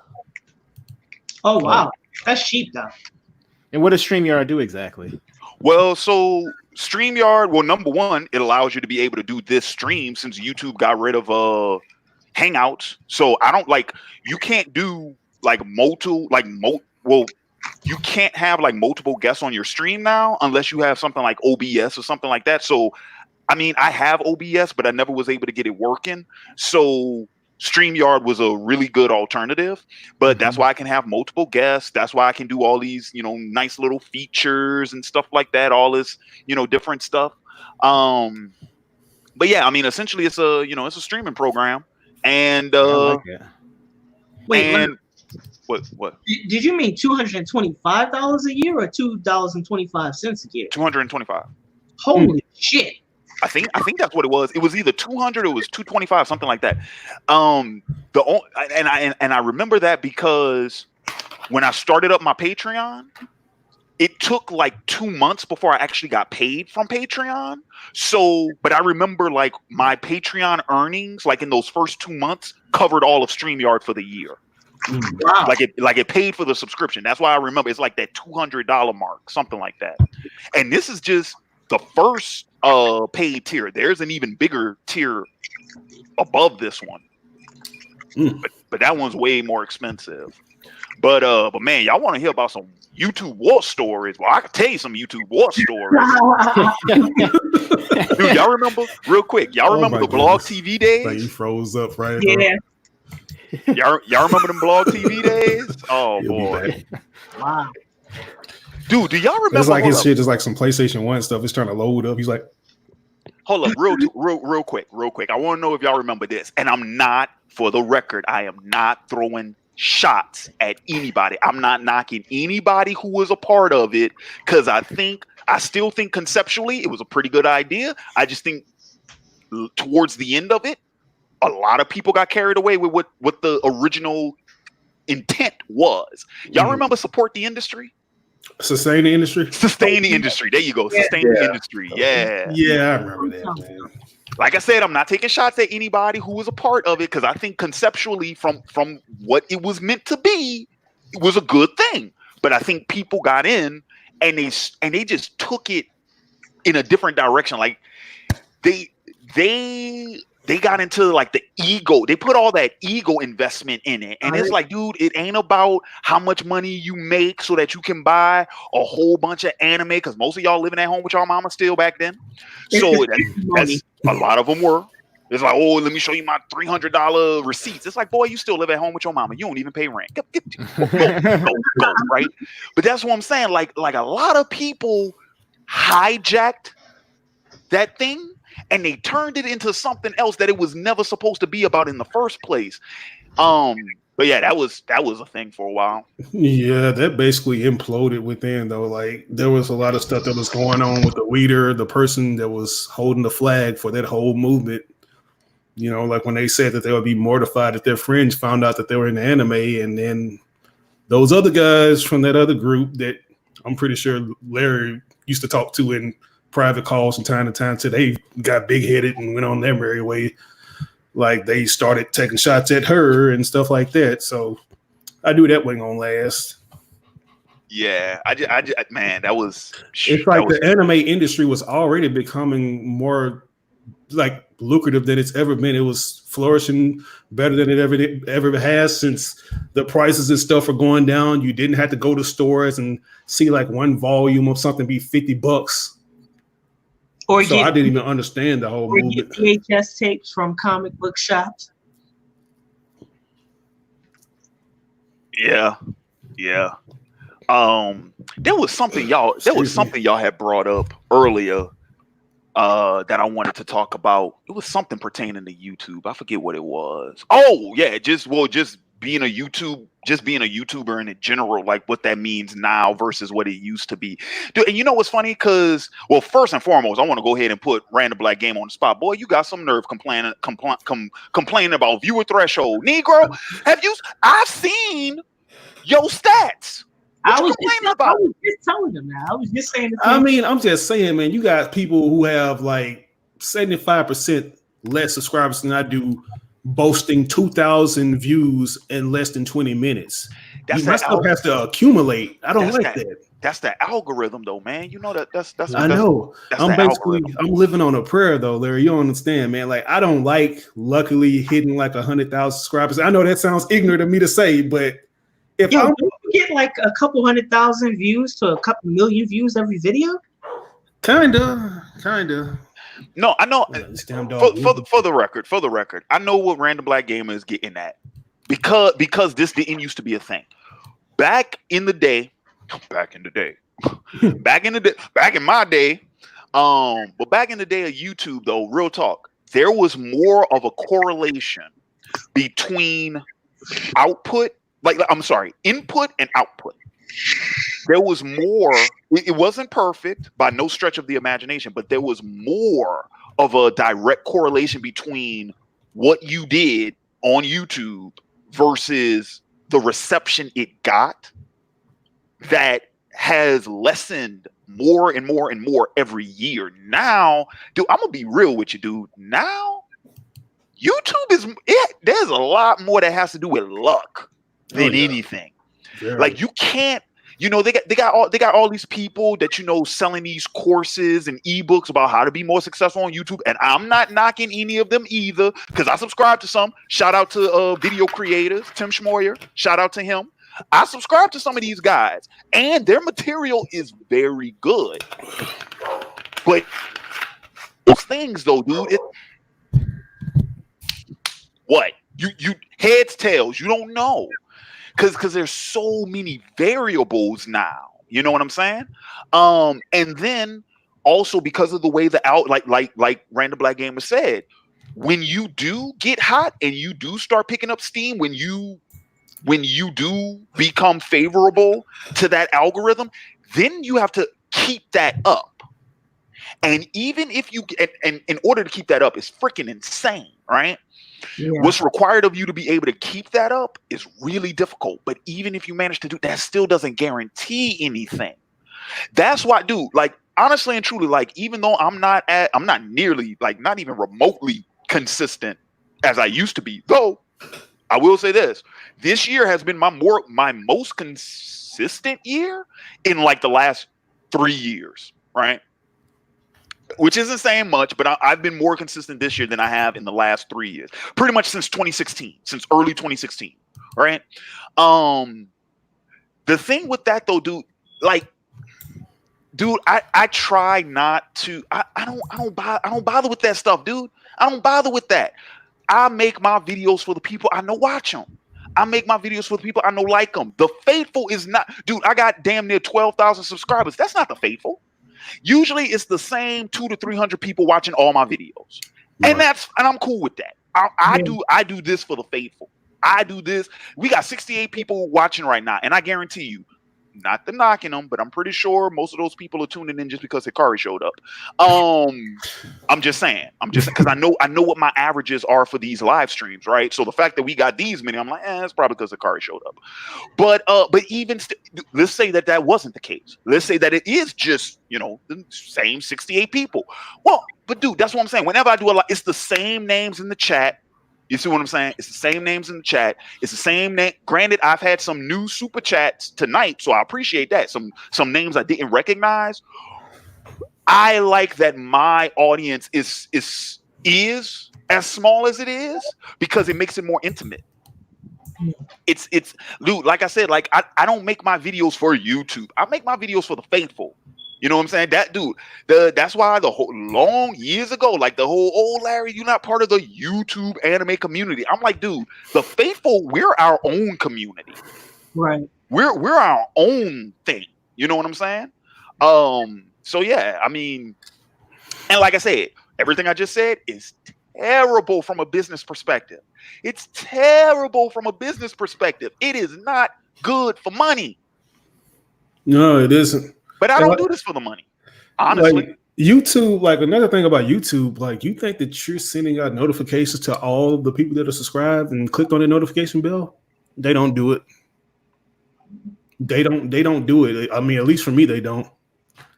Like, no, you're right about that. Like people have told me, it's like, when did you upload it? That's why I say my videos. They're known for throttling the notifications and all that stuff. I mean, there was one I was supposed to follow a lot, a certain podcast I was supposed to listen to and didn't even know that happened.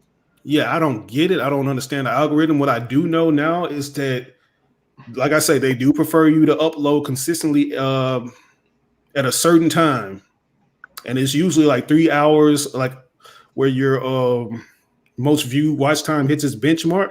You got to go back 3 hours from that and upload at that time just to, get more people to watch, because you have like people who don't even stay in the States and they go by that time period and they're going to be like, oh, well, we want those people to watch at this time. So you got to upload at this time because that's when they tune in. That's when more people are up. That's when they're more active.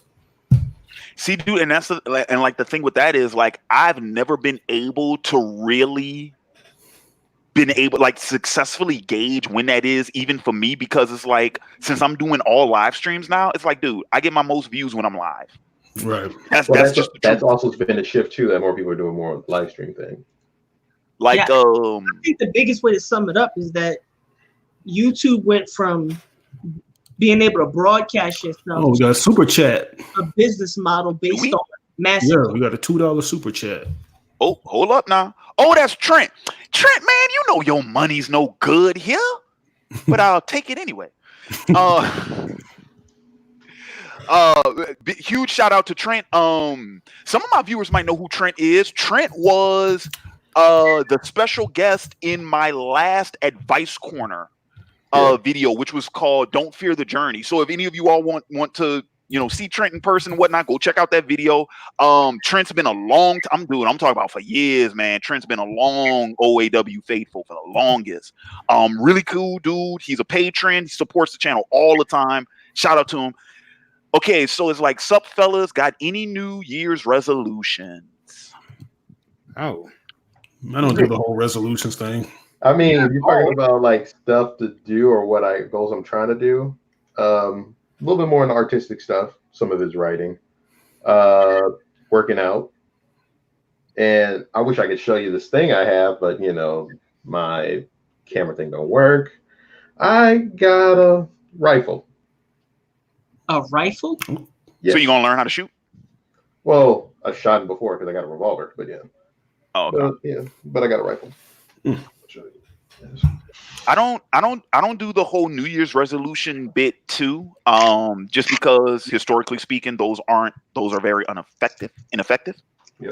But I will say I do have goals that I have And I'm not going to say, oh, these are my goals for 2029. Fuck all that shit. New year, new me. No, new year, new excuses.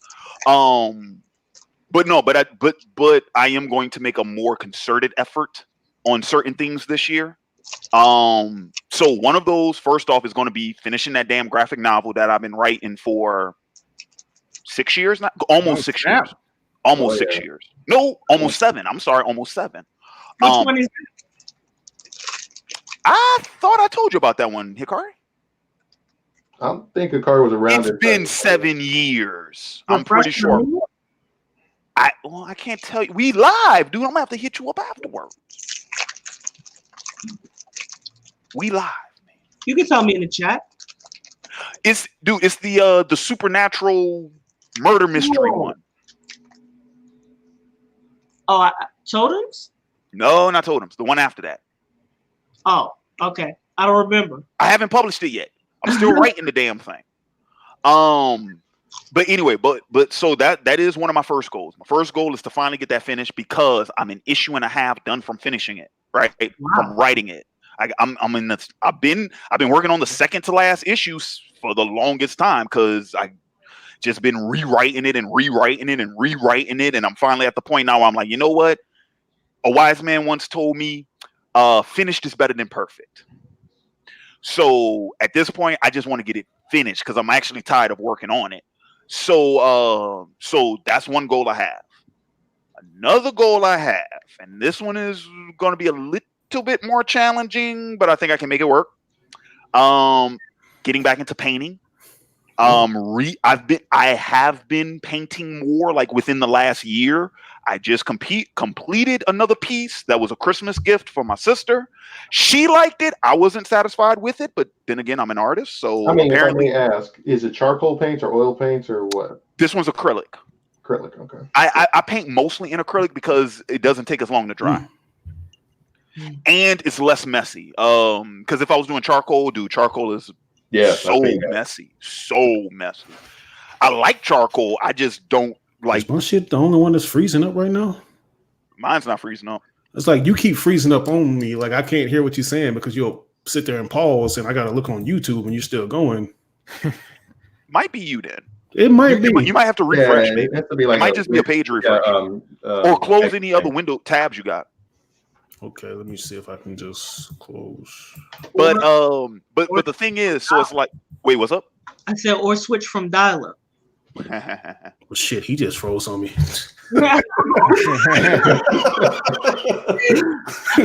Hello, man. So the thing is, it's like, so I just finished one painting, and I have plans for another. Depending on how this other one goes, I am anticipating potentially start offering commissions. I was just about to ask you, how much would it cost to get you to paint something? Well, it depends on what it is. Like Hikari, if you're interested in me making something for you, I'm gonna tell you straight up what it's based off of. Number one, subject matter, but the subject matter doesn't really matter all that much. Most importantly, it's going to be size. Yeah. And it's going to be the cost of shipping. Those are the two. Like my base price starts at size and cost of shipping, because based off of those expenses, I then have to calculate how much I need in profit. Right. That's where it starts. And then based off of what the actual subject matter is, it will either, it will increase, but the level to which of how much it will increase, it depends on what it is. Because I have to take in consideration time and all those types of things. But the piece I'm going to be working on soon is going to kind of be like the test run in a series, depending on how many people, and I'm gonna share that one on social media and stuff to try to gauge like if people like that idea. If people like it, I might open it up to commission to make others like the one I'm going to make. But I gotta make that first one first so people could see like, okay, this is the type of thing I'm offering, right? So that's that. Let me see. Other things too. I need to get my ass back in the gym because I've been slacking off on that. Yeah. They actually called me up the other day when I was at work. So I need to get back in that gym. That's pretty much it though. I like in terms of goals, I'm kind of just sticking to those 3 things. I'm not really because everything else I already got kind of taken care of. Like my diet's pretty good for the most part. It's actually really good. Actually, I've cut down on a lot of stuff. So yeah, that's pretty much that for the most part. Got another super chat from God Mage Key, $5 super chat. Shout out to my guy Uber. Hope he comes back soon. Keep grinding, Larry. Appreciate that. Thanks so much. Wow. Back, what you drinking, Larry? What you drinking? None of your business. Guys, not to cut this short on my end, but I'm going to go ahead and head on out for the night. But I do appreciate you having me on the night. And I'm glad Uber came in here today. Thanks so much, Irvin. I appreciate you coming out, man. Yeah, thanks. It's good to see you, Irvin. All right, I'll see you guys. All right, later. I say, is it alcohol by any chance? Yeah, you know it's alcohol. Look at that. I was about to drink with him. Got the little signature skinny straw. Yep. Yeah. Them I got nightclubs. fucking tequila It's right here. called a mixing straw. A little mixing straw. All right, so let's hit up. Let's see. Let's hit up some more of these questions. Man, I done missed so many of these questions. I feel so bad. Ish. Well, that's just because because people, they ask the questions, but we ended up getting into a whole like we would take a question and then that question would become a 30-minute discussion, and we lose track of all the comments. I mean, that's how you know you're having a good conversation. Though. Man, you can take that shit and when somebody can take something as a small concept and just expand upon it. Yeah, that's some good content that you can just dice into a video. You know what? I might go back and do that. I might go back and just like raid all the comments that I didn't get to, and I might end up making separate videos of those. I've done that before, not often, but I've done that before. Let's see. Oh, this one's for Hikari. By the way, Uber, did you see the documentary about Hiroyuki Takai that just got uploaded? Nope. That's the Shaman King guy, right? Yeah. Yeah. I didn't. Let's see. Here's another one. Happy New Year, fam. How's everyone feeling in 2020? Just like how I felt in 2019. Right. It's like nothing's happened yet for me to feel differently. Just drinking. Oh, yeah, I didn't cut out the 4 Locos, man. I went ahead and took your advice. Dude, I told you stay off that stuff. That is crap liquor. Yeah, it is. It is crap liquor. You was drinking 4 Locos? I wasn't drinking them like excessively. I would just drink them every now and then. I don't know. Larry just said if you're going to drink something that's not cheap. Yeah, exactly. And crap. That's like drinking Still Reserve. Yeah. Yeah. I think it's a secondary homeless man drink, but yeah, exactly. I mean, there's some good drinks that come out. I found my favorite flavor, but depends what you get. Sour green apple. Oh, that's crazy, man. So you gotta leave that stuff alone, dude. Like you owe it to your body to put quality stuff in it. Yeah, I got like Patron tequila right now. I'm drinking Patron. Is it wait, hold on. Is it Patron or cognac? The funny doesn't say. You got to get the good shit. Yeah, my old lady was getting mad at me too. Like anytime I just come home with like a 4 Loco or something, she'd be like just looking at me like. Oh no, that reminded me of this, Larry. I tried this fucking what the fuck was it called? 151. That shit that's supposed to be high flammable. Yeah. I bet that shit was a good burner. No, drink that and drink a shot of that and 2 beers.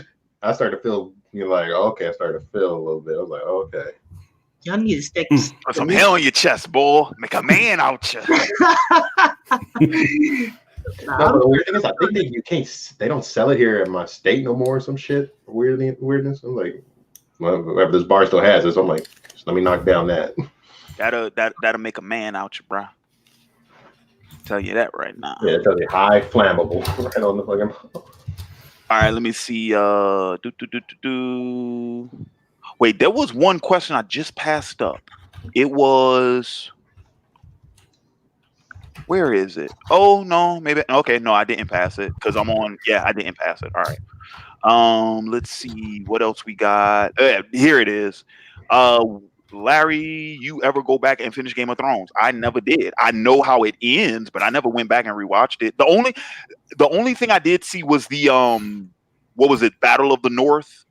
I did see that because it was on YouTube. Somebody uploaded it on YouTube like a week after the episode aired, so I watched that scene. I think it was like 18 minutes or something like that. It was like the last part of the episode. I watched that. Ooh, Uber, are you going to watch the new season of Star Wars: The Clone Wars? I didn't even know they were still making that. I didn't think they were coming out with a new season of Yeah, Clone Wars. they brought the thing about bringing it What do back. you mean? They doing a continuation? Yep.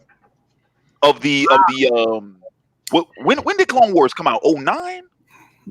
Somewhere around that time. That series.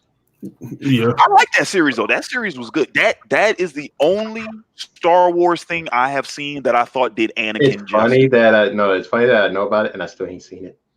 I know enough about it and I still ain't seen Clone Wars. It's on my list. That's the only. Wars is one of those things you have to watch in small because you're only. Yeah, it came out in 2008.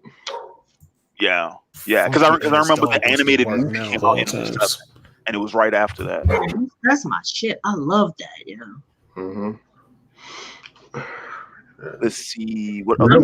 not watching anything lately. I'm just reading. I've been reading like crazy. Oh, this question: the product versus art debate. I'm not going to spend too much time on this because that's kind of been a thing I've argued on this channel since I started it. You can have both. Simple and plain. Like, people always want to make that argument about, a piece of entertainment being either a product or being a work of art. You can have both. I've always argued that on this channel. That is one of the tenets of OAW. You can have both. Them niggas didn't know when they were putting out them damn Transformers toys and they needed to make a cartoon commercial for that shit. You know what I'm saying? They were like, oh, well, this is just going to be, a TV show that's going to sell them toys. But they fucked around and they hired comic book writers to write that show. And guess what? You ended up with some really good material. You ended up with material that was too good to be in this kid's toy commercial. You can have both. You can have product and you can have art. Will anyone argue that The Dark Knight is not both product and art? Mm-hmm. Well, I'll give you one better. I mean, we have seen evidence of this. I mean, that's why you got certain properties or certain stuff that is like niche for certain particular, group, and those people make profit off of it. Dude, we were just talking about Star Wars. Anybody want to argue Star Wars is not both product and art? Mm-hmm. You were just talking about Power Rangers. That's product and art. I don't know about the art. Power Rangers. Well, Power Rangers has some good art. Like if you look at some of the things that they've been able to do and expand. Oh, Trent got another super chat. Hang on, let me see if I can click on it. Where is it? There it is. $5 from Trent. Any of you guys still keeping up with Boruto? No. Naruto, Boruto, Bleach, One Piece, or really just any anime? Well, Irvin was. Well, he said he was. I am not keeping up with any of those. Well, Bleach ended, right? Bleach is over. Yeah, Bleach ended. Yeah, Bleach ended. And technically Naruto ended because we're in Boruto now. And I'm not keeping up with One Piece at all. Mm-hmm. Well, yeah, he also talked about any other animes you're watching recently. So, dude, like I said, man, you know what? There was an anime I saw recently. I'm trying to remember the name of it. It's on Netflix right now, and it's about like that mysterious continent, that new continent that people go to. What is the name of that? It's called dang, what's the name of it? I can't remember the last anime. Something with an M. It's something with an M. But I saw like the first 2 episodes of that. It was okay. It was okay from what I saw. I heard it gets really messed up later on, but it was okay. I've been watching some Dr. Stone. Somebody else asked about Dr. Stone earlier.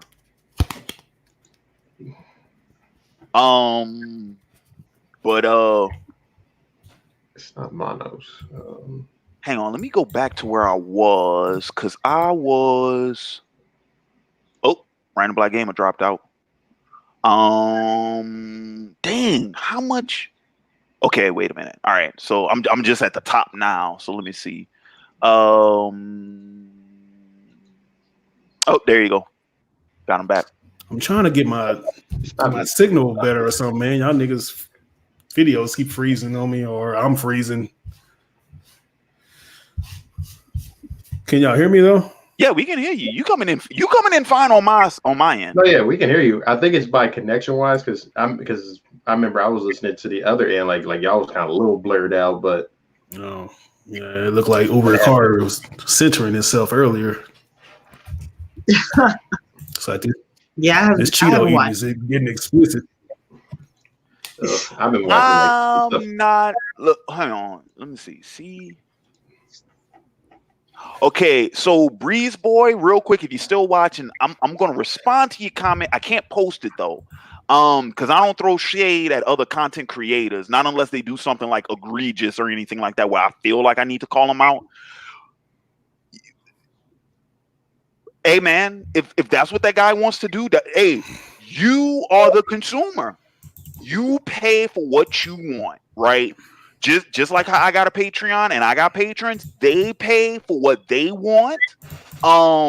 If that's what his audience wants to do, I'm not here to look, dude. I don't watch other people's wallets. I don't do that. I don't watch other people's wallets. You know, I don't watch other people's wallets. That's just me. We already did the Arctic Monkey thing. Y'all get off that incel shit. I told you about that. I'm not gonna tell y'all again.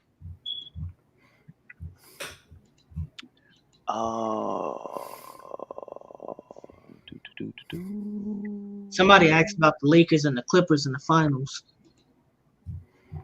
You mean the Western Conference Finals? Yeah. I'm going with the Clippers. I got no problem either or win. I think the Clippers probably. Well, I don't know actually. I got to show this one. I got my Lakers sweatsuit, but shit. Y'all see this? What? Larry, thoughts on your character arc in the YTAC in the YouTube anime community? I didn't know I had a character arc. Everybody has a character arc. Right. My thoughts on my character arc would be this. It's kind of the obvious thing, right? I was amongst the oldest members of that community. Old in terms of my age, not in terms of how long I had been there. Because I was so much older than most of the other people in that community. And by virtue of that, our interests are different.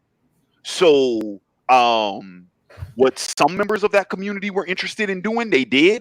What I was interested in doing was something completely different. And that's what we all did. Dude, that's why like I've said this before, but I feel like I need to reiterate it every now and then. I don't knock anybody from the YouTube anime community. I don't do that. You know what I'm saying? Because we're all different. You know what I mean? We all had like different interests, different goals, different things we wanted to do. Even the channels were, or my channel was different from some of the other channels. I don't know about those channels in relation to each other because I don't follow all those guys. But dude, like what I was doing by the time I left that community was totally different than what anybody else was doing.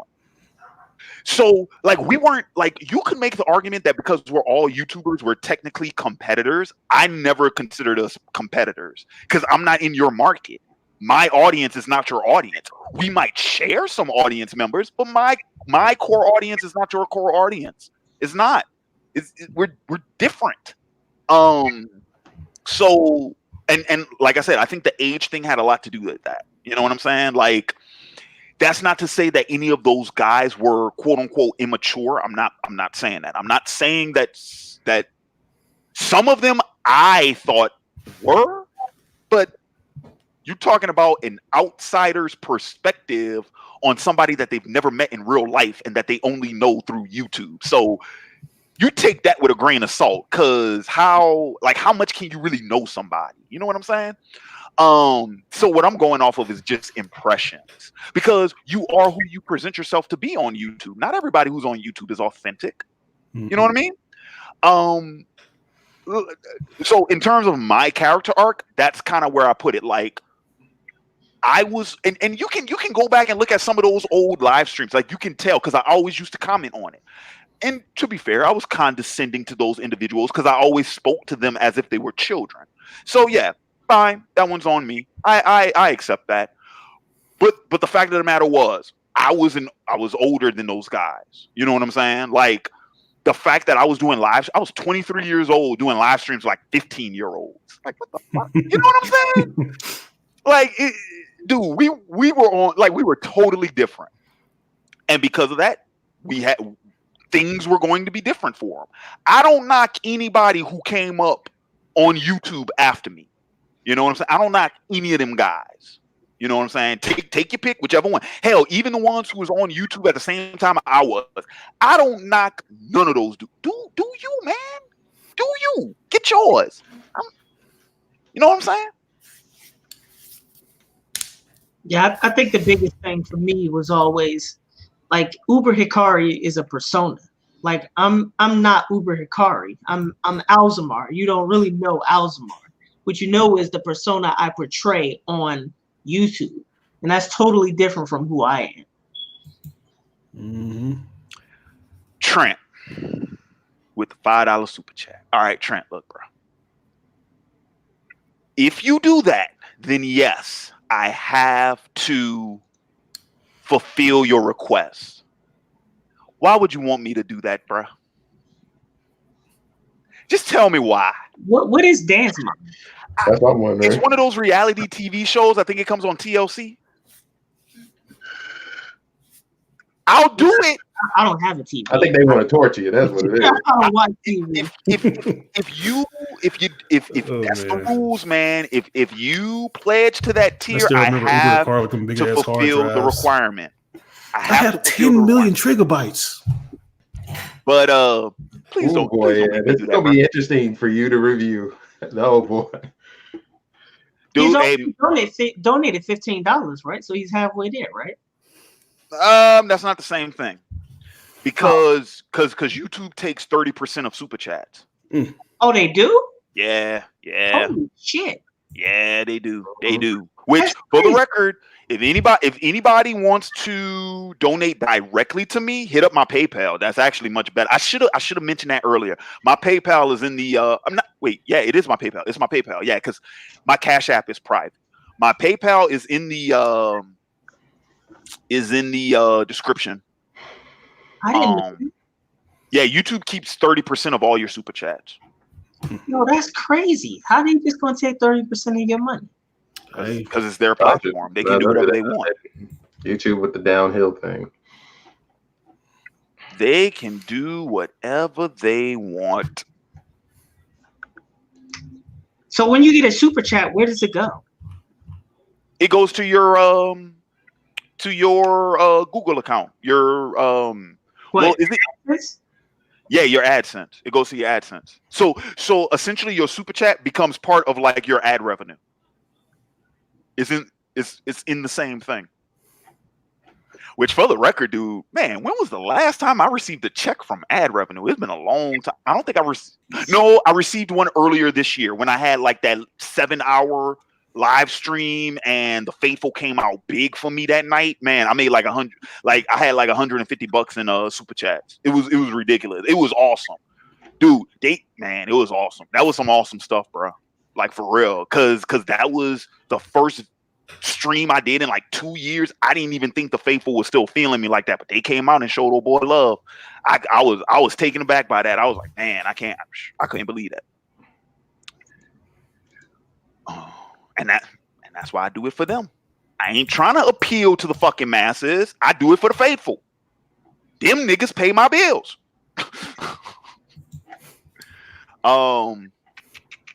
Or they help pay my bills. You still work at the library? Yep. Oh, fiber. Still there. Going on almost 3.5 years. Oh, shit. Almost 4. I'm about to have a different career change soon. Who, me?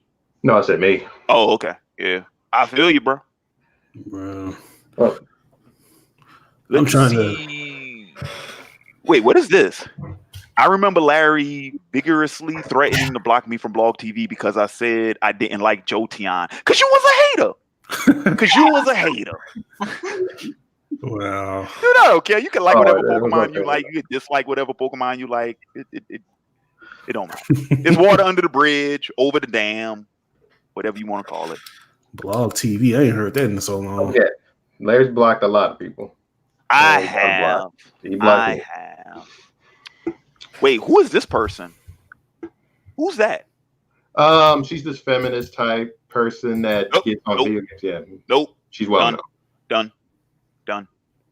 That's what I think of that person. I don't even know who they are, and I don't want to know them. Done. Moving on. You're not a feminist, Larry? No. Yes, you are. No, I'm not. Yes, you would. What do you think feminism is? I will tell you off camera. Oh yeah. let me Hikari, because I don't feel I've spoken about this on previous live streams. Let me tell you what went down. Once I thought it was this, then I found out it was that, and then I was like, nah, I can't do that. So but hey, it happens, you know what I'm saying? That's just the human experience. That's learning. You learn as you get older. You know, you believe things to be a certain way, and then you find out, no, you were actually lied to this entire time. This is what it really is. And then once you've had your eyes opened up to that, you're like, oh my God, I can't believe I was such a dope for believing in that. But that's what your entire culture has indoctrinated you to believe. So, like, and it's not your fault. And it's not necessarily anybody else's fault that taught that to you, because they're in the same boat. They're in the exact same boat as you. They're in the exact same boat as you are. But even though it's not your fault, it is your responsibility, because now you know better. So that's why I said I don't blame myself for some of the positions I've taken in the past, because if I had known better, I would have done better. But now that I do know better, I intend to do better. Do you believe that men and women should be socially and politically equal? I'm gonna tell you off camera. I mean, there's only one right answer to that question, Larry. Well, I'm gonna tell you this. Do I think they should be? Doesn't matter. You wanna know why? Because they aren't, and they never have been. Okay, maybe you're talking about something different. Maybe I'm just not understanding what you're saying. Well, what I'm saying is, what I believe should be the case is irrelevant, because it's not the case, and it never has been the case. Historically speaking, it never has been. So what I think doesn't matter, because who am I? I'm a spoke on a wheel, just like everybody in this chat, just like everybody watch. A human life is finite. It's in the grand scheme of time. So what I believe doesn't really matter in the overall narrative of humanity. That's very depressing. Well, it's factual. It's factual. What is? Let's say, just hypothetically speaking, even if you were to live for a century, what is that century in the overall span of the existence of humanity? That's what it is. I don't see how you could say that what should be the case is irrelevant because of the way things are. And have been. And will be. Yeah, but that's ethics. Ethics is about what you should do. Okay. But, I mean, there's a lot of things I do that's not shared amongst my common man. So do you believe in morals and ethics? I do. But in the overall grand scheme of things, even that doesn't even matter. Oh, goodness. It's true. Who killed? It's true. Who killed your dog, Larry? I never had one. Your dog? I never had one. Okay, your cat. Who killed the cat then? Never had one. Technically, because she wasn't mine. She was a stray. Never had one. Did somebody dump all the water out your fish bowls? My fish was eaten. But what? Another fish. Wow. Damn, man. His name was yep. I remember that. Somebody said is Larry a Sith Lord? I would definitely be one because I agree with Vader. I agree with Vader. You want to real talk. You want to ask about my politics? I agree with Darth Vader. Well, no, the funny thing is, as a Star Wars fan, I'm actually one of the people that do like the Sith. Now we got Sith code is about. What do you agree? What do you agree with Vader about? Wait. No, he didn't. No, he didn't. Don't tease me now. What'd he say? Hugo boy, is that you? No, it's me. Ah, it's Jamal. Oh, you thought that was you? I heard. Hey, no, Jay. You know you my dog, man. Jay Money, that's my dog. The I fighting didn't want to not show up when I realized you were having a stream, even though I was supposed to have a tabletop session. But at the last minute, it canceled. So I was like, fuck it. Let me jump in and say, what's up? And I heard someone say, you don't believe in morals? I'm like, oh, wow, my type of conversation. Let me jump in right now. No. Okay, for the people in the back, because I got to go ahead and do this again. For Hugo, and then the people in the back. I mean, not Hugo, Hikari, and then the people. It's not that I don't believe in morals. I have morals. I have ethics. That's all fine and dandy. What I'm telling to you is, even with my quote unquote morals and ethics, that is a speck in the overall what is the human experience. It's a speck. I was born, I live, and I will die. And for all of my morals and ethics, what will that really matter? You're starting to sound like me, Larry. You Are you an atheist? No, I'm not actually. You're not an atheist? I'm not actually, believe it or not. So what are you? It's Wednesday, so I'm Hold on, what you say, Jay? So you believe in God? Yeah. You believe in the Christian God? The Abrahamic one. I thought you were. That's a contradiction then. Hmm? That's a contradiction then. Because the supreme being of the universe who lays down moral laws. Oh, right. And to him, and compared to him, I'm a speck. Okay, so Well, first off, I thought remember you saying you were a theist or something. How can you believe in a Christian God and Abrahamic God? Well, the Abrahamic God, but even the Abrahamic God has some sort of eschatology who says that your morals and ethics are a prerequisite for your salvation, right? Yeah, no. I'm not big on the afterlife. That's why I to believe that. Wait, so I'm now you're really confusing me. You believe in the Abrahamic God, but you don't believe in the afterlife? Not entirely, because I know where it comes from. Keep this in mind. Well, Hikari, you smart nigga. You know, we both studied literature. I know where the Bible comes from. I know why it was written. I know how it was written, and I know certain aspects of it. I don't really buy the afterlife piece. If you want to ask me about what my quote unquote belief in the afterlife, it would be closer to the Greeks. If anything, we all go to the same place. This is really strange to me. I don't understand if there is a place, we all go to the same place. There ain't that much different between you and. Well, actually, no. The ancient Greeks didn't believe in an afterlife at all. Actually, the ancient Greeks didn't. That didn't come until later. 2 places actually. So what? It's 2 places actually. Yeah. Well, yeah, it's the Elysian Fields in Tartarus. I know, but that didn't come until later, though. Even that is a late Greek invention. Like the early Greeks, the ancient Greeks, they didn't believe in an afterlife. They just believed like you were done. So what do you mean when you say the Abrahamic God?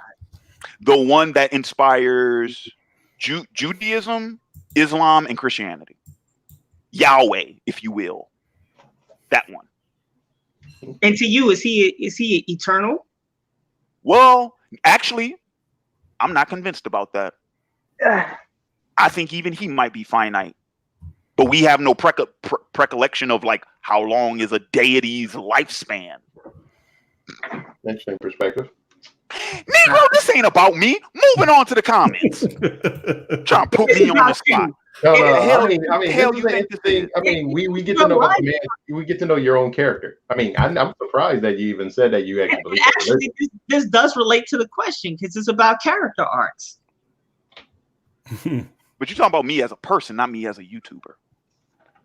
Yeah, but they're separate, but they're intertwined.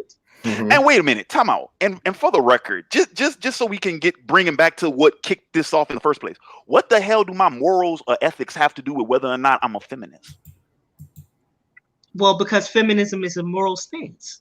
No, it is not. No, it's a political stance. It's Tell more, him, Jay. I agree. It's more of a political. Tell him, stance. Jay. Tell him what's up. It is a moral stance. No, because No, if it's a moral stance, I wouldn't just go with humanitarian. Let me turn these birds out because y'all can't hear me properly. We can hear you. Go ahead. Okay, the reason why it's a political stance is because that's how it started. It started for women's rights. Now, if you believe that your rights are given to God, then for one, you're already looking in the wrong direction because man determines those things for itself through societal norms and social contracts. You're not going to get that through God itself because it's a dubious proposition for different civilizations to have different sets of rules, also to be treating each other on equal terms. It's not going to happen because everybody has a different interpretation of what that means. In regards to the feminism, however, like I said before, its roots started in a political background, and it actually continues. I mean, think about what a modern feminist, and I'm not just talking about third wave feminists, that, you know, fuck them. They can go in the back of the bus, but modern feminism still is a political stance. People use the idea of it being a moral stance as a means to bait and switch people, like, oh, if you're not a feminist, you're a bigot. And that's really just a manipulative tactic. Notice how all of their rhetoric, hang on real quick, just like my man Jay said, notice how all of their rhetoric works in binaries. One or the other. It's one or the other, right? Black and or I'm white. like, and that's not how the world works. Exactly. Dude, we were talking about this earlier. What they say in Star Wars, only a Sith deals in absolutes. Deals in absolutes. You fucking kidding me? Till you watch the third movie and realize that Anakin realized that the Sith and the Jedi are pretty much the same fucking thing. Yep. So it just matters on what side of the line you are. And but that's what I'm saying, dude. Anytime you run across something that tries to force you into a manner of binary thinking, tries to force you. It's trying to coerce you into something, and I'm like, nah, it's called a false dichotomy. There you go. Thank you, Jay. And I'm like, nah, bro, no. So are you saying that if something is a political stance, it can't necessarily be a moral stance? No. That's not what I said. No, I'm not talking about you. I'm talking about Jay. Is that what you're saying? Wait, what?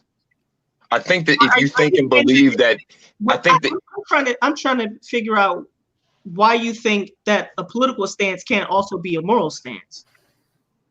Because a political stance does not equate to everyone else's opinion. And an opinion's not a fact. Okay, that's true, but you have an answer. Yeah, I did. That is my answer. The answer is that it's completely subjective. As long as we're discussing what societal norms would be amongst other people, and we're not going to agree because we're human beings, I can present the one idea to 10 different people, and they're all going to have different interpretations. So because of that, well, you know, like even if you're a moral relativist, that you're still talking about morals. Everyone's a moral relativist, whether they realize it or not. There is no black and white worldview. So you're telling me that metaphysicians are moral relativists? No. What? A metaphysician. You're telling me that metaphysicians are moral relativists? A I'm not. Why am I not familiar with that phrase? Is there a different synonym to it? No, metaphysics. Oh, metaphysics. So Kant is a moral relativist? I don't know who that is, to be honest with you. Okay. All right. Yeah, I'm not going to pretend to know who that is. So we're talking on different wavelengths then. Maybe, but if we're talking about religion and political stances and moral to relativism, I don't like, because the way I look at it, I just look at it for the concept itself. I don't know a whole lot about who came up with it, but I know that human beings don't make decisions primarily on what makes sense. Wait, and you're an talking objective about sense. relativism, right? Yeah. Okay. I was No, saying so. it says the dictionary right here. The doctrine of the knowledge of If truth. what you're saying is true, then political systems can't also be moral systems. Of course not. That's just historically. Of course not. That's just historically not true. What do you mean? Like, do you honestly think that governments do what they think is morally right based upon what you think they make decisions based upon that? You're clearly wrong. You can see the examples of that's not the case. Look at our two-party system. Do you think our two-party system is a moral system based upon morals? Okay. So let's back up. What do you mean by morals? Well, I'm not making the definition, but you just presented the idea that if a government has a system based upon morals, it's like, okay, well, it's still subjective. We're going back to where we started.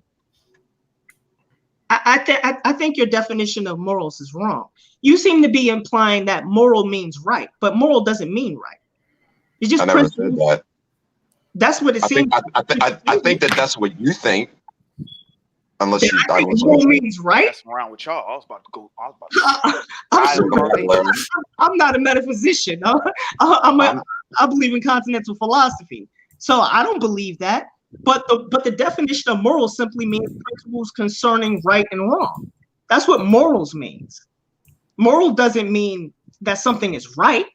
It just means principles concerning right and wrong. And every government says, shit, America, our democracy is based on principles concerning right and wrong. That's a moral system. No. What did I walk into? What do you mean, no? Why is it not? That's just empirically denied. What did I walk into? Okay, yeah. Okay, so you think our government is based on a right and wrong system? Yeah. Which one is right and which one's wrong? That's not the point. No, it is the point. You just presented the example. You have to follow through. Listen, morals isn't about, when I say principles concerning right and wrong, I mean just that. Right and wrong in their most general sense, not about the specific content of any moral command. Right? What? Like what you seem to be saying is that if something is moral if it's right. That's not what morals means. Morals means principles concerning right and wrong. In other words, how do we know when something is right or wrong? What is right and wrong? That's morals. It's not about any specific command. Like, for example, if I say murdering your firstborn son is right, that would be a moral principle. Now we can debate about whether or not it's actually a good thing or a bad thing, but it would be a moral principle. Like, moral principles are not about the content of your morals. It's about how you get to a framework in which you can adjudicate actions as either moral or immoral. It's about principles of right and wrong. So you saying that a political system is not a moral system is just empirically denied. Like, read the Federalist Papers, for example. It's all about principles concerning right and wrong, and what kind of moral foundation would you need in order to create a particular type of political system. So how could you say a political system is also a moral system? Professor, I have a question. How the hell did we get all the way over here? In 5 minutes. Like, Because he says that feminism is a political stance, not a moral stance. But I don't understand why political stances can't also be moral stances. Does it matter? Actually, it does matter. Why? Really? Hang on a minute. If both exist, does it matter? I don't understand your question. You said that you argued feminism was a moral stance. Yes, it is. He argued it was a political stance. Right. Are those two things mutually exclusive? That's what I'm asking. I don't think they are. I don't think they are. That's my entire point. No, I don't. That's why I think that certain concepts are mutually exclusive. I think that feminism is a political stance, and because of how morals work, there's going to be different people that think different things for different reasons, for whatever perspective you're on. Like, I think women deserve to have equal rights. Well, of course, but I don't think I need to be. Yeah, but I don't think I need to be a feminist to do that. Well, actually, I think you do from a historical standpoint. I haven't been a feminist in 29 years. Feminism only means two things. It means that from a social and political standpoint, men and women should be equal, and that gender doesn't define who you are. Well, good luck. That's never going to happen because of sexual dimorphism. What? I don't understand. What are you talking about? Okay. Sexual dimorphism is the genetic study, an example that a species of two different genders are down to the anatomy and chemicals completely different, meaning we're not equal. I said socially and politically equal. I didn't say genetically or biologically. Okay, so socially and politically. Well, I mean, you didn't say that, but I mean, that's part of the reason why. But if we're talking about socially and politically, societal norms kind of prevent that from ever being truly equal. I think right now we're fine. We just need to stop. We're fine socially? I don't. Are you sure? Women have more rights than men for sure right now. So women have more because I'm like looking out out of my balcony on the forest fire I see before me. You sure we cool socially? Because I don't think we are now. Nah, I think women kind of got it right. Won't be my problem. I'll be dead by the time this shit comes to a head. What rights do men have that? What rights do women have that men don't have? What rights do women have over men? Men don't have paternity. Right to paternity. No. Wait. I didn't say over men. I said what rights do women have that men don't have? Right to paternity. Right to paternity. They also have a social bias in their favor. Hang on a second. Which does Hikari, you're smart. Go ahead. You know, in the vast majority of cases, women will get rights to their child before a man does. You know that. Okay. You've lived that. Okay, You've lived that. Okay. And in order for me to believe that, you'd have to show me evidence that that's true. Oh my God. Wasn't really? No. That's fine. Paternity court. Hold up. Wait. Let's just do a play-by-play. Let him finish. Wait. Let's just do a play-by-play of what happened. You made an empirical claim that women have more rights than men. Then I asked, what rights do women have that men don't have?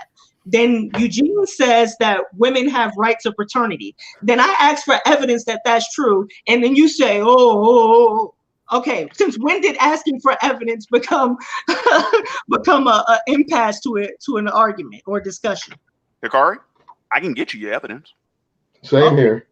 I can get you your evidence. I'll get it after this live. I'll shoot you the evidence. Yeah, you can watch Paternity Court, and in actually, that's a TV show.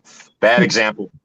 No. I'll give you a better example. I can give you one from a feminist perspective too, where she even says more women have more rights than men, and she's like an old school feminist. Like, is it who I think it is? Yeah, probably think it's like first or second generation.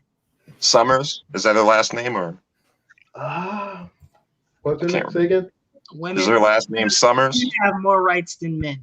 Oh, okay. I'm trying to remember her name is. Yeah, I think it is Summers. So what Yeah. what are you going to tell me next? That in divorces, women get all the money and men don't get any money? That's what you're going to next? Women, hang on. They do. Hang on.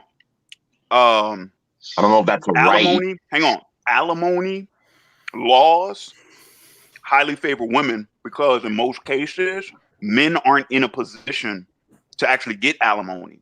It's only in extreme cases. The vast majority of alimony settlements go to women. You know why that is? Because the men are already in a position to where a judge wouldn't grant them alimony because they have to make more. Historically speaking, they always made more money than women. Now, hang on. They have an opportunity. Listen what I said. Don't be a smart ass now, Hikari. Don't be a smart ass. That's not having more rights. Historically, hang on a second. Hang on what I said. Historically, that was the case. That is no longer the case today. That's not the case now? Dude, depending on the couple, women make a hell of a lot more than their significant other, depending on the couple. It depends on who it is. It depends on who it is. Oh yeah, they just did a study on it, and the person. I got. No, hang on. Real talk. I got homeboys whose wives out earn them. So if they were to get divorced, good luck on that brother trying to be able to get alimony. He should qualify, but I don't think he will. Plus, this wage gap narrative makes it even worse for men too. Oh yeah. To give him more support of Eugene. The person's name is Christina Hoff Summers, and I can even tell you from personal perspectives, you know how many girls I've dealt with and messed with that way too much fucking money more than me, or even trying to find a man who makes more than that. I'm like, one girl I know I'm friends with, she's trying to marry him. Well, she's trying to be like a housewife type deal. She's trying to marry a man like 6 figures. I can't even find a dude who's 6 figures. I'm like, most of them are trying to marry somebody 6 figures. Yeah. Are you familiar, Nick? You're familiar with the interview marriage. Yeah. Nick, you're familiar with the 3 6s, right? Mm-hmm. Okay, there you go. That's the case for the most part. Yeah. But anyway, like I said, you making 6 figures. But like I said, we can have more of this thrilling discussion after we get through the rest of these questions. Because I'm still trying to make it through the list. Damn it. And you bring up somebody from the American Enterprise Institute. Right. Christina Hoff Summers. She's from the American Enterprise Institute. Oh, okay. Congratulations. Let's see. This is from Breeze Boy. Larry, can we get an update on totems? I hope you're still. That project is currently on hiatus. It's been on hiatus because I'm working on something else. So when I'm done with that, and then I'm gonna be honest with y'all, I'm working on something else, and then I got plans for something else even after that one. So it could be a while before totems come back. It depends. It's really going to depend on what happens with that second project, the one after the one I'm working on. We'll see what happens with that, and then I'll let y'all know. My eyes aren't too red, are they? Who? My eyes aren't too red, are they? No, they're not red. What, you been smoking? No. Drinking? Not that. Pretty sober, actually, as of late. Well, then stop doing whatever it is you're doing. I don't want to know. If it ain't smoking or drinking, I don't know what got your eyes red. I don't want to know. That way I don't have to lie. Sleeping? Come on now. All right, whatever. You work at night. What you been sleeping for? You work at night. You are normally up at this time. Yeah, but reasons. Let's see. I do stream on. Okay, I'll mention this. Just update this here. I do stream on Twitch. I haven't in a while. It's been a while. I'll get back to it. But I'm just letting y'all know now. Well, I can't. No, let me not even say that. Because just because NBA Live, I keep saying NBA Live, NBA 2K, just because 2K is the next one on my list, don't necessarily mean it will be the next one that I stream. So. Oh, you do gaming too? Yeah. I started Speaking of Twitch, man, they got to change the name to Thoughtland. I ain't in that. I ain't in that. Backwards for thoughts. I'm not in that. It's not an example of a right, but man. Oh my god, you can have like a whole nude painting session on Twitch and they don't have a problem. But if you say one thing that's not politically correct, you get suspended indefinitely. Well. wrong think, as it's called, banned. You know, I'd rather just watch porn, to be honest. I just Fuck went that. to Twitch and typed thought in the search bar. I don't see any thoughts. Because just go to just chatting and you'll find everything you want. Twitch is the worst strip club I've ever been to. No one takes their clothes off or touches you, and I think I did win Twitch. But you don't have to pay $10 for a drink and throw money at the women. So yeah, but I get to have something in my hand and in my lap. And if you're smooth like me, you can walk out with more than just me. I ain't gonna lie. I kind of want to laugh at that one, man. I haven't asked for that. I kind of want to laugh at that one. I was in New Orleans. The name of the place was Deja Vu. Oh, we got one call here. you never mind. I'm not even gonna. When I wrapped up, I was just about to set fire to the kindling, but then I backed away. Back away. Be cool. Larry, I've grown. Damn.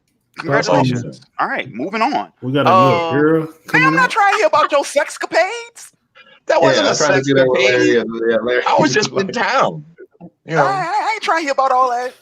Ask Nick. You want to tell me about that shit? You hit me up after the stream. Yeah. Then we can share war stories. But until then, war stories. Back in my day. Or exchange notes. No wrong. Also, the new Akira anime that is coming out. I didn't even know there was a new one. I didn't. Oh boy.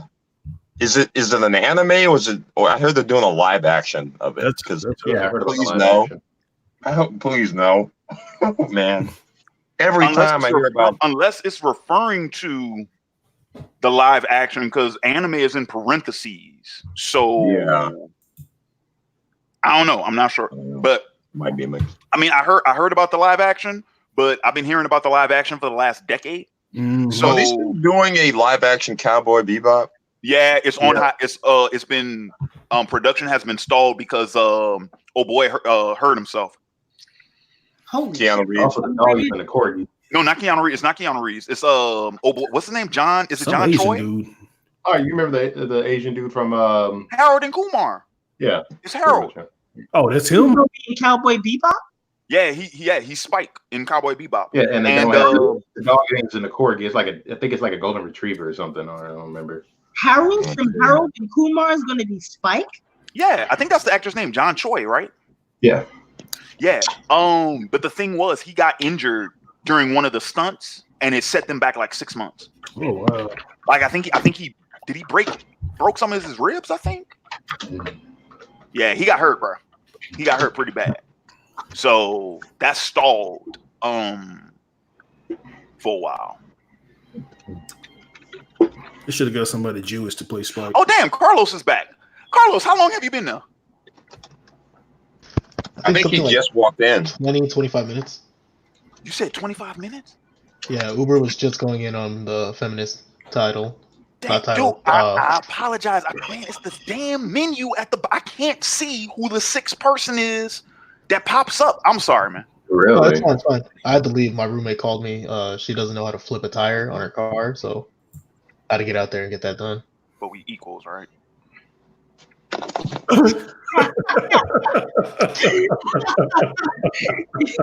You're an asshole. You just gonna subtly throw that in there. She's 27, by the way. You had to go. Mentos, the fresh maker. You're a professional asshole. That's what you are. Who, me? Yeah. Oh, okay. That's fine. Larry's gonna wear loud and proud. Professional asshole? Shit, I've been practicing that since I was 13.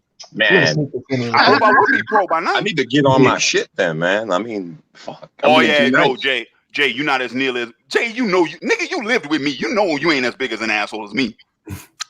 I've gotten meaner over the years, but yeah, I don't know I'm there yet. It's not about being mean. It's not about being mean. You want to know the secret to being an asshole? No. Blatant, blunt honesty. That's the secret. That's funny. I never. No. It's funny. I've done that, and I mean, I do that, and I get far. The way I approach it. I'm always blunt and I'm always honest. You know what the translation for that is? Having a complete and total disregard for other people's feelings. That's probably that part. That's what an asshole is. I mean, yeah, can't really disagree with that. It's borderline sociopathy. Other than the words, being a Mayan. That's what you gotta do sometimes, man. Especially in the workplace when everything's going to shit, and you really need to pick up. Sometimes you gotta grab some ass to get things done, you know. Now that's not to say that I don't take people's feelings into consideration, because of course I do. Y'all know I do. Yeah. If I was a complete piece of shit, nobody would be on this live stream. Nobody would be watching it. So you already know that. I mean, I would, but you know. Bad boys fly, nigga. But anyway, but that being said, I just want to reiterate really quick that gamer language even you had exists. to admit that shit was funny. What? Jeez. Even you had to admit that was funny. That's why you called me an asshole, because you couldn't think of a comeback. No, but everybody thinks I'm an asshole too.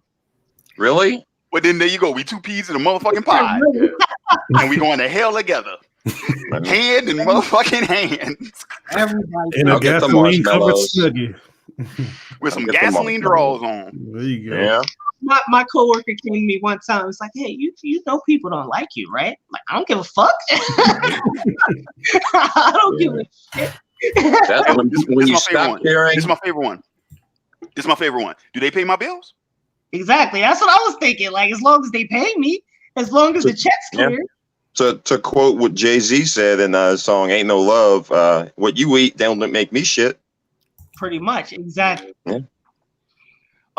What? But yeah, man. I'm sorry, Carlos, bro. Because I just found out though. Now I know you can scroll down on this page underneath the video, so I can see who the sixth person is. I didn't know that. I didn't know I could scroll down, but now I can. So that's fine. But Larry, you got to do a better job about the gamer language. You, Hikari. Look, bro. Eugene. Look, bro. Look, bro. Hang on. I ain't saying the N-word. Hang on. The what language? Neighbor. Hang on. You know what? I don't think I will.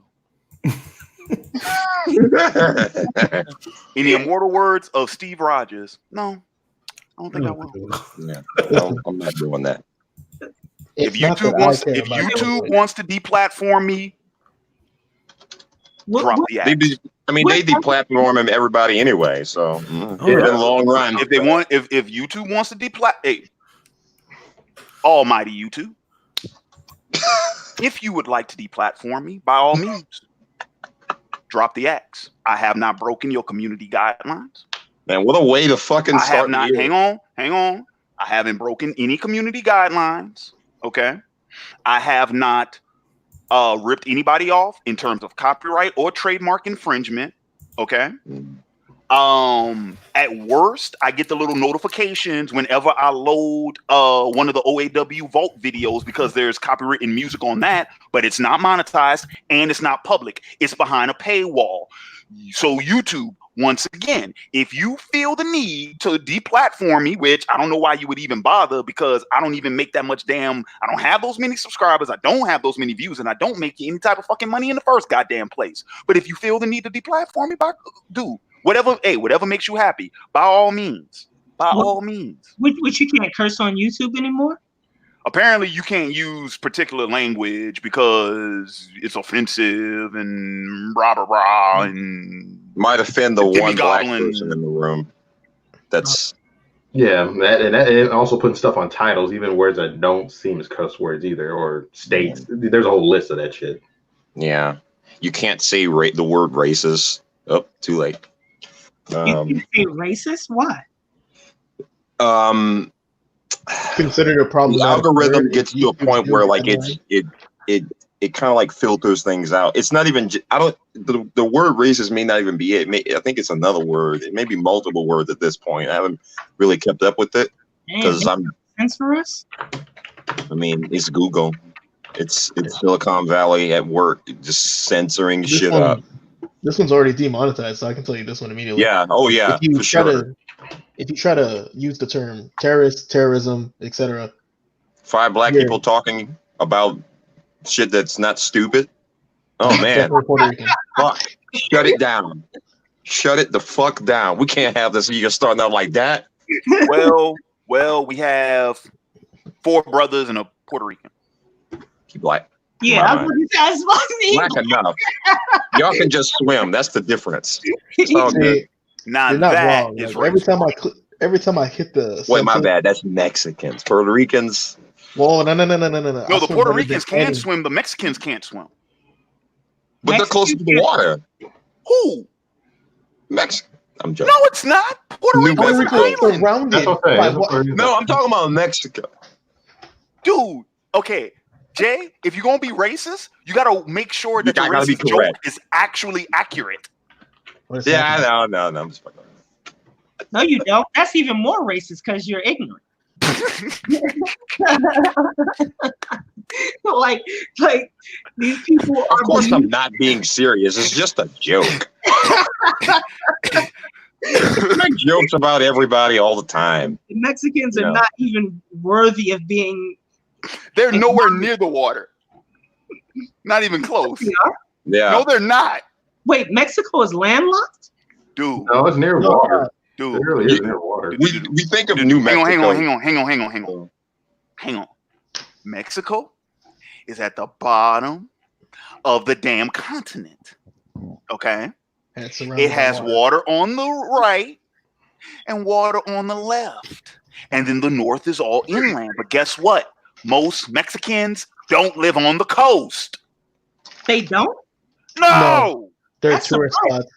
They live inland.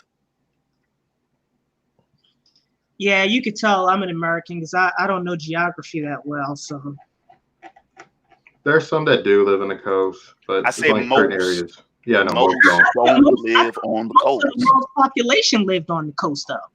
Who? This is all from one joke that I got wrong, by the way. I'm just Wait, time out. Wait, pointing it Hikaru, out. you thought most of Mexico's population lives on the coast?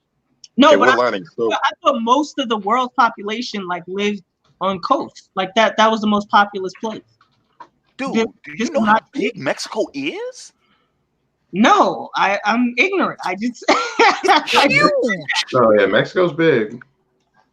okay. You think all of I was so wait a like, minute. how far it Wait a takes you minute. to Time drive out. out there, even So Mexico's wait. big. So Mexico, because it's shaped like shaped like that. So you telling me everybody just lives on the ends and don't nobody live in the middle? Holy shit! I didn't know Mexico was this big. Yep. No. See how far The more away you know. Mexico City is, and that's like an 8 or 10 hour drive. I was like, Holy fuck shit! that. Mexico from Wait, who- top to bottom who is did? like 2/3 Oh, okay. to the United States. Maybe more than that. God damn, Mexico. Okay, no. It's at most Texas and a half. It is nowhere near as big as the United States. Absolutely Yeah. not. No. I tend to Mexico's- think of New Mexico, to be honest, when I said that. So. I meant the height of Mexico from like the top to the bottom. It's like the height of the United States, like 3/4, 2/3. I didn't mean like area, like land area. But Mexico is big as hell. I didn't know Mexico was this big. Yeah, because I've been down there. I live up in California. Mexico. So I'm close enough to what? 2 hours enough to get to Tijuana. And let's say I want to go all the way to Mexico City, that's a 10-hour drive. But like Mexico, it looks like its area is as big as California and Texas combined. Like it's really big. It's a country. It's a country. Real quick, I'm getting back to some of these questions. This one I like a lot. I don't even know how this person knows this. Maybe I brought it up at some point. Larry, where did you learn how to invest? Books. That's how I learned how to invest. I can share with you which ones I've read. So real quick, go ahead, cash your fucking stones now. Yes, I read and I bought his damn books. Money Master of the Game and Unshakable by Tony Robbins. And then I read The Millionaire Next Door. And then what was the name of that other? What was it? It was is it Money Market Machine? I think is the name of it. So I take it you got You stock too, invest, right? you invest in stocks and bonds? Yes. I got stocks too. Damn, I need some stocks. I'm actually Like, I just concluded my first year because I started last January. No, yeah, like one of the companies I got is Canada, a company that deals up in Canada, deals with like delivering drone deliveries. Yeah, so hang on a sec. I'm gonna see if I can find it. So Real quick Kakaida there. Shell Bullet, yeah, like I said, Money mastered the game. Unshakable, both of those are about Tony Robbins. Oh, this was another one. Thinking Fast and Slow by Daniel Kahneman. I think that's how you pronounce that. Wall Street Money Machine by Wade B. Cook. That's the name of it. Wall Street Money Machine. And then The Millionaire Next Door by Thomas J. Stanley. Yeah, I read those. And then I was like, okay, time to, piss or get off the pot, shit or get off the pot. And then I just went ahead and, started investing. So then, Larry, I bought stock once when I was 16 in Blizzard Entertainment as a joke. You think if I fronted you some money, you can get something going for me? I don't do short term. I do long term. No, that's fine. Now I know. No, wait. I can tell you what I know so that you can use that money to your benefit. I don't manage other people's money. But, and Hikari, I don't know if you know this. Our fellow, wait, nope, time out. I'm sorry, wrong person. I was thinking about somebody else. I have a buddy who does that. So if you're serious, I can hit him up and see if he's interested, and then we can work from there. I have another one too. Now that I think about it, it's two of them. I have a friend of the family who does it, and then, shameless plug. My man Jay Mason, who used to be one of the members of Rogues Gallery Incorporated, old time YouTube buddy. He does that. That's what he does professionally, is investing. He knows if you're looking for short term, he knows a hell of a lot more than I do. I'm a long term. Okay, guy. I'm curious because I'm more of a long term guy too. But I'm curious, do you invest more on upcoming companies, or do you deal more with already ones that have their set? I do indexes. Okay. Yeah. I don't have enough money to invest. It ain't that expensive. Yeah, it's not that expensive. It is not. Start small. That's one of the things they try to get you with is they try to overcomplicate the shit because they're trying to keep you out the market. That's the thing. You can't make money if you're out the market. So they try to say that you need a whole bunch of money to get started. You don't. And they use all of this industry jargon to try and confuse you about the shit. It's simple fucking math. How much do you need to start investing? I did 1,000. Well, actually, no, technically I didn't. I didn't do 1,000. I did less than 1,000. But what happened was, y'all remember, I think it was back in May when Trump got into that shit over the Chinese tariffs and everybody started losing their mind and they started selling their shit. I went back in and I bought a bunch of shit when it was cheap. I was like, give me that, give me that, give me that. And before the month was out, it was back up again. Thank you, President Trump. I didn't tell him to sell. They freaked the fuck out and started selling this shit. I had cash on me. I'm like, I'm gonna go get that. It's cheap. Why not? So I can't just front you the money and get in on this? I would rather teach you how to do it. If you want to pay me to teach you, that's something we can talk about. I could maybe try, but I'm a very, very overly busy person, as you know, because of the personal reason. Which is why the way I set it up, dude, the way I can teach you how to set it up to where at most you only need to check it once a month. Actually, you don't even need to do that. You only really need to check it once a quarter. When you get your prospectus report, once a quarter. That's the only time you really need to look at it. Yep. I could teach you how to set it up to where you do it and you leave it alone.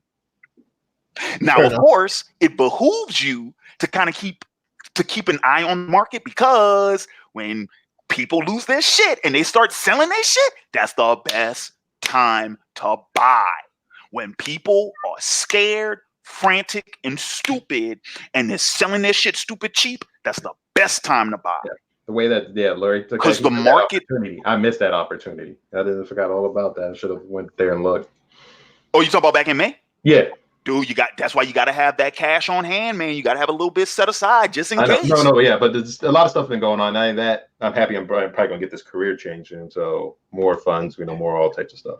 Dude, Nick, I don't know if you was paying attention, dude. Right before New Year's, the market went down again. The thing was, though, because I was fixing the bite thing because I saw it was dropping. I'm like, oh, hold up now, what's going on? It corrected it bounced back way too fast, though. And I was like, oh, okay, no. That's not what I thought it was. Yeah, it bounced back way too fast. But yeah, Carlos, I can teach you how to do it, man. You set it up, you leave it. All right, because I don't know how I managed to do it. I've just been working, not really paying attention to it. And then I finally looked at my bank account like 2 days ago, and I was like, "How the hell do I have 11,000? Hey, what man, am I spending money on? Don't share your money on. I mean, we live streaming on YouTube and Facebook. Don't do that. No, don't do that. That's 5 to 10. Don't do that. But anyway, is that what you're looking to invest? Not the entire thing, because I only have, I think, like 3,000 in savings. But just the fact that I was just sitting on all that, I was like, ew, what am I going to do with this? Because I have a couch, I have a TV already, so I'm just like, do I invest in something? I'll tell you this. Hang on, real quick. How about this? I'll start you with this, Carlos. Do you have any debt? No. You have no debt. I have no debt. No student loans, no nothing. No, they're paid off. Credit card? They're paid off. Then you need to be investing. Yes, you do. You need to be investing. Like I said, I can teach you how to get started. And then after that, I mean, you're kind of on your own, but it's really not that hard, man. It's not that fucking hard unless you're trying to do short term. Short term is different because it requires a lot more attention. But if you're not doing short term, if you're looking to do long term, dude, it's not hard. Okay, because one of my coworkers is also saying the same thing, saying that he's done the long game for 3 years and now he makes something like 51 cents a day off the stocks. And I was like, that sounds nice. Yeah, it must be nice because shit, I don't even make that much. I'm not going to tell you how much I make, but I will say this. By the end of the year, I was up. I'm 21.5%, which isn't bad for my first year. Yeah. That's not bad.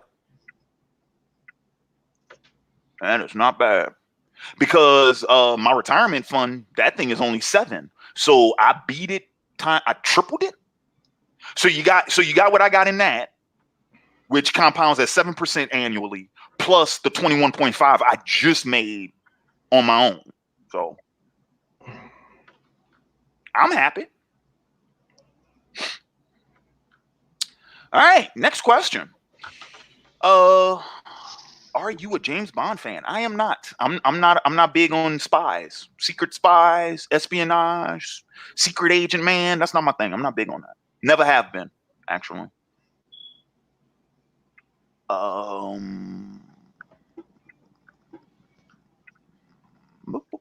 We talked about The Witcher. Maniac Madness knows what's up. There it is with the monkeys again. We talked about the Arctic Monkeys. Talked about favorite films from 2010. Which fantasy series do I think is better, Lord of the Rings or Game of Thrones? Lord of the Rings. That's right.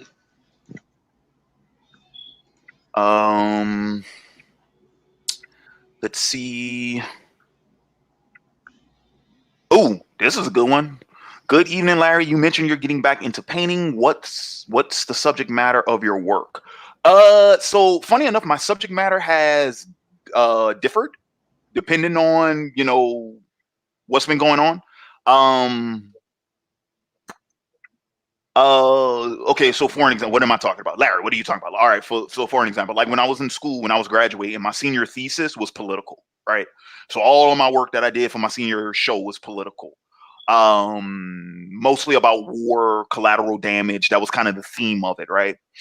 And then I have, but okay, so outside of that, and outside of a series of like self-portraits I've done a lot of biblical material. I do a lot of biblical material. because I like biblical literature. I like biblical mythology. Christian mythology is some of the best. Now, don't y'all lose your shit when I call it mythology. By textbook definition, it is mythology. Whether you believe that mythology to be true is not the question. I'm talking about what does that classify itself as. It's fucking mythology, okay? I'll say that some of this is interesting, but I was going to ask you, what is your favorite biblical literature story? Ooh.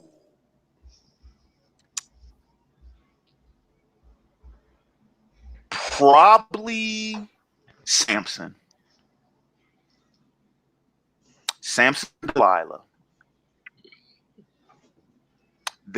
I mean, the lessons of that story that don't never die. That's ageless. It's timeless. It's timeless. And it's a good cautionary tale. Yeah. That I would also say the parable of the talents. That's another good one. And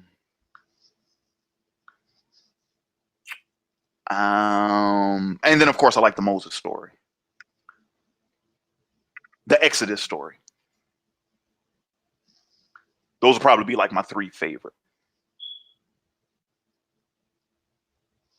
Why the hell has it got so goddamn quiet? No, sorry, I went back to drawing. No, but I mean like everybody just so damn quiet. I was listening. Y'all tired? Y'all want to go? I ain't tired. I was gonna go. No, I'm listening. That it said good evening, Larry. You mentioned you were getting back to the Oh, that's for him. That's a question for you to answer. Wait, which one? That question is one for you to answer. That doesn't involve us.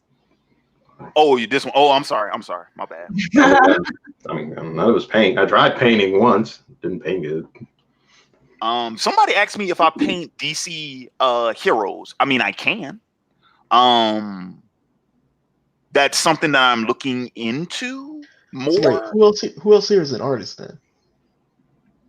Well, okay. Are you mean artists in general or what? Depends on how you say it. Yeah, illustrations. Oh, drawing art. No. Because I've only just recently gotten into this. I'm trying to help out another friend by being a panel editor. But a part of it is also trying to like correct mistakes. How do you draw hands?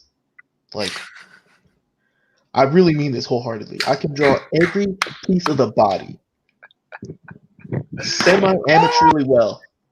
But drawing hands and drawing feet is a whole nother like level.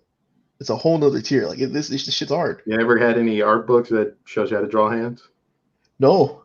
This is my first week trying this. Look who goes, bringing the book right now. Carlos, my man.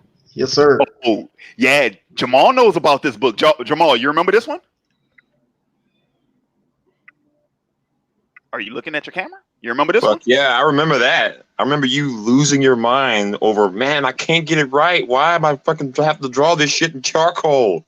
I've been spending 6 fucking hours at this shit. Yeah, no, Jamal actually knows because he modeled for me for a lot of drawing 3.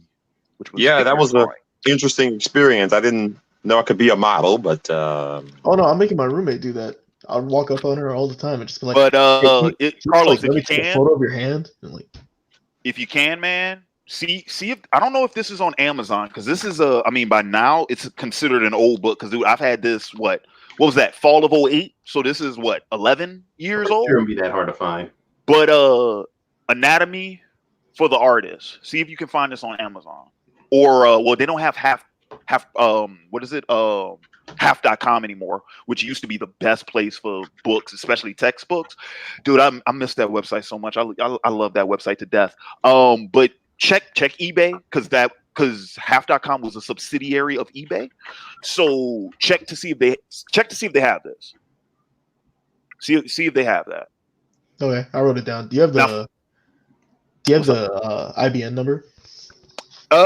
Yes. I'll make it searching for it so much easier. Hey, what is the direct who's the author or whatever by? Oh, it is by Gino Barksay. I'm pretty sure Barksy. I'm pretty sure I'm mispronouncing that, Okay. but it's Barcsay. Okay, no, because there's another one with the same title, but it's by somebody else. Could be a new edition. Could be. And yeah, and this, I mean, it's only $15. Well, I bought it for $15, so you could probably get it even cheaper than that. But yeah, you want the ISBN number? Yes. Okay, it got two because it's ISBN 13 and ISBN 10. Do the 13 first. It is 978 1 4027 3542 4. Okay. And the 10? And who? The 10? 1 4027 3542 1. Thank you. Yeah, that's a good book. Found it. They sell it for Amazon, like, because it's an older book, like good or whatever, like $5. Hey, there you go. Lads. There you go. Right on. Yeah, it's a good book. And then of course practice. Like you should, if you're trying to learn how to draw hands and stuff. I mean, dude, if you're practicing drawing, period, you should be practicing at least an hour a day. No, that's what I'm doing right now. Yeah. Well, I've been drawing this entire time, but on Snapchat, I keep posting day 1, day 2, day 3. I sent you the link. I actually need to get back and doing that too, because I done fell off because I done got into such the habit of, like, when I'm painting, like, I stopped drawing. Dude, I haven't drawn on canvas in years because my now late professor, because he passed this year actually, but he told me, like, nah, man, like, stop putting pencil to canvas, just start with the paint, go paint the canvas. And here's the thing, when you draw, you don't draw with paint. It's a different thing. All right, like, you still sketch with it, but it's not the same thing as using a pencil. So I kind of got into the habit of just doing that. Like, I stopped drawing out my stuff on the canvas first. It's like, nope, you just go straight to it with the paint, and then you just keep it moving. So but I need to go back to base. I need to work on my basics, on my fundamentals some more. That's always a thing. Larry, have you seen The New World, the one with Colin Farrell? I think that's the one, right? The Pocahontas one? I saw that a long time ago. I saw it when it first came out.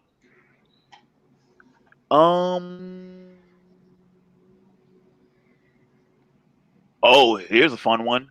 Did you hear about Rurouni Kenshin's mangaka, and does situations like that affect your overall look on the work you love negatively? No.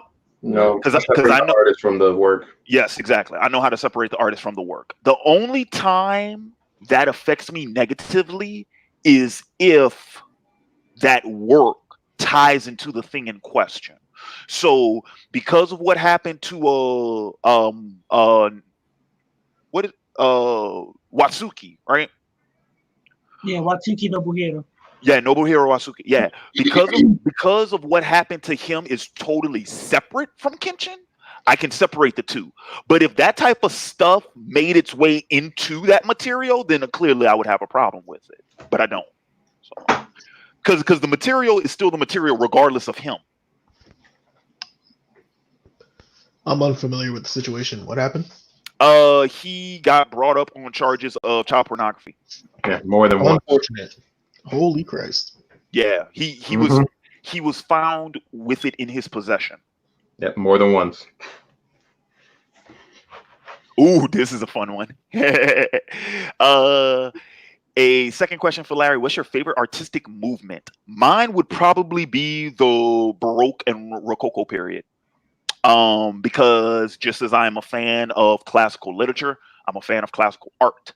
I like the old shit. My favorite painter is Jacques-Louis David. For anyone who is not familiar with that artist, he is the one that did the famous portrait of Napoleon up on the white horse on the mountain. That is actually my favorite painting because it is the most machismo fucking thing. Dude, you want to talk about an asshole? Dude, come on, man. That painting is all about the size of his member, right? It oozes ego, and I fucking love it. I love it. It's so badass. But yeah.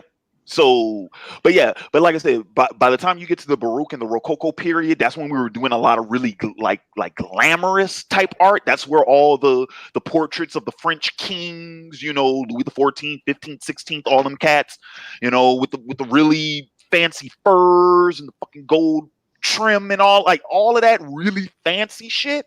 I really get down on. Second favorite would probably be the Impressionists, and that's because I spent a lot of time in school studying the Impressionists. Degas is my favorite Impressionist. Well, hang on, is he my favorite one, or is Seurat? Impressionist is good. Ooh, Matisse is a good. Well, no, Degas is probably my favorite. Degas is probably my. Yeah, I'm gonna go with Degas because I like Van Gogh, but no more than I like him about as much as everyone else. The guy's my favorite. I need some of that Art Deco style.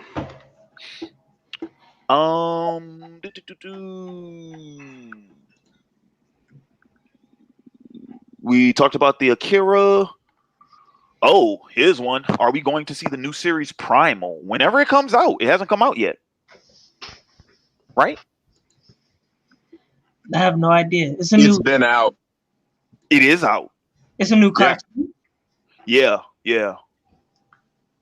So it's on. Is it on Adult Swim or Toonami? I think it's on Adult Swim. What day? Sunday? I think you just watch it on their website. To be honest. Oh, it's not. It's not broadcast. I thought it was out. I could be wrong. No, it's out. It is. Okay. I gotta go. I gotta go see it. Cartoon or a movie? The same movie popped up. Now I gotta go see it. I didn't even know it was out because the last time I heard about it was when it was they did the preview at San Diego. Oh yeah, it's out. Yeah, so I gotta go see it.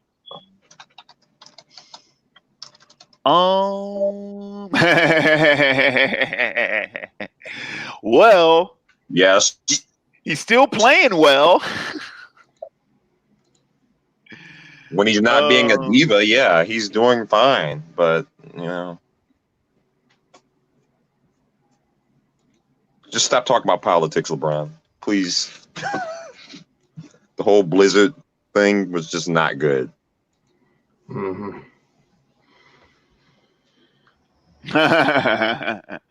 Dude, it's too damn hot in Texas.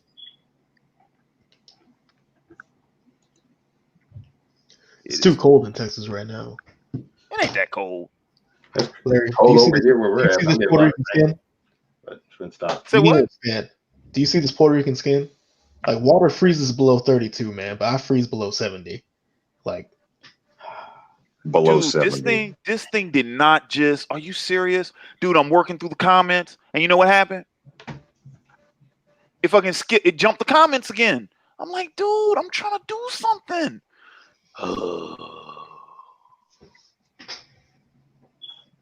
Yep, because it does that. That's so annoying. Okay, so so now I'm to all the comments over the great, political debate that occurred. Now I'm going through all those.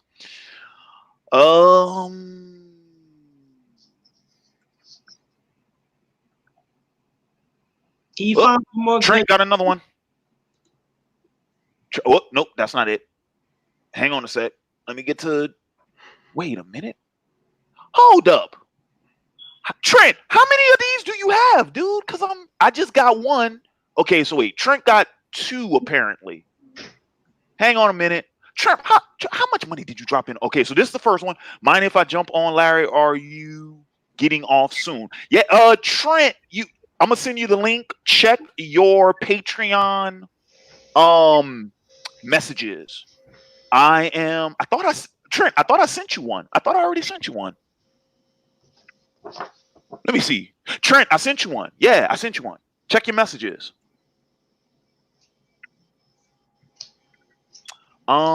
And then the new one is. Let me get to that new one. Where is that new one? There we go.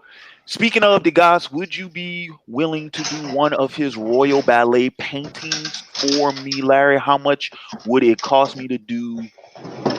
Dude, you talking about a Degas recreation? Oh man, dude, it's gonna be steep, bro.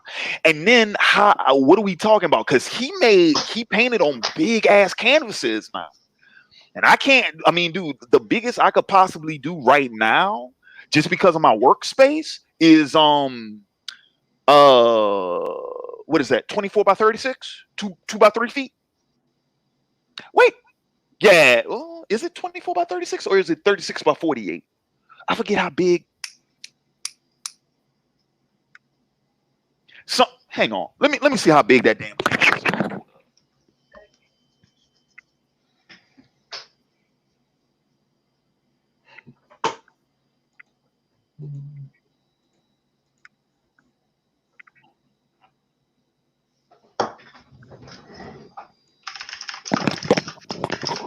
30 by 40. 30 by 40 is the biggest one I can do right now. So that is what? 2.5 feet by 3 1/4. That's the biggest I can handle right now.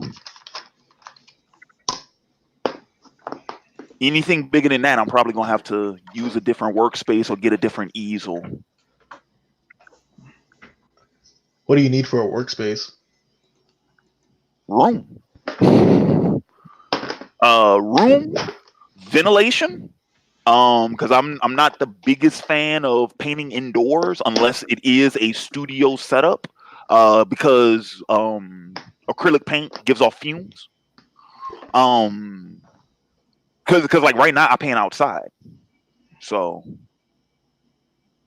light. I would need good light, which is kind of the challenge of where I paint now, because I only have a window of good light during the day.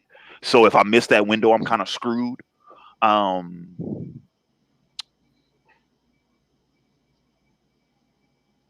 Wait, what? Every time Larry leaves, I be hoping he doesn't get tossed at the camera.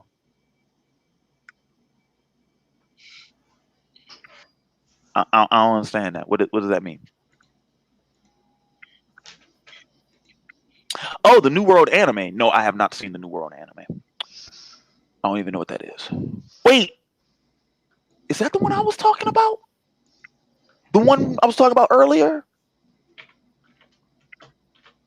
Is that? I think maybe. Because that whole thing is about a new continent and everybody goes to it and it has all these mysterious creatures and all that type of jazz and people be vanishing and stuff. And the main character's job is to go in and get people who have wandered onto the continent. Is that the one? If that's the one you're talking about, then yes, I have watched the first 2 episodes of that. It's on Netflix. That's what I know.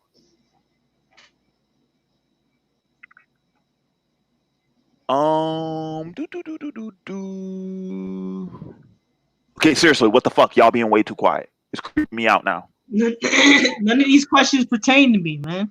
Oh, for real? Hang on. Oh, yeah, I don't think. I don't do artist work. I don't even know who Degas is. Also, I completely messed up this girl's left forearm, so I'm kind of just like erasing it over, trying to do it over again. Let's see. Will you start a Kickstarter or Indiegogo? Dijon, you mean for the new project? I don't know yet.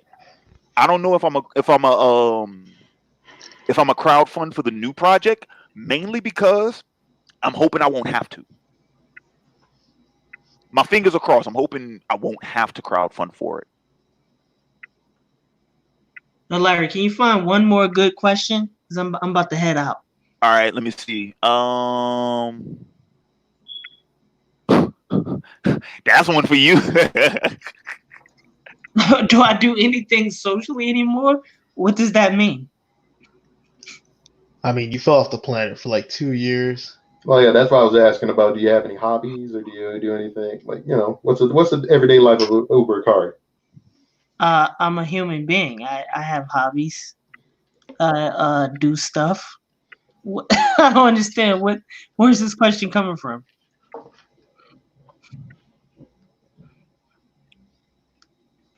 It came from Casper the Anime Geek.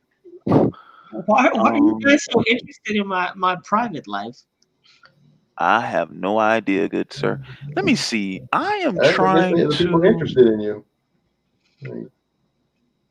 I find that strange. You know what? There's a comment on here. You know what? I don't think I'm gonna address that one on camera.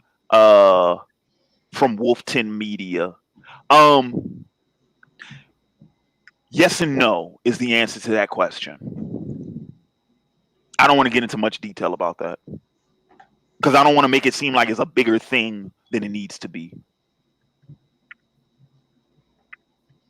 Oh, I like this one. Yes, Trent. I do follow Gary V as well. I'm subscribed to him on YouTube, and I follow him on Facebook. Gary V is cool. I like Gary V.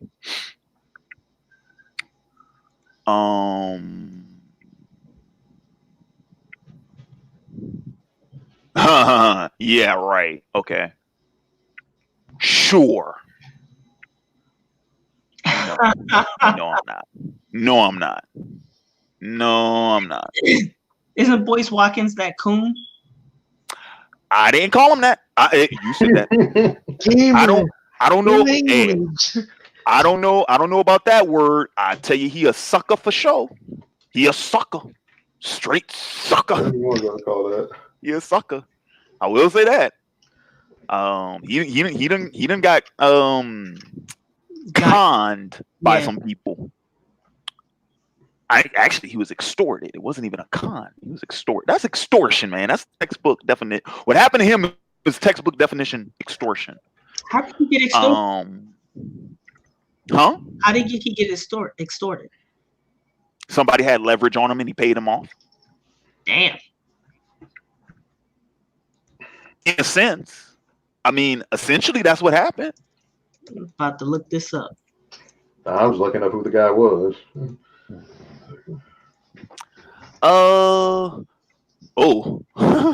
How do you feel about the current state of music? I listen to mostly old music. Oh boy, me? That's your answer. I mean, I can give you the musician's perspective. If you want some really good stuff, you gotta find it. I mean, I don't want to put the blast on you guys. Y'all liked it that. Well, I forgot the name of the one band. The one we were talking about, the whole that wasn't rock for sure. Imagine Dragons. Yeah, I don't like them personally, but if you were gonna say on the rock standpoint, no, I don't think they count as a rock band. Who knows? Maybe those guys got a few other songs, but I'm already turned off from them. So in the private chat, I put a link to YouTube. This song leads down a Japanese pop rabbit hole that I'm so glad I got put onto a year ago. Oh, it's inspired by something else, which then lead you to another song, which then lead you to another one. It basically just opens the door to like Japanese pop music in the 80s and why. Oh yeah. I know which one exactly you're talking about. I can lay a whole list of that. Dude, Plastic Love, Stay With Me, 7 a.m. It's all great. It's good. Other titles I can't pronounce. 56709. Yeah, some of them is in kanji, so you don't even know what it is, but yeah. Ah, yes. The good old days. No, sometimes I've liked it where there's certain groups that because sometimes it's even producers that do this. They pick a song, rechange it, tool it up, or maybe put a different genre to it. Like, yeah, they like remix it. Yeah. Like sometimes I like the whole little synthwave thing they did. I liked it when they did this one version to this one song with Ice Cube in it. And it was like, oh, this is actually pretty good. I like the beat in that one compared to the old one. And as I forgot the title of it. I think it was called called like Plastic Wave in the Hood or some shit like that. I'm pretty sure I'm right about this. Am I right on this? Yeah. Oh, yeah. That's right. It was the day after my birthday. That is right. Yep, I do remember that now. Well, it's called Vaping in the Hood. That's what it's called. So, real quick, here's one. What's y'all favorite album of the last decade? Mine is Recovery by Eminem. Favorite album? I don't even know. I don't even listen to new music like that. That's hard for me because I never find a album that's perfect to me, even one of the best ones, because I feel like, there's always that one or whatever song, and the closest perfect album for me was Illmatic from Nas. That's it. That's right. Well, I prefer Stillmatic, but yeah, I Illmatic. mean, is it Stillmatic or Illmatic? I'm trying to remember. I think it's Illmatic. I don't even know. Here's another Yeah, it's one. Illmatic, bro. What type of films do you guys prefer, Hollywood or indie? To me, indie has more depth story-wise compared to Hollywood having more scale. It depends. It depends on the movie. Yep. It depends on the movie. Because like I mentioned before, that first Ninja Turtles movie, that was an indie movie for all intent and purpose. And that's my favorite one of those. So it depends on the movie. It depends whether, it depends. I can't remember the name of the album. I'm sorry to go back to the music question. Yeah. But it's the album for Lupe Fiasco after Lasers. It's some Japanese word and youth. Tetsuo and Youth. Yeah. That's a fantastic To me, album. his best album was. We were talking about production. It's Food and Liquor. In terms of lyrics, it's The Cool, and he's fallen off ever since. Tetsuo and Youth was too long, and Lupe, if that makes any sense. He's kind of, to me, as much as I like Lupe Fiasco, he kind of feels like the Hobson of the day. What? If he were smarter. I get where you're coming from. Yeah, I like Lupe because he talks about different things and has a narrative. And tells an interesting story as opposed to J. Cole that has good production but cannot tell a cohesive story. Real quick, I got another one from Godmage Key, $2 super chat. Thanks so much for that. Uber, do you plan on making a Patreon soon? No, not really. I wasn't thinking of it. Isn't a Patreon like when people donate money to you to do stuff? Yeah, or they can just yeah. donate. Yeah, They like can just you want donate see to support certain you. content that you put up. Yeah. I haven't really thought about it. I got some other fish to fry first. And Back to Lupe fry Fiasco? it shall. And I think the fry problem it with Lupe shall. is that it's like what Uber Car was saying about Kendrick Lamar. I think Lupe gets down as a phenomenal rapper. I just don't think he can make a song to save He his can't life. make a hit. Yeah, MF Doom is like that. Lupe? Well, no, MF Doom got some weirder problems. We're talking about him. I don't know, man. I'm in the minority with this conversation. No. You don't understand, Larry. You can play Drake in front of a woman and something will happen. You can play Kendrick in front of a woman, nothing's gonna happen. You can play Lupe in front of a woman, nothing's really gonna happen. Like, But why are you playing music in front of women? Why are you allowing a woman's reaction Yeah. to music to dictate the quality of the music? Yeah, me getting pussy does not determine what I should like. Well, yeah, It's pretty that leaves a whole bigger question too, because there's some people that you don't think if the woman doesn't like it, it's not a hit? Say what? If the women don't like it, it's not a hit. Who said that? Me, Carlos. No, who said that? Me. He's saying He said that. I'm like, what? I'm like, oh. Really? Dude, there's not been a time in San Antonio or back on the island. If you had a playlist where the women didn't jive to it, get the hell out of here. It's not a hit. Okay. I guess I will just take your word for it, I guess. I don't. Like, no, I understand that whole term. People want to say play. Oh, if you play to women, that the niggas would be hitting it. But it's like, if the beat's all right, that she will dance all night. Yeah, night. Yeah, pretty much. That's an easy way to say it. But it's like, that is for a particular crowd and particular genre. Music, there's always something for everybody. Music, transcends, a person's soul. I mean, real quick to address one thing is, I mean, come on, I know that you, Carlos, got some songs with that me being thirsty. That's wait. Oh, see, that's the thing. That's where we're getting you being thirsty. I've never heard of Castlevania. Oh, you haven't seen Castlevania on Netflix? What's that? Is that about vampires? Yeah, have you ever played the Castlevania game? The Castlevania video game on Nintendo. Oh, okay. Yeah, like they made like anime out of it. Like it was actually surprisingly good. You'll probably dig it. You'll probably dig. You'll definitely dig. Yeah, he'll definitely dig it. You will definitely dig the second season. Yeah, the first season's kind of like a primer pilot. It feels like a long pilot episode. Second season, it's like a movie essentially. The first season's a movie.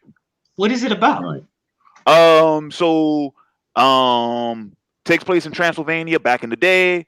Dracula marries a human. They kill her because of her affiliation with him, and he like, well, all y'all gonna die. So he gives them a year to get their shit together. They don't. So he's like, all right, it's time for y'all to die. But by now, a vampire hunter has made his way into town, and he's like, well, I just can't have you killing up all these human folk because you pissed off that they killed your wife. I know you're mad, but I can't let you do that. So I'm gonna have to help protect these people. And then, of course, the story is there's a whole bunch of different sects and other vampires into play and all types of stuff, or even humans that work with him too. Now, me personally, I didn't care for I love the first season. Didn't care for the second season because I don't like what they did. You like the second season? Well, because of me being a big fan of Castlevania, I think that the writing for Dracula it's like it sort of fell off of a cliff. It did in season 2. It totally fell off. And right, then, the logic of his decisions just it made perfect sense in the first season, but in the second season, even out. Well, if you haven't seen it, see it for yourself. But the same thing with Alucard and the same thing with Trevor. I did not like how they changed their characterization. I did not appreciate that shit. Yeah, it wasn't necessary. And I didn't care for season 2 because once again, I was rooting for Dracula. Yeah, I was too. I thought I was the only one. I was rooting for Dracula, dude. When after what happened with that, I was like, "Yep, take them niggas off the board, take them out, get them out of there. They gotta go." All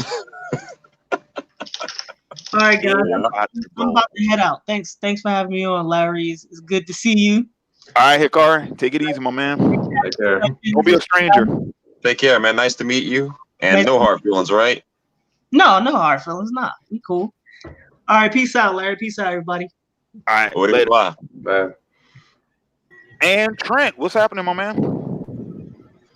Hello. It's like you dressed up for the cold, man. The storm is approaching. You can hear me? Yep, we can hear you. All right, sweet. I mean, I don't want to sidetrack something, but I'm like, Carlos, I was curious of what you said earlier. I was like, oh, so you was trying to play the music because you said you was thirsty or whatever? No. Chat was trying to call me thirsty for it, but what they don't understand is that women make up like 52 to 54% of the population.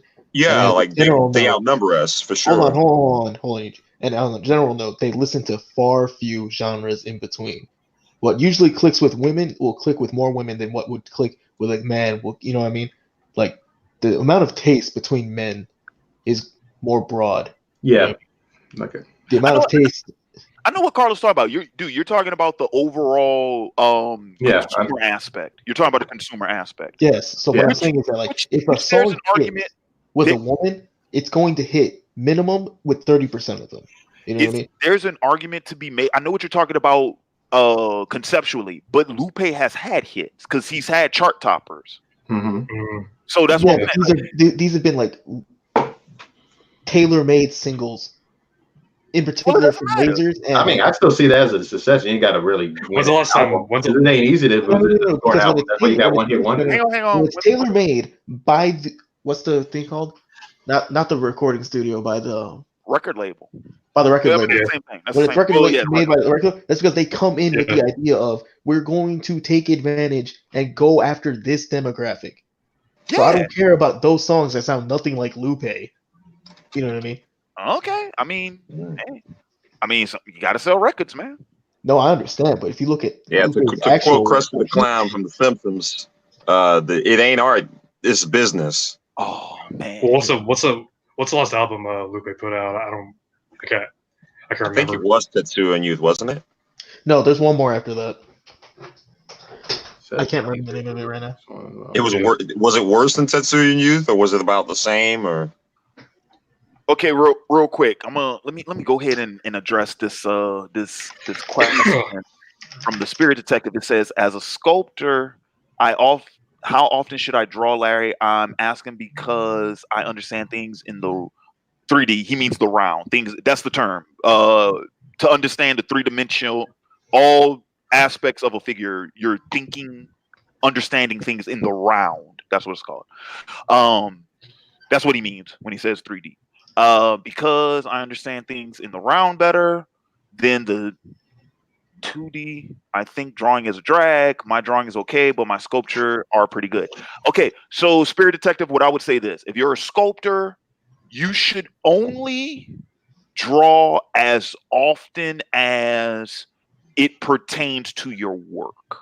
So what I mean by that is there are times where it would behoove you to draw in preparation of a piece that you're about to make, or to draw as a break from something you're about to make, or something that you just made, or something that you're in the process. So let's say you're in the process of making a sculpture, and for whatever reason, like you just can't get it right. Okay, take a break and go work on the sketchbook for a day or two and then come back to it. Or maybe you just finished a piece and you're thinking about going straight into another one. Take a break, work in the sketchbook for like take a week off and just work in the sketchbook for that whole week and then go back to the sculpture, right? So and then of course, like if there's something that you're planning or some like ideas you need to work on and things like that, well then work it out in the sketchbook first before you actually get to the material, so at least you have some type of like mental picture, right? Well, I'm sorry, you have a reference of the mental picture, because it could be up here, but it's different when you can actually see it outside of your head. Outside of those things, though, I mean that's pretty much all you would need drawing for if you're a sculptor, though. Those three things: prep, break. Actually, just two things: prep and break. Yeah, that's it. Hey, Larry, going back to speaking of art, going back to that question I asked about the Degas painting. I was thinking about not like a full 3 by 40. I was thinking maybe of like a 5 by something, whatever. Something that's a lot smaller for you to paint, obviously. 18 by 24. That's kind of like my quote unquote small. I mean, I can do small. I can do even smaller than that. I can do the what is it, 12 by 12? No, it's not 12 by 12. It's 12 by what 24. Is it? 12 by 9? No, I'm talking about like it's like just bigger than like a piece of paper. Oh yeah. It's a canvas. I think that's like 12 by 9. Something like that. I don't think I have one that's small on me. I think I got rid of all of those. I think I did. Yeah, because I don't want to like fuck your I don't want to like fuck your schedule up and have you take a lot of time to that. Well, something that small would be a lot. Would take a lot less time, because if it's something that small, I'm going mostly hand. I actually might just draw that one. Okay. That one is small enough to where I can just go at it with hand, because I could actually rest my hand on the canvas itself. If it's bigger, though, I'm working like this. So, well, I mean, essentially, like I'm working like this. Yeah. Whereas something smaller, I can actually get on it like this. Yeah. But I tell you what, shoot me. You got my email? Yeah. Isn't it Otaku or OAW Entertainment at gmail.com? Nope. The original name, Otaku is simple at gmail.com. Okay. Gotcha. Either that or just shoot me a message on Patreon. Either one of those two, because I don't think you have me on Facebook. You could also shoot a message on the OAW Facebook page, because I have an inbox for that too. But email or on Patreon, just shoot me an email. If you have a picture of the one you want, link the picture too, so I could at least get some type of frame of reference. And then I'll see what we can do. We could probably work something out, especially if it's something that small. We could probably work something. Where are you located again? What state? Ohio. Oh, that's not that far. Yeah. So postage wouldn't cost that much either. All right, yeah. Just hit me up, and then I'll look at it, and then I can at least get a better idea of what we might be able to work out. Yeah, so I'll try and figure it out. I'll try and figure my dimensions out, and then I'll shoot you a pic later on. Yeah, just include all that info in the message. Okay. Cool. Awesome. Ooh, hang on.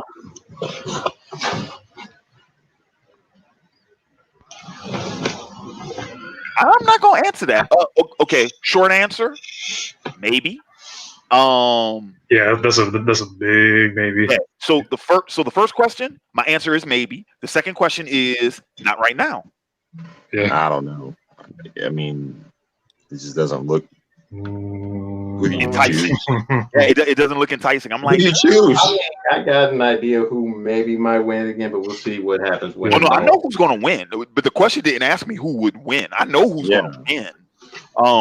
We already know who's going to win. I think we all know who's going to win. Okay, yeah. We already know who's going to win. So yeah, and with 2 billionaires buying their way into the election halfway through in, come on, yeah, shit, writings on the wall. Yeah. Dude, didn't the Starbucks dude drop out? I give you one better. How many people? Starbucks dude. Yeah, Steyer? Didn't he drop out? No, I think he's still in. I don't know.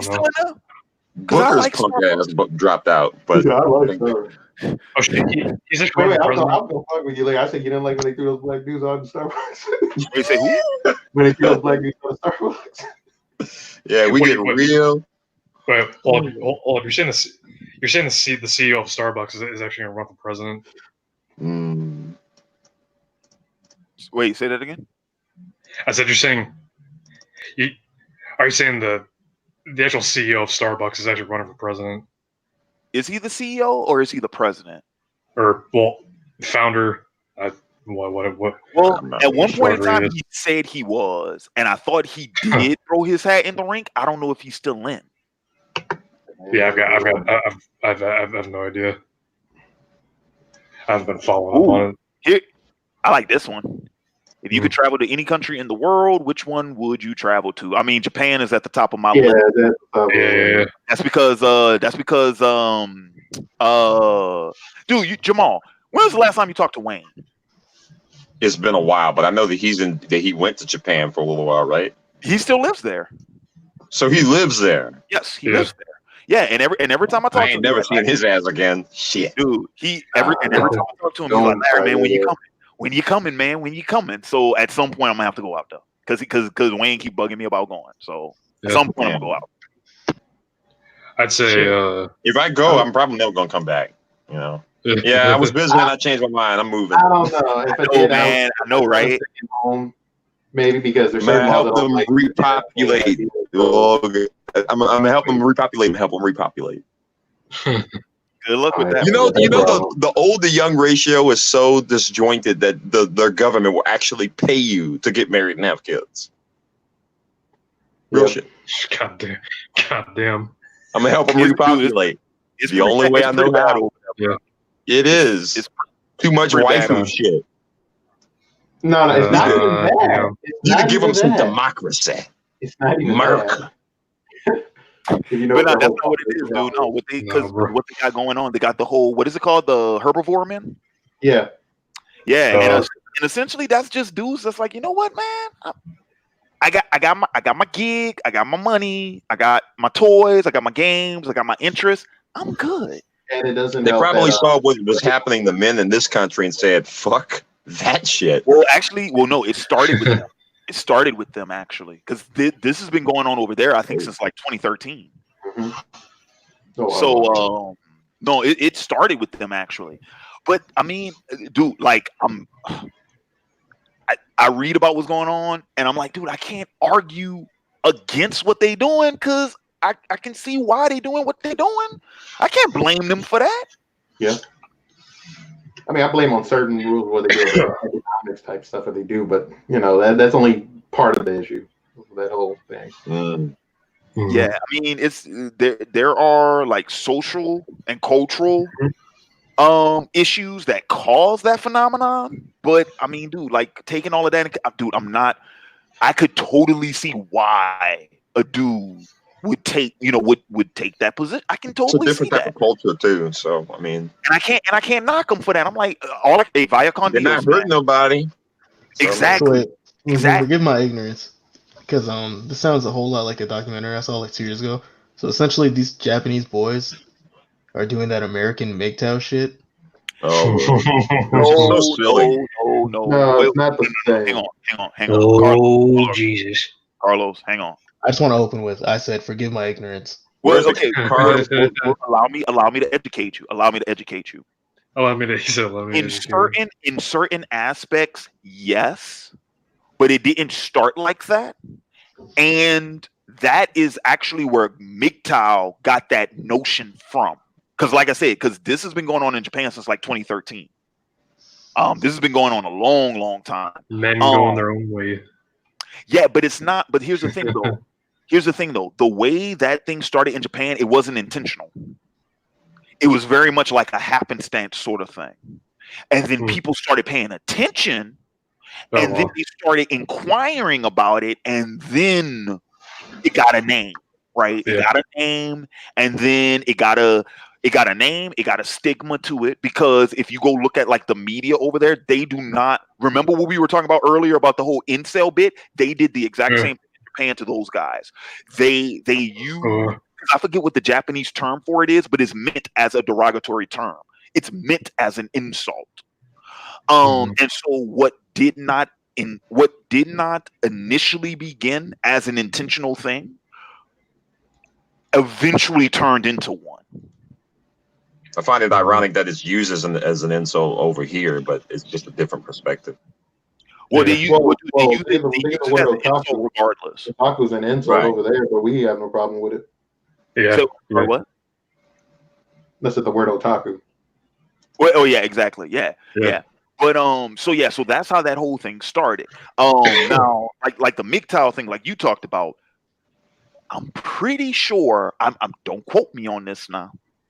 But I do find it odd that came to sort of prominence right after the herbivore men in Japan. Now, is it a matter of the chicken versus the egg, or maybe those two things are not related at all? I mean, it's possible. Remember, Hunger Games and Battle Royale, really similar, totally came out at the same time, totally two completely different trains of totally two different things, right? Like everyone was like, oh no, that one ripped off of this one. No, they didn't actually. It was the things that was going on around the time that inspired both those writers to create those stories. I would probably argue the same thing has happened with the herbivore men and MGTOW.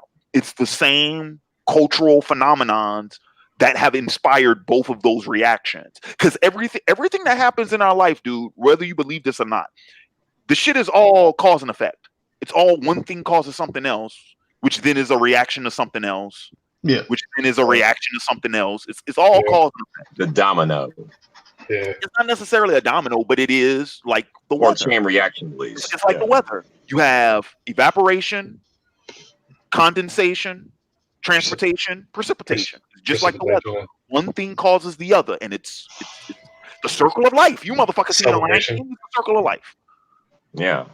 The only Lion King that matters, the original one. Exactly. It's the circle of life. Yeah. And it moves us all. It's the wheel of fate. Unless your name is Denzel. What the fuck his name is? I was gonna say like that old saying, seek opportunity when you can. Yeah. Who's that? Who what? Hmm? No, I said what?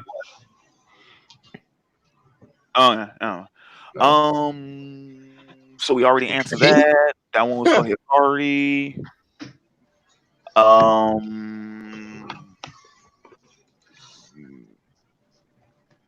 What dude? Who's okay. Oh, y'all want to have a shot at this one? What technology advances do you think we'll achieve in the next decade? I think we'll improve on suicide methods. I think we'll have cars that fully drive themselves, which fucking terrifies me. I mean, we kind of already have that. It's just not a market for it yet. For what? For self-driving cars. Like, it will though. Yeah. Which is fucking terrifying to me. If we'd stop arguing with each other about race, religion, and politics, we could probably get some shit fucking done. But eventually, self-driving cars will become a thing because humans have proved themselves too irresponsible to drive. That's just the truth. We're too irresponsible to drive. Oh yeah, sadly, even though I don't want that, but I mean, some people might could use it. Yeah, but it'll be just like y'all saw iRobot. It'll be just like an iRobot. Yeah. Most cars will drive themselves. Yeah, we're gonna all die too. Will Smith gonna be there. They'll probably have a manual function, but we'll consider this: most cars that people drive now are automatics; they're not manuals. Yeah. So just like the next step will be, you'll have self-driving cars, which will probably have like a manual override function. But most people are too damn lazy to even use that. They'll probably just let freedom choice. I'm okay with it. You know, options. I hear about options. But this person who went to I went to like a little convention that was out here that's with high, all different interesting technology devices. I think one of the things I do want to see implement more, because it's there technically, but it hasn't been shown more, is 3D printing. That's one of them, and maybe 3D printing is already pretty damn big. No, good, but I mean more perfected. Because I've seen some printers is big enough to fill up warehouses, dude. They pretty big. I don't know. Is he still in here? Real quick, I'm just gonna do a brief shout out to my man Jacob P. Another long time faithful, long time subscriber, supporter. Jacob is also one of my good friends. He was the colorist on Totems. He was in the room. I don't know if Jacob's still in here, but if he is still in there, what's happening? What am I back here for? Clean this mess up.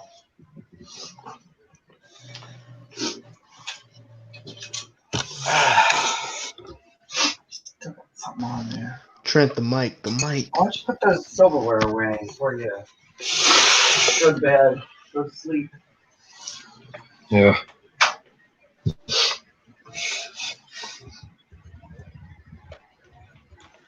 I got nothing. Oh man, let me see. But the technology I'm worried about, because every day we getting closer and closer to Skynet. So so you're really scared of that? I'm not scared of it. I'm not scared of a damn thing. Y'all gonna go ahead and wipe yourselves out with that, and I'm just gonna be here sipping on my drink, saying I told you so. It's gonna happen eventually, but I don't think it'll be that extreme. I'm gonna get look, dude. I'm gonna get blown up right along with y'all, and the shit ain't my fault, and I already know that. Ain't nothing I can do about it. Just enjoy the decline. I mean, if it does happen, I'd rather go out swinging. So I got Arsenal right behind me. Man. That ain't gonna be able to stop Skynet, bro. I just said I was gonna go out swinging. I said if it died, Skynet. Let me tell you how Skynet's gonna happen. Skynet's gonna be the type of stuff where you'll have a Terminator, right, that will enter your room, and then hold up. It's gonna be the type of stuff where you'll have a Terminator. A new player has entered the room. Is that Jacob P? Enter your room. A new player is approaching. Hang on. I'm trying to get something fixed. Hang on. Hold on. Jacob, how did you get this link? Yeah, the mic is catching the y'all talking, so it's probably duplicating it. Hang on, let me get some headphones. Is that your laptop? Yeah, get some headphones. And I'm still trying to figure out how Jacob got this link. Is he in this group? When you don't know who all is in your group chats. You're the one who sent them out. I know, right? But that's why I'm like, wait a minute.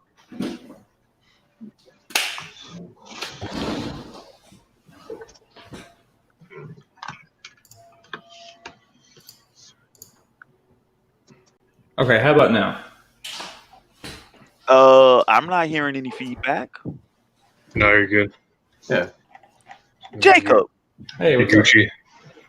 Welcome to the show. How did you get this link? I support you on Patreon. You follow me on Patreon? Yep.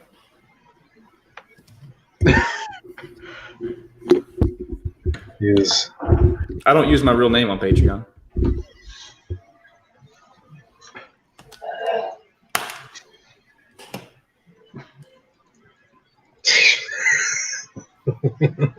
You probably What's so?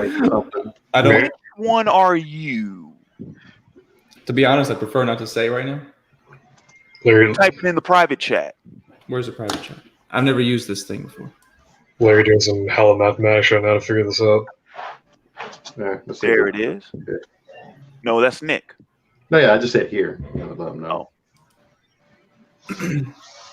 How much do you? That is the most maniacal from a disembodied voice. Let me check. I don't even How about remember. this? How long have you been a patron? Let me see, because I don't remember.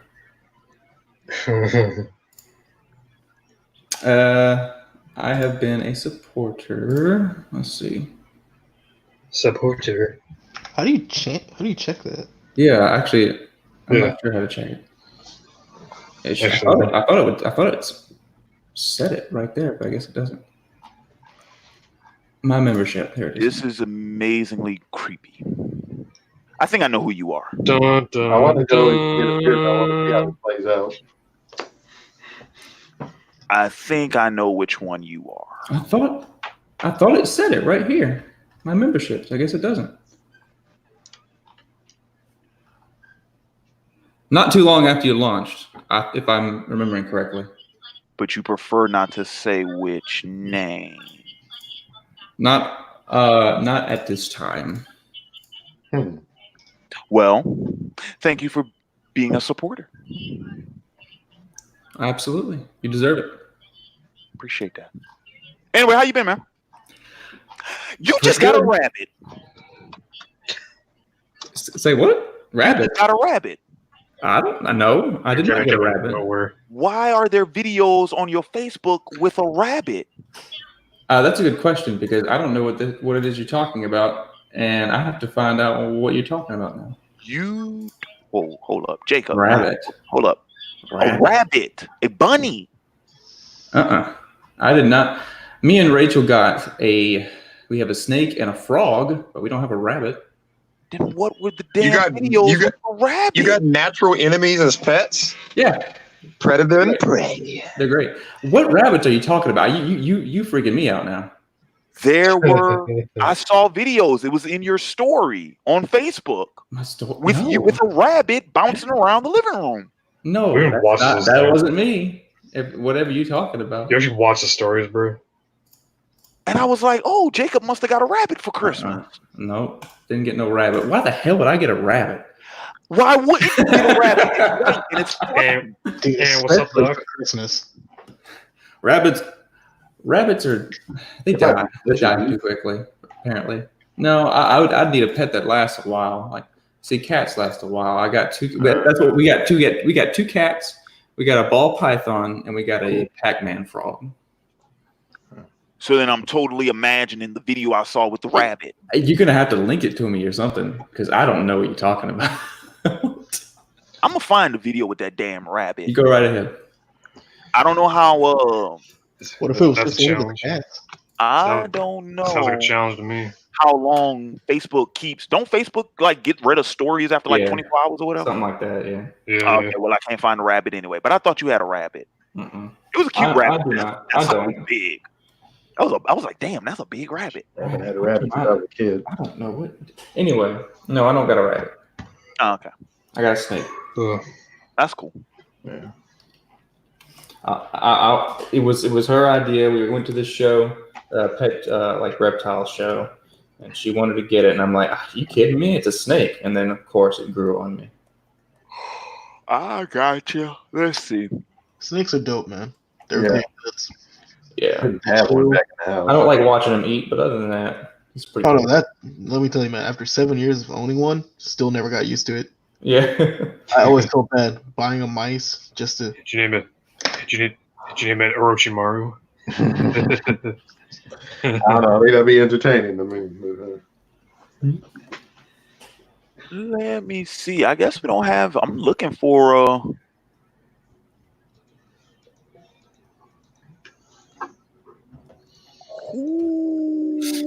I'm looking for questions. I don't see any more Yeah, we questions. need to get some more questions because y'all been. How long has this been? 6 hours. 6 hours and 16 minutes. Lord. I was supposed to be on here for 2 hours. I knew that was not going to happen. I'm like, 2 hours go by quick. But then Hikari came in, and then Jamal came in. Everybody passed 2 hours before Hikari came in. And then, so you know, I was supposed to go play Madden. I got to do the draft, man. I gotta set my draft board. Sorry that I had to, have some fun. You know what I'm saying? Like old times. The nice young Larry, the Ned's still young. Nice young. Who, me? No, I said the Knight's still young. Well, I ain't gonna be much younger, much longer, because I gotta go to work in the morning. So well, the day is over 1 hour in. So until way later. The day's a newborn at this moment.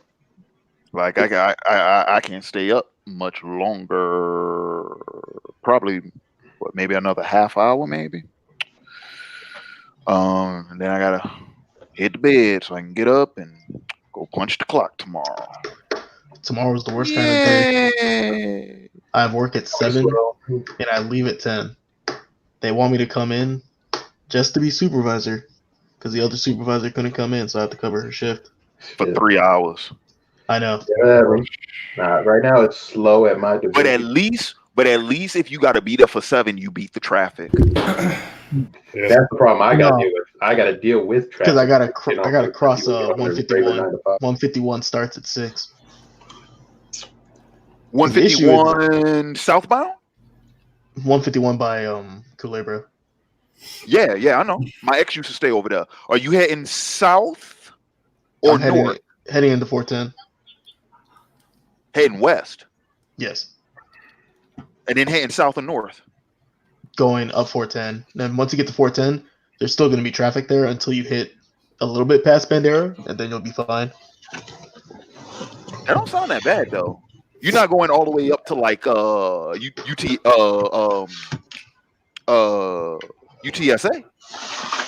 No, that's up 1604. Yeah, you're not going that far. No, but that would be easier. Once I hit 1604, it's just a straight shoot.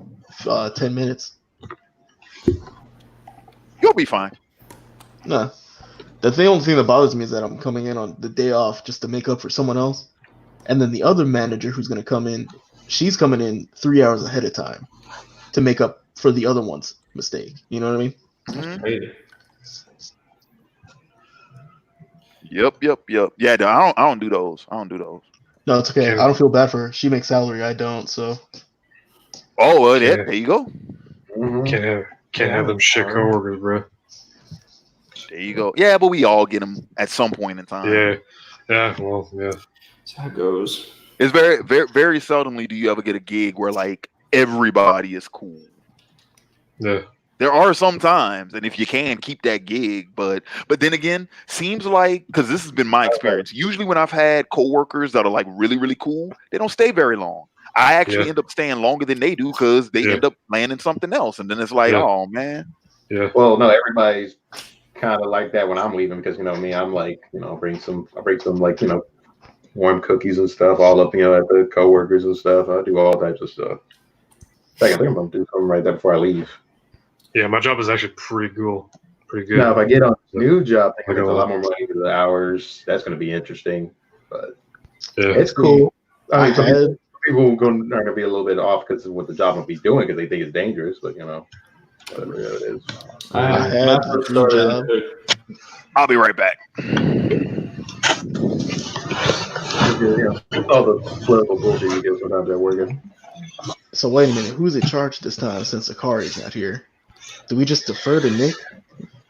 I don't even know who it gives it to. Does it even say anybody? No. Hell, I don't know. I think we just defer to Nick. No, wait, hold on. We defer to Eugene. He used to live with Eugene. Eugene, lead the stream. I thought I deferred to you, Carlos, because I thought you. What? I don't even know if you're even. Yeah. Hey, I have no control over who can and can't say what. So, oh man, I've been kind of in and out because I'm playing a game at the moment. But what are you playing? I'm playing a Yu-Gi-Oh match on the program.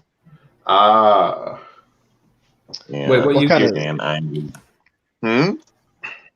You're already playing Yu-Gi-Oh, so you might as well tell us what kind of deck are you running? Well, it's in preparation of the new rule change that's coming in April. It's a heraldic beast time thief combination. What kind of crazy changes they doing? I used to play Yu-Gi-Oh actually competitively. Not very well, but Do you know what link monsters are? Magic. Link monsters? Yeah. No, are they pretty new? Yeah, they've been the new mechanic for like the past year or so. Okay. Well, I mean, I got out of it when Synchros came in. Well, man, the game has changed. I got out during I know, and I don't like the way Is there still a? I don't like what Synchros did to it, so that's why I got out of it. Really? Synchro, Is there still you feel like it sped the game up? I mean, that was gonna happen. Yeah, I agree. It sped the game up. That's the only good thing about Synchros. But it needed to happen because I like slow paced grind games, but I also like a different sense of choice. People like the whole idea of tier 0 decks, which was very prominent during the Pendulum era, but we had different back row. The game is very hand trap oriented now. There's not many people main deck a whole lot of generic back row, defensive back row, or back row removal for that regard, because they figured out using hand traps or using I'm about to die. Getting rid of their resources, that makes sense. Using extra deck monsters allow you to do the same thing is better because it's a card you never have to draw. It's always there. That is always Yu-Gi-Oh this year. Is there still an anime? Yeah, it's still an anime. I haven't really been watching the anime, to be honest. I kind of stopped after the Yugi Moto arc. I was done. Mm-hmm. I've watched it since goddamn when it first came out like years ago. I say, anybody here play Magic? I play Magic, but I've been out of that for a couple years. I do not. So technically, no. Okay. I'm curious. Any color play style or colors you like to play? Black and red vampires. Yeah. Burn them down, rush them down. Yeah. Also made a Blues Clues deck. I don't like blue. I fucking hate blue deck. No, well, this deck was revolving around making clues, and it had green, blue, and white. Steve is green. Blue is blue. Eugene, really quick, there's only one correct answer to this, but me and a former roommate of mine used to argue about this all the time. What's the better hand trap? Ghost Ogre and Snow Rabbit or Ash Blossom? Ash Blossom. Are you on crack? See, I said it was Ash Blossom. It's Ash Blossom because everybody searches and draws cards now. Ghost Ogre is good only under certain conditions and situations. We're talking about Magic? No. Well, a mix of both, but yes. Yu-Gi-Oh. Yeah. You nerds. Oh, you don't play Magic, Larry? No, Nerds. I don't. I never picked the game up. It's pretty interesting. Yeah, you remember Chris? He tried to get me into Magic, and I wasn't ready at the time. So you talk about Stelly? Yeah. Wayne was bigger into Magic than Chris. I never got into it until years later, but I got out of it after I realized what standard format was. I love vampires and all of that, but I got into Shadows of Innistrad. That's when I first started. It came out on my birthday, so I was like, I gotta try it. Took off from work, all that shit. Why not? Yeah. Okay. Where is I'm checking something. Let me see. I guess it only shows you. It don't show you how many people saw. Okay, that's fine. I was just checking that group chat on Facebook. All I know is this, Larry. What's I up? ain't shit. I've been in San Antonio. I ain't shit. I've been in San Antonio 23 years. And here I am. I'm just naming the highways. And you're just like, oh yeah, you going westbound? And I was like, oh man, damn, you got me beat. He just remind me. I said, like, I might be coming out around your town probably this year. Who knows? So wait a minute. Are you saying like you're surprised that I know my way around town already? Yes. Dude, I used to catch the bus. No, but like knowing westbound and north and south, I was like, man. Yeah, so because you said 151 in Culebra, I know exactly what you talking about over there by the fucking Starbucks, nigga. I know what that is. Where the Hooters is. Hooters. What? There's no Hooters on Culebra in 151. Hooters. It's off. It's just off of it. It's before you get on 151. No, that's closer to Petrenko. Oh, okay. Yeah, you're right. I'm sorry. Petrenko. Yeah, you're right. That is Petrenko because that's where the Canes is. Mm. And there's a Freddy's up there too. Yeah. Anyway, like I said, my ex used There's to not a stay Freddy's over up there. Yeah, it is. No, the Freddy's is on Culebra on 1604. No, there's one unless it moved. Oh no! You're talking about the Freddy's next to the Bush Chicken and the King. Yes. Yeah. Yes. That one. Yeah. Yes. Yeah, you're right. That's my old stomping ground, man. My man, you used to go on the bus literally right next to my house. Oh my goodness. I used to I mean, she was driving me around for the most part. But I did used to have to catch the bus from Culebra and Ingram. Damn. And I used to catch it to Ingram Transit, hop on the 82, go all the way, and go all the way to Zarzamora, and then I caught the bus all over San Antonio, bro. Tell me where you trying to get to in San Antonio, and I can tell you the bus to take to get there. No, I'm just not a navigator like that. I just very much just like take a moment to be like, oh, I just need to go this way. Cool. No, I got a question. How long will it take for me to drive from Houston to San Antonio? 2 hours. Okay. Wait, what'd you say, Carlos? 3. It'll take you 2. It's 3 hours. Well, Larry is supposed to be 3 hours. Larry has not been in Texas long enough. I might be out there this year. Maybe. All right, Nick, it's supposed to take you 3 hours from Houston to San Antonio. I've gotten there in 2 hours. Okay.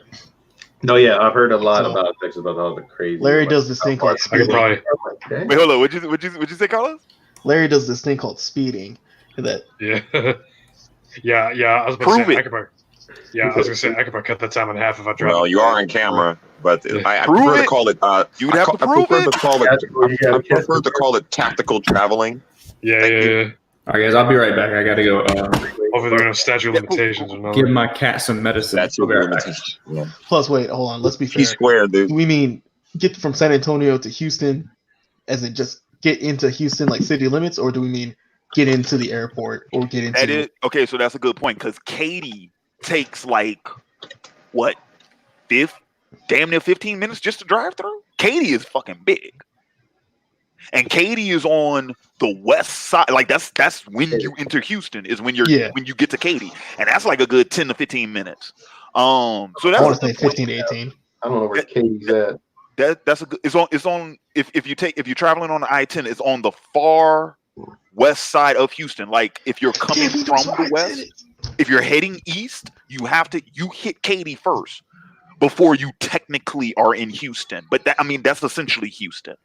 I'm trying to remember. Was it 2 hours till I got to Katy, or was it 2 hours until I got like quote unquote in Houston? That's what I don't remember. I'm pretty sure it was 2 hours into Katy because my man, like Katy is big. Yes, it is. I know. Yes, Katy is big. It's like a big airport. No, it's like, just the land is it's.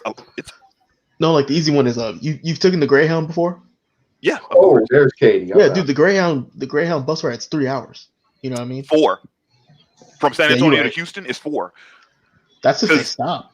Cause no, the express. If you I've never done the express. I'm cheap. The express is 4 hours, dude. It leaves at 8:00 from San Antonio. You arrive in Houston by noon.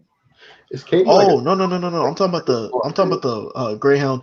It will leave San Antonio at midnight and show up there at 3 a.m. Where? Downtown San Antonio. Midnight. It leaves and it puts you inside. What's the street called on Houston? Oh my god. Well, there's only one bus terminal, dude. So I know which one you're talking about.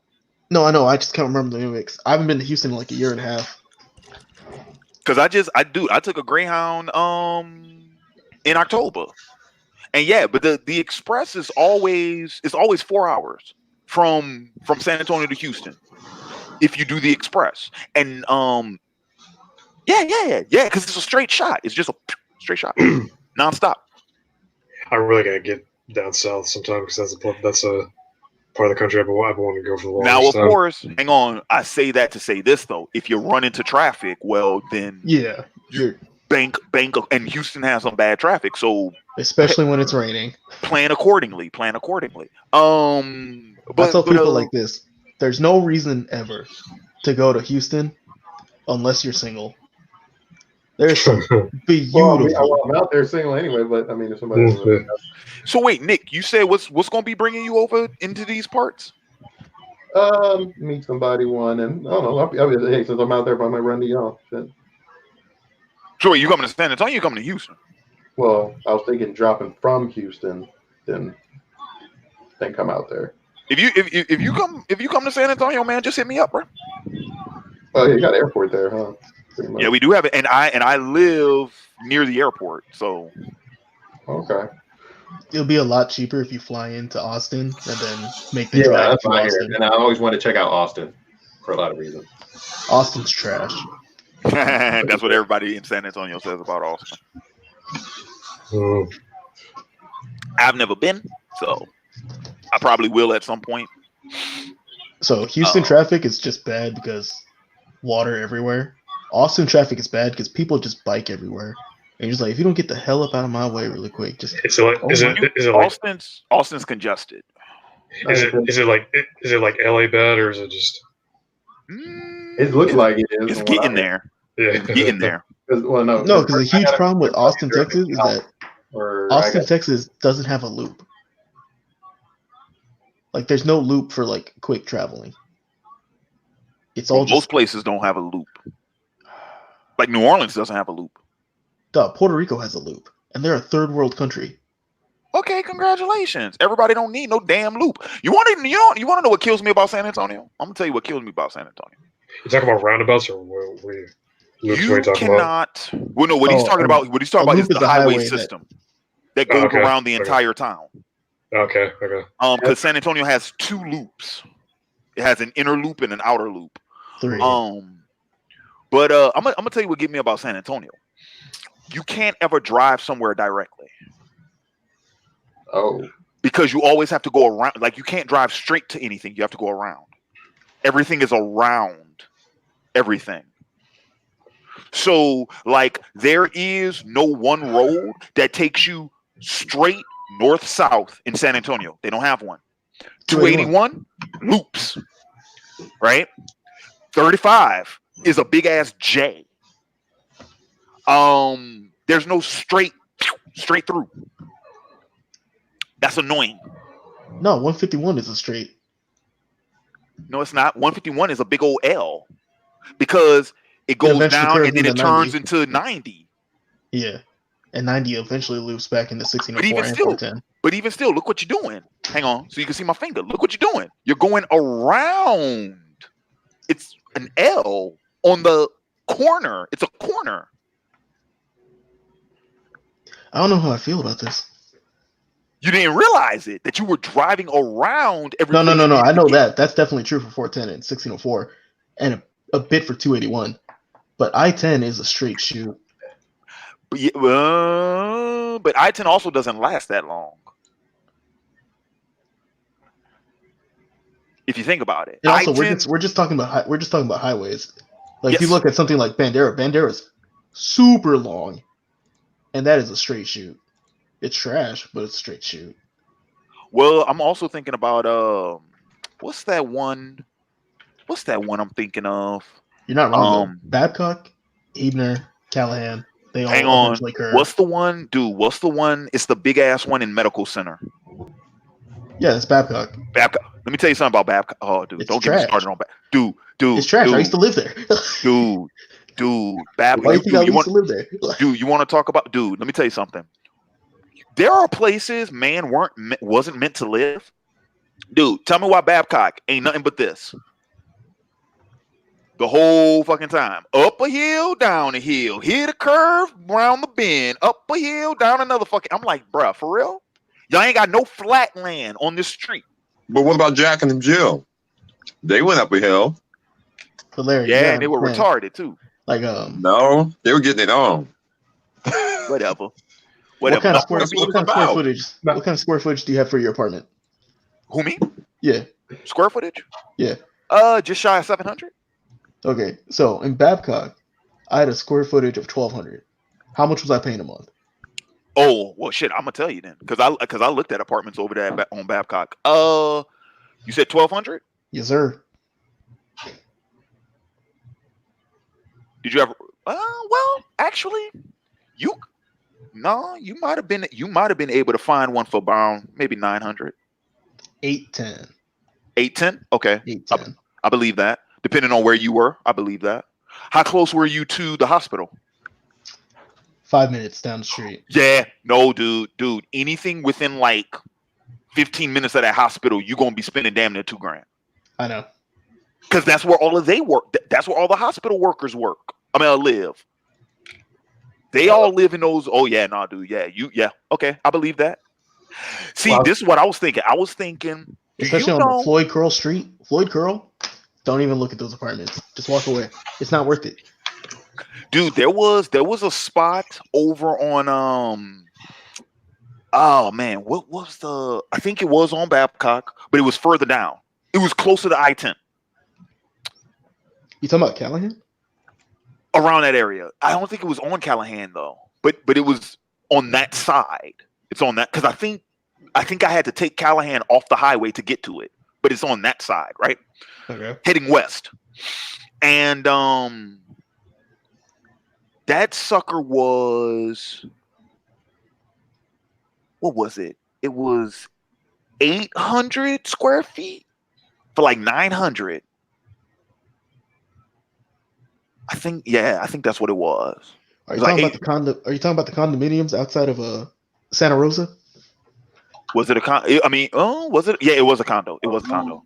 It was. But the way it looked was set up more like a traditional apartment complex than a condo. Extra The homework one that's around. like stacked up like 4 feet, right? Sorry, 4 stories, right?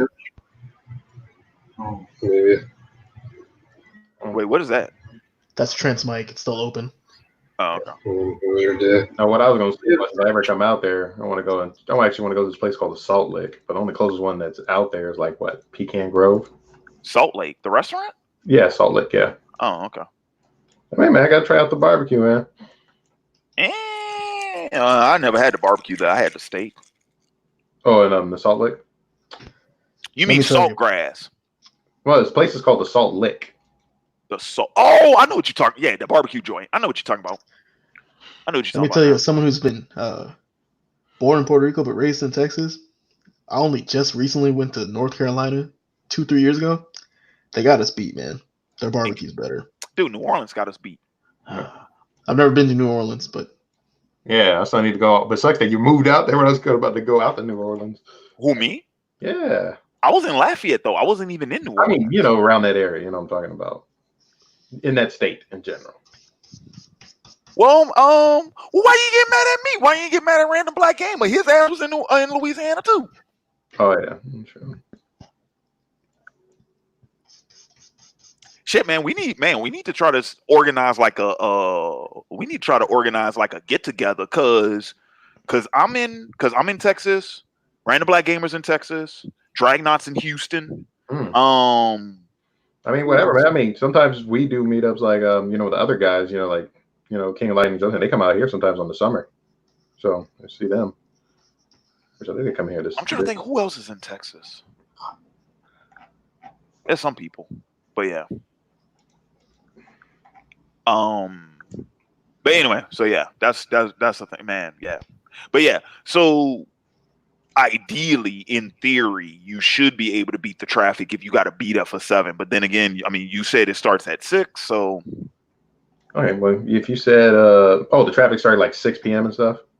No, 6 a.m. a.m. But is it okay at night and all the other? And consider school's not in session. School's out. So maybe it won't be that bad. Sorry about that. It took a little bit longer than expected. The person I got to see, they're probably going to be around Houston, or I got to go all the way to Galveston. So that's why I'm like trying to. Okay. I'm back. But yeah. Cool deal. No, you're right. School is still out. So yeah, so the traffic might not be that bad. Yeah, but school at 6 a.m. is not the thing that's like clocking up 151. Any questions popping up yet? That's what I'm looking for. Damn it! I dropped my coaster.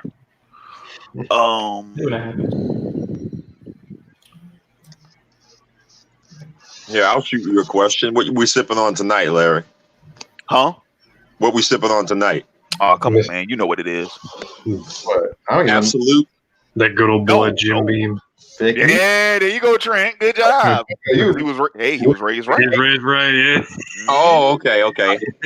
You gave up Absolute a long time ago, huh? Yeah, I don't really do vodka anymore. Yeah, me neither. I do more whiskey personally. Yeah, same here. Whiskey, bourbon. Or give me some tequila. It lasts longer. I'm still not much of a drinker in general. I think I kind of stick to my dark. So of choice is bourbon, which is essentially just aged whiskey. But like bourbon, whiskey, or brandy. What would you say it was again that you're drinking again? I'm drinking bourbon right now. What is it? Jim Beam.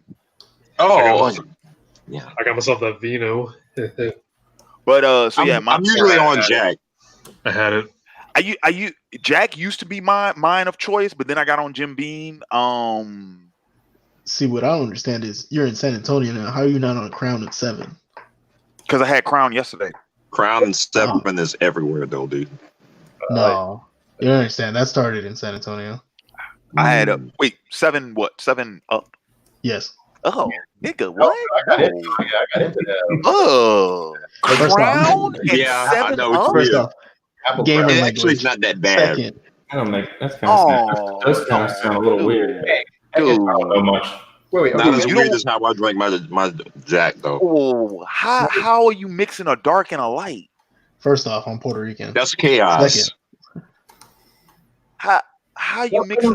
See, I agree with him. I actually tried it once. I was like, I tried an apple Crown with a fucking 7. I was like, But Crown and 7's not that bad. It's just it can be a little sweet for those not expecting that from a whiskey background. I'm not from a whiskey background. That lemon lime taste. Oh, dog, do you see my Caribbean blood? Of course, I like the 7 and everything. Like, Wait, I'm curious. Wait, Larry. Do you I mean, Sprite and Crown is fine too. It doesn't really matter. But no, it has to be the 7. Larry, you drink I can't. The 7's got more lime in it than Sprite. No. What'd you say, Nick? Really What'd you say, Nick? matter. I say Hold on, wait. What'd you say, Nick? you drink Hennessy. Do I drink it? Not really. No. Yeah, no, not my type of thing either. But I found out drinking Hennessy with cranberry. I was like, okay, this ain't bad. Hennessy and cranberry. See, I've tried Crown and cranberry, which is not for the faint of heart. I'm usually when I'm not drinking Jack straight, then it's like sometimes I'll dabble with it, like with orange juice or water. I'm thinking going back to dabble in some scotch, but no. Scotch. See, that's the one thing I will never mix with anything else. Don't do it. For me is good. Scotch. Nick, if you really like the cranberry taste, what you need to do is you need to find yourself a good rum and then mix it with the cranberry. Yes, I had some of that when I was hanging out. Well, ironically, I was at and I don't mean like that default shit like Bacardi. No, I mean default shit. No, I know. I was at a Bacardi factory when I was out. Was it last year? Where it was for my mother. We went to stuff, but I was out in Puerto Rico. We were out there, and we went out to all those other stuff. That was right when those hurricanes, all that stuff crashed, all that shit down. We left absolutely for that. Anybody want to touch this? Which Star Wars Disney movie do we think is the best? Rogue One.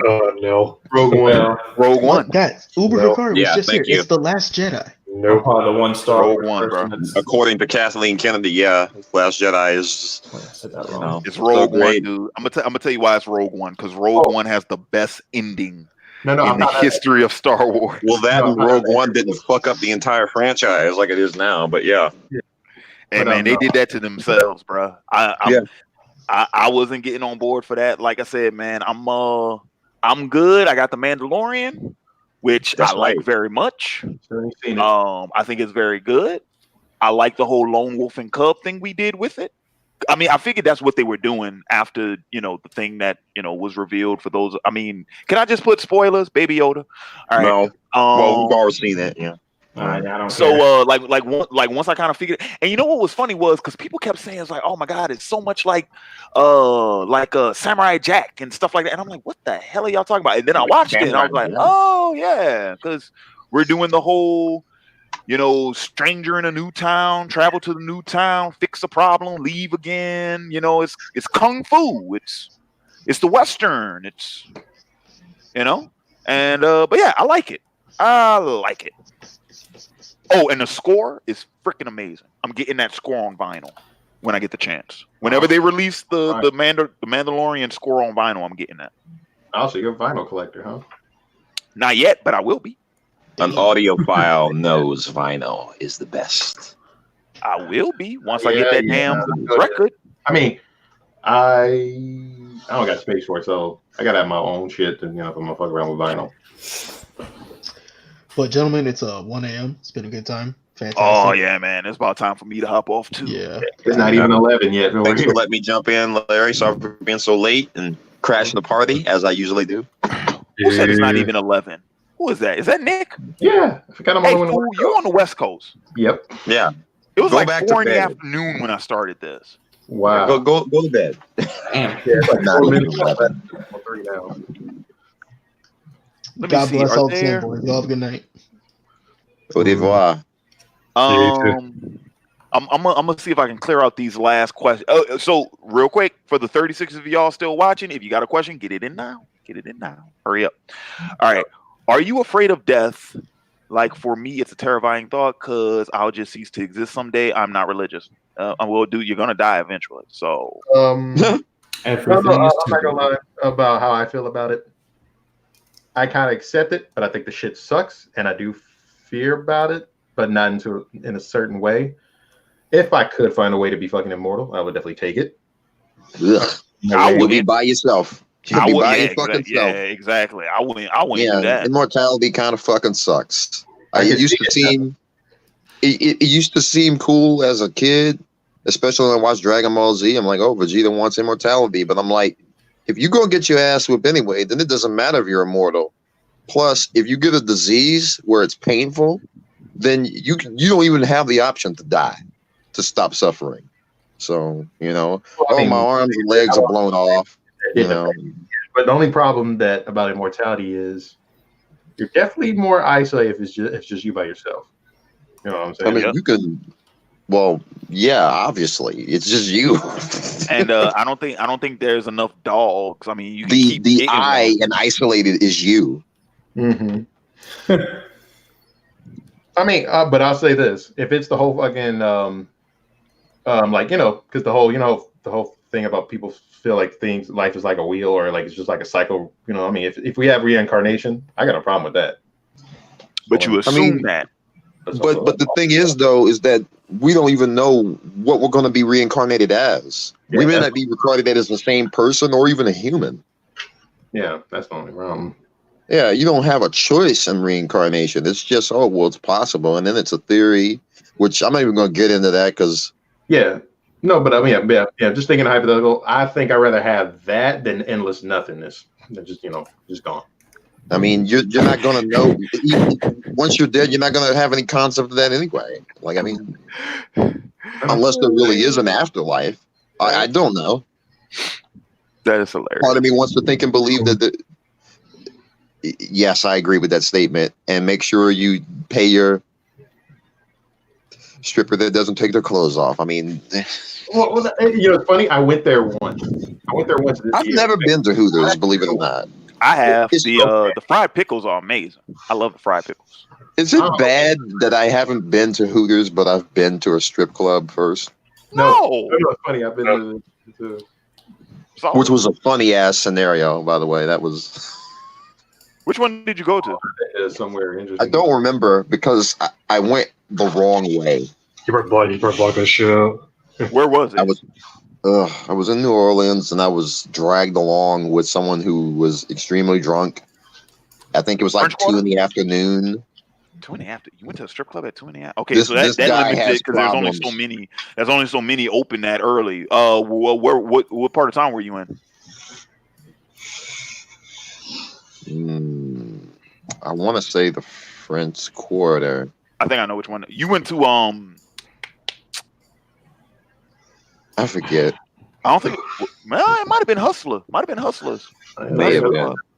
Because I think they're open that early. Man, this dude has some serious fucking problems, dude. Well, So, he's we're going not to a doing strip club it at 2 in the afternoon. I imagine he would. Yeah. I imagine he would. But the next time I went to the strip club, it was nighttime, and it was great, as it should be. But anyway. Well, the one I went to was an interesting one because they have like stripper fights and stuff, so it was cool. I haven't been to one in years.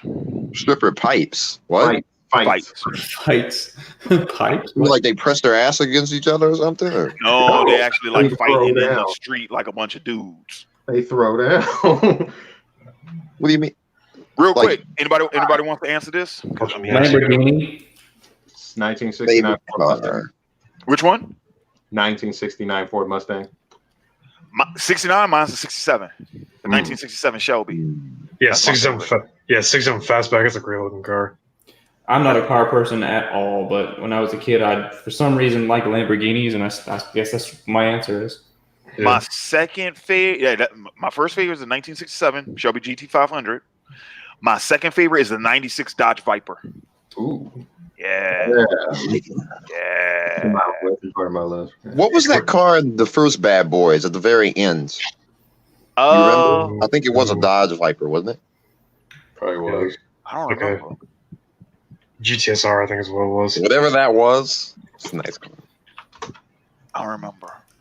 67 GT. Speaking of Bad Boys, you think the third one's going to be good at least? Porsche Turbo. Yeah. Hopefully, it's better than the second one because GT3 RS is another good Porsche. When was your first drink? At what age? I was 15. Dude, funny enough, remember? I didn't start drinking until I was 21. I was Real 15. Shit. My first drink was on my 21st birthday. I think it's a little weird. I think they talk about your first sip of alcohol. I think maybe.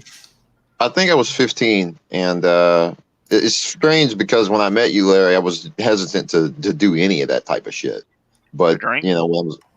Drink, smoke, all that shit. Now I still exercise moderation, but But I mean, back then I didn't do any of that stuff, dude. I didn't drink, I didn't smoke, I didn't do none of that back then. Yeah. I think mine was probably 12, maybe. But it was like, just around, oh, your little kid pick up the beer. But no, it's like, legal tobacco is good, Actually drinking, is after the age. I think mine was legal tobacco. 17, I think. I see when you went there. So he's like, I hate the drinking, man. I'll take that. Funny, that was after. Way after. 17, I think was mine. Have you ever heard? Oh yeah, have you ever heard of the Netflix show Altered Carbon? I have. I've seen a couple of episodes of it, but I'm not. I've seen it, but I haven't watched it.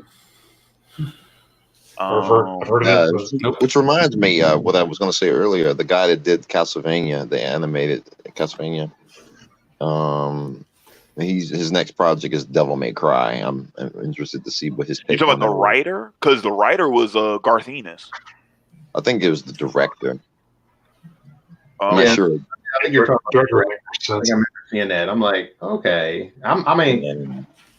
I'm not too fan I think of. they were so focused on fan service in the second season. Yeah. I was never much a fan of Devil May Cry. Yeah, I agree with you on So the Castlevania. In Castlevania? It felt like it, yeah. What fan service? The music, the fact that they had the vampire killer, and it's Alucard. I mean, it's my favorite character ended up being the black guy, Hector was his name. I always get Hector and Isaac mixed up. I thought it was Isaac. Isaac's the black guy. Okay, yeah, and he wasn't originally black, but hey, they did something with it. I don't like when characters just their race or things like that are just changed. I have a serious question. Are they either doing the white-haired Dante or the black-haired Dante. It doesn't really matter as long as they're written well. It doesn't matter. I guess. Personally, I like the art style of DMC, but the game just wasn't Devil May Cry. It was Heavenly Sword on the name of Devil May Cry.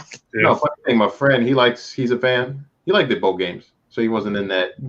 I mean, Devil May Cry 3 is still the best in the series. Devil May Cry 5 is good, very good game.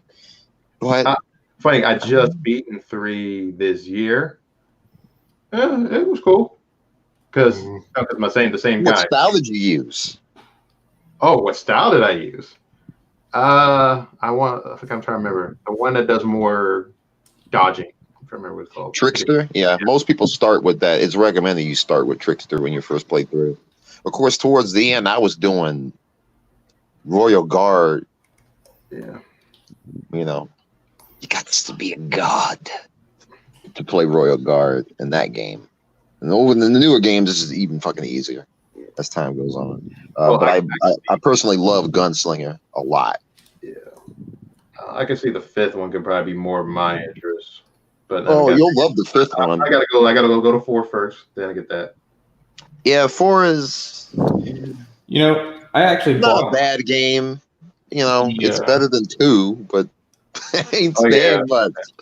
What did you say, Jacob? I actually bought the Devil May Cry collection on PS4 a couple months back, and I don't know what happened to my gaming skills in the past 4, 5, or 6, or however long it's been as long since I played the original, but I could not get past like mission 3 or 4. I don't know. Lord! I don't know what the hell happened to me. Coordination was gone, huh? Oh well, why don't you fight Virgil? Boy, that's gonna really flip you up a bit. Man. But, you're talking about on the 3rd one? No, I'm talking about Devil May Cry 1. Oh God! What is the 3rd mission? It's the one where you. I don't like. Is that the one where you have to fight Phantom? No, I beat Phantom. I think it's the one where you. I probably got the number wrong anyway, but it's where you have to when they first introduced like the scissor demon. I can't remember the name of it. And that's mission 2. Yeah. Is it? I don't even remember. Yeah. I got really pissed off about it. I was like, you got to use the shotgun, dude. Mm-hmm. I can't remember. Use the shotgun to break their guard and go from there. So speaking of breaking, 7 hours. On that note, you want to go for even 7? Because we coming up on 7 hours. 30 seconds. And it's getting up there. So we're gonna go ahead. We're gonna shut this one down. I want to thank everybody for joining. Thank everybody who's watching. Appreciate y'all from coming out. Once again, I want to thank all my guests that showed up tonight. I also want to thank all the patrons that showed up tonight. I will make it a point moving forward to do one of these monthly, where the patrons can come in as guest stars. And that's essentially it'll be the same thing we did this time, but I'm gonna make it a point to reserve, try to get as many patrons and just as one of the perks of being a patron. But yeah, so for those of you all watching, if you have yet to do so, please, like OAW Entertainment on Facebook, follow me on Twitter. If you haven't already, consider becoming a patron. Once again, for as low as just $1, you can become a patron, get access to Patreon exclusive material. $5, you get access to the OAW Vault, which is the old OAW, the old Otaku Assemble weekly videos. Which, funny enough, so I just uploaded the ones for January. Guess what video is going to be January 20th is when it's scheduled. What's that? That damn Bleach rant. That 3-part Bleach rant that people are still talking about. 9 years later. I gotta see that. Hey, I gave it up. I give it big ups to you trying to finish that shit. Yeah. Is a 3-part, dude. I was like, this thing had 3 parts to it, and dude, I saw it, like the whole thing. I think is like 48 minutes. The whole rant in its entirety is like 48 minutes.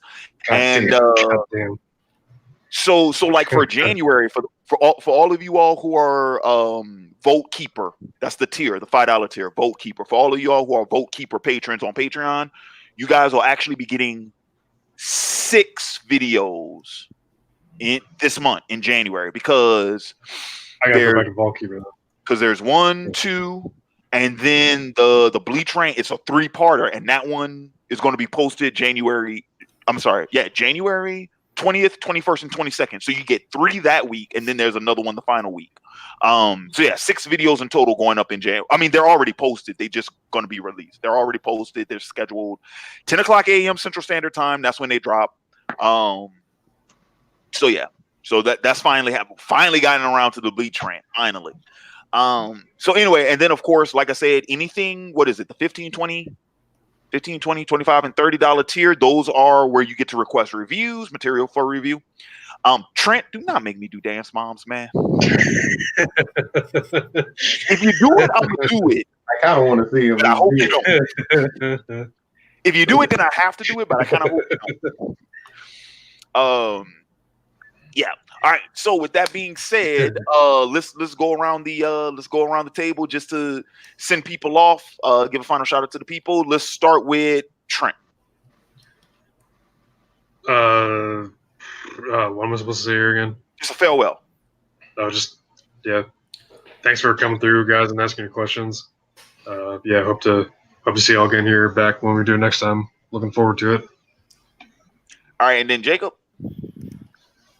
Well, it was nice to join you for the few minutes I was here, but hopefully you do it again soon. I wouldn't mind coming back. All right, Jamal. Anytime you need me to crash a party, you know who to find and know who to call. Thanks for having me on. Happy New Year to all of y'all. And allow me to take part in this discussion live stream. Feliz Año Nuevo a todos. Happy New Year? In Spanish, yeah. Feliz Año Nuevo a todos. Yeah. So I'm picking up on a little bit of it. I'm picking up slowly but surely. Yeah. Again, and you'll have a Spanish girlfriend when you're done. Hell yeah. Okay. And dude, somebody in the comments asked me if I was married. I'm like, what ring you see on my finger? Shit. Yeah, exactly. That's that. If Larry's married, then what the fuck am I doing wrong? Yeah, no. And Nick. Then again, I've gotten a lot meaner over the years, so maybe that's it. That don't matter. Don't none of that shit matter. He's like, well, yeah, y'all know I am. Just Nick. I don't put up with as much bullshit is really what it means. You know, go by another alias name, Shad Red, but you know, just had a day off, had to come here with Larry's live stream, had a good time. We had some good discussions, learned interesting things about certain people. You and too, Larry, so it was interesting learning. Sorry, excuse me. But yeah, you guys are gonna be up in the the Anime Expo up in LA. Y'all probably might see me there, you know. So no problem to say hi. That's it. And as always, this has been Larry Williams, OAW Commander-in-Chief. I am signing off, and until next time, peace. Are you not entertained? Are you not entertained? Is this not why you are here?